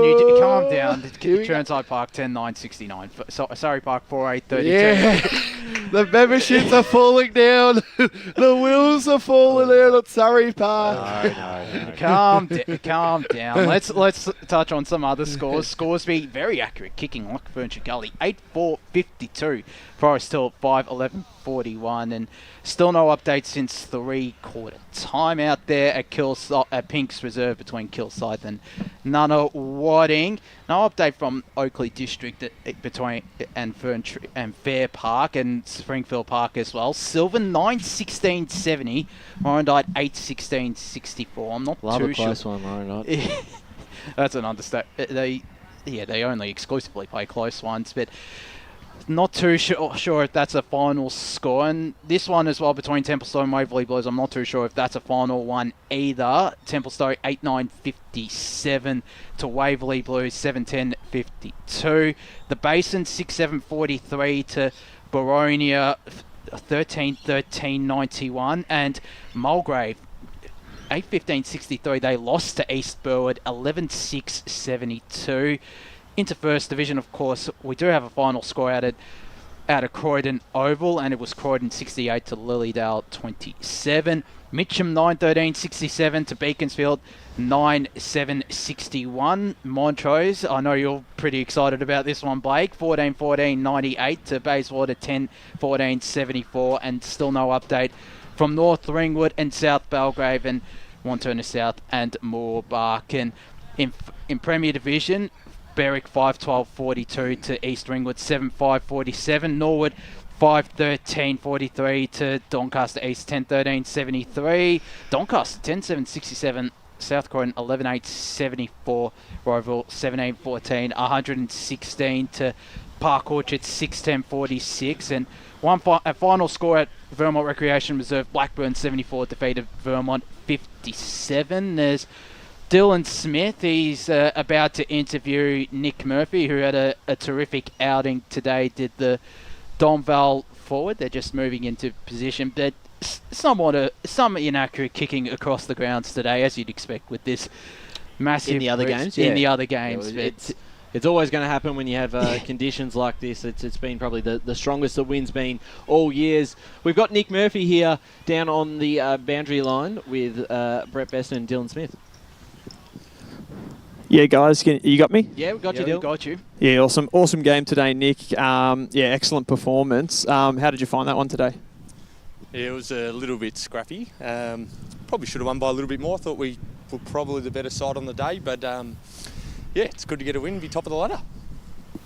You're obviously the top two sides. You're probably looking at a premiership preview here. How were they as a team to play compared to some of your other opposition in that division? Yeah, you can just tell they're a little bit bigger body, really good around the middle.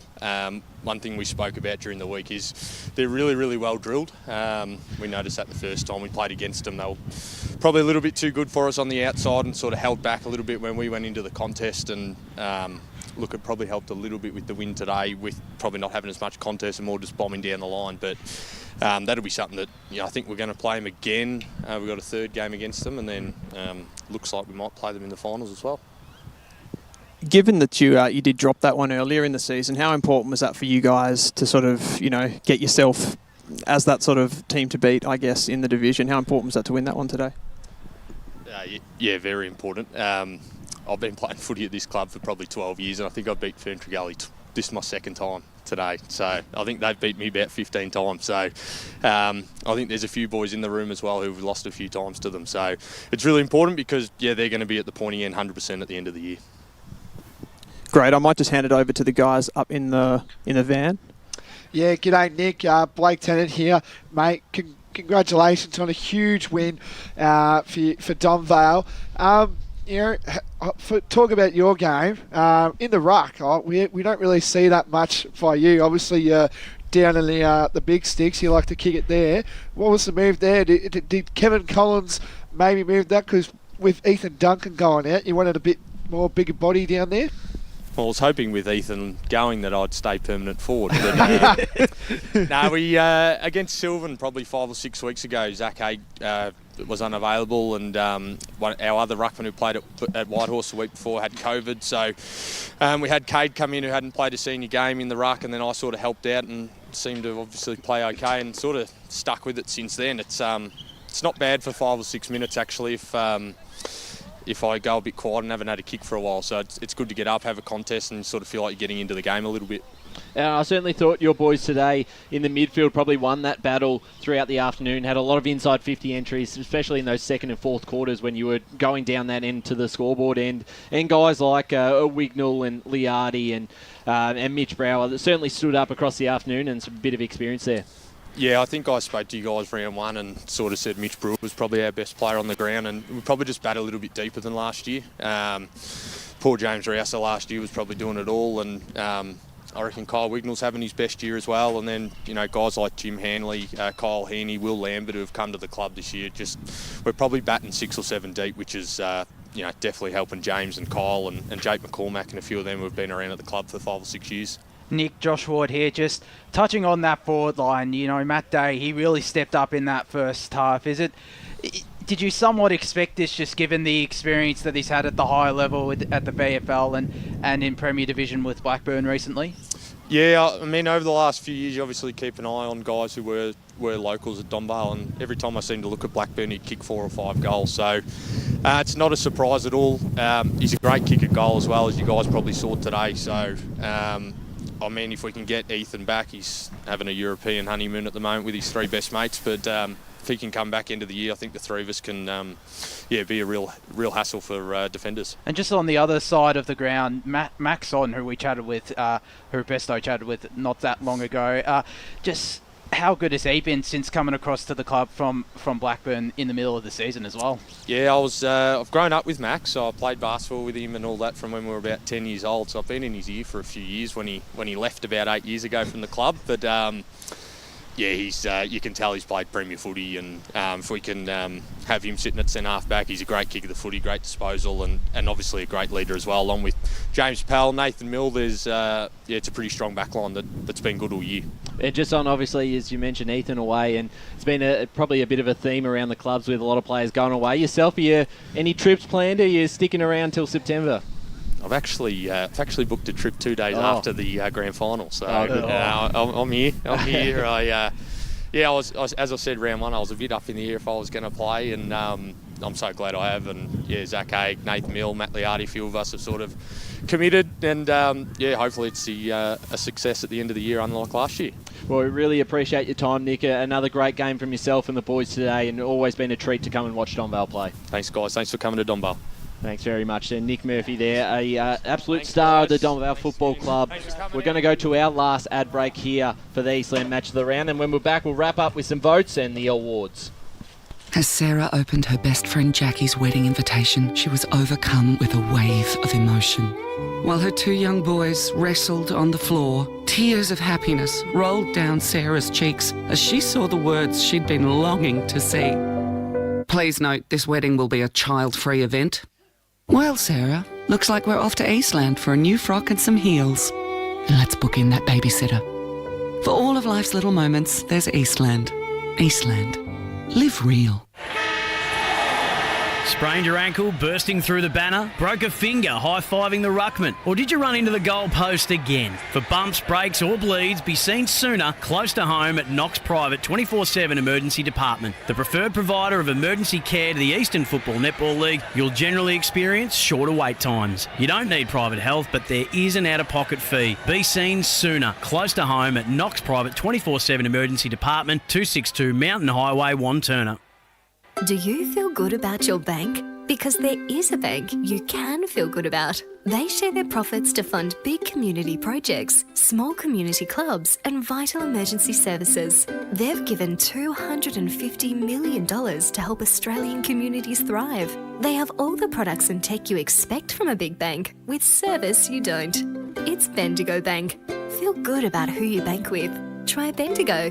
Search bendigobank.com.au or search Bendigo Bank near me. Tobin Brothers Funerals wear their heart on their sleeve. Their clear and easy to use website and Memory Maker app make it easy for families to make an informed decision. Here's James McLeod, Managing Director of Tobin Brothers Funerals.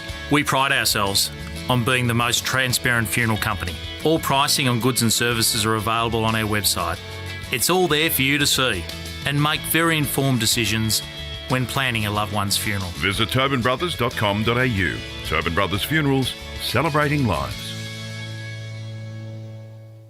At Yarra Valley Water, we know reducing your shower time, or show time, to 4 minutes can save you an average of $200 a year on water and energy bills. Shower shorter. Save water. Authorised by the Victorian Government, 1 Treasury Place, Melbourne. Sprained your ankle, bursting through the banner? For bumps, breaks or bleeds, be seen sooner, close to home at Knox Private 24/7 Emergency Department. You'll generally experience shorter wait times. Knox Private 24/7 Emergency, 262 Mountain Highway, Wanturna.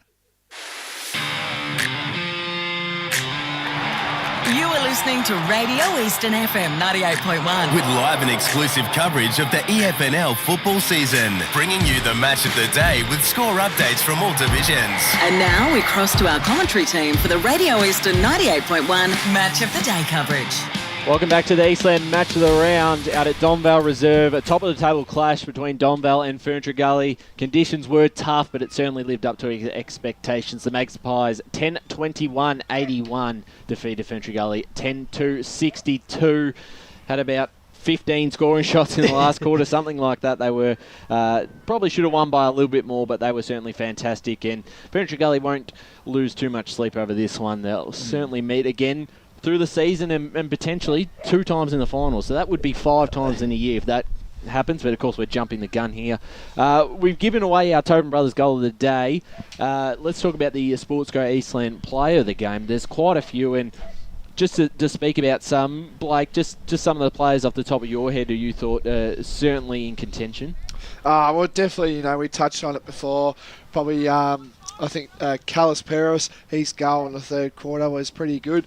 But I think Jordan Patterson as well should be in conversation with his dribbler. I think we're talking about the sports goal. I think you said goal of the day. No, I said we've already given that out. Oh, sorry, my bad. It's time to jump into sports go player of the day. I think Matt Day, just the way he was presenting well in that first half, and all day pretty much was just, whenever the ball was around his area, he just had that X factor, and he was very dominant around the ball. And you can't go past as well, Max on, but I think I've got to go Day. And Josh? I reckon Kyle Wignall in midfield. I thought he fought hard and provided pretty good delivery inside 50. I'm going to go with Wignall as my contender for Sports Go Eastland Player of the Day. Paul? Yeah, I reckon I'm going to go Wignall as well. He was very good in the midfield, winning the ball out of middle, getting it into the forward 50. He played a superb game today. I reckon Wignall for mine. Yeah, I think he was pretty good as well. Day certainly had a massive first half. I really like Liardi. I thought he was probably a little underrated, and Hake did a good job in the ruck there against Braden Wright, who also certainly had plenty of the footy himself. A really, really great game in the end. Josh, we've got a few minutes left here. Do you have any sort of last-minute scores, any big results around the grounds, or even the ones we've talked about across the afternoon? The South Croydon one is a very close game. That is a final score. South Croydon 74 defeat Doncaster 67. So myself and Spider were wrong, and South Croydon get back on the wagon. And obviously touched on earlier as well, Vermont getting over the top of Blackburn, Blackburn getting over the top of Vermont 74 to 57, so a big victory there for the Burners. Final score out at Seabeck, Roval 116 to Park Orchards 46. So, and I think it was 17-14 they kicked Roval, so a bit of sharp shooting there for them. Into First Division, we do have a final score from Home Park, Beaconsfield 61. They lost to Mitcham by 6 behind. That's only final? though. 67. That is final from out there at Home Park. Still no update from Montrose or from the D's look to be home there. They do look to be home. Nothing from North Ringwood? Nothing from North Ringwood. I think the Aliens have taken over there. And we do have a final score from Montrose. They did win 98 to 74. Moving right along, the Basin against Baronia 43 to 91. I think that's a final score out there. And we also have a final score from Eastbell at Mulgrave. Eastbell at 72, Mulgrave 63. So a good victory there for the Rams. Heath might defeat it up at Ferntree Gully? Believe so. They were up by 15 points though, only at half time last I saw, but still no final score update from out there.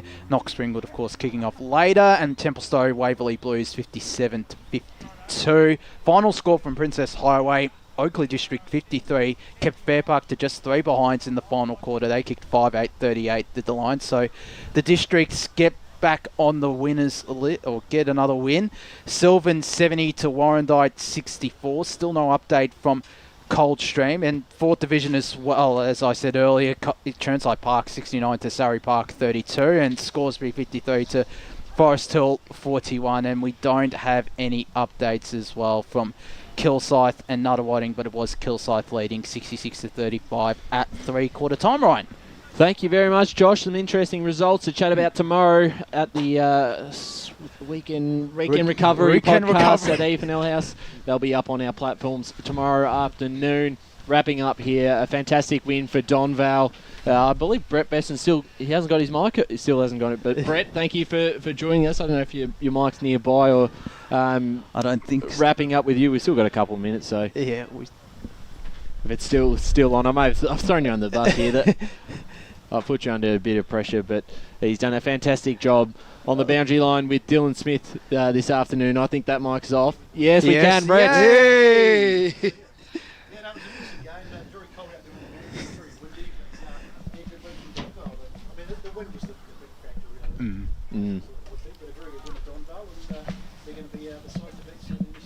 Yeah, definitely right. And Josh Ward in the special comments chair for the first time today? Enjoy that today and delivering scores from around the grounds. And yeah, you're right. There is going to be plenty of discussion for yourself tomorrow on the weekend recovery. And it was great being alongside this man Paul sitting Uconi. next to me for pretty much all the day doing the women's match of the round and then the men's match of the round. It's been a big day for the both of us, but we've pulled through, haven't we, Paul? Surely have, and we've been through a very windy conditions, and but it was a good day. And Blake Tennant sitting beside me in the commentary chair. Yeah, always an honour, mate. And really enjoyed this game and looking forward to hopefully a grand final preview. Absolutely, certainly could be. Myself, Ryan Long, Lee Green and Megan Green. Megan Green does a fantastic job on the cameras there, as you can see across the afternoon, every Saturday for the women's as well. That's it here for the Eastland Match of the Round. It is Donvale running out 19-point winners.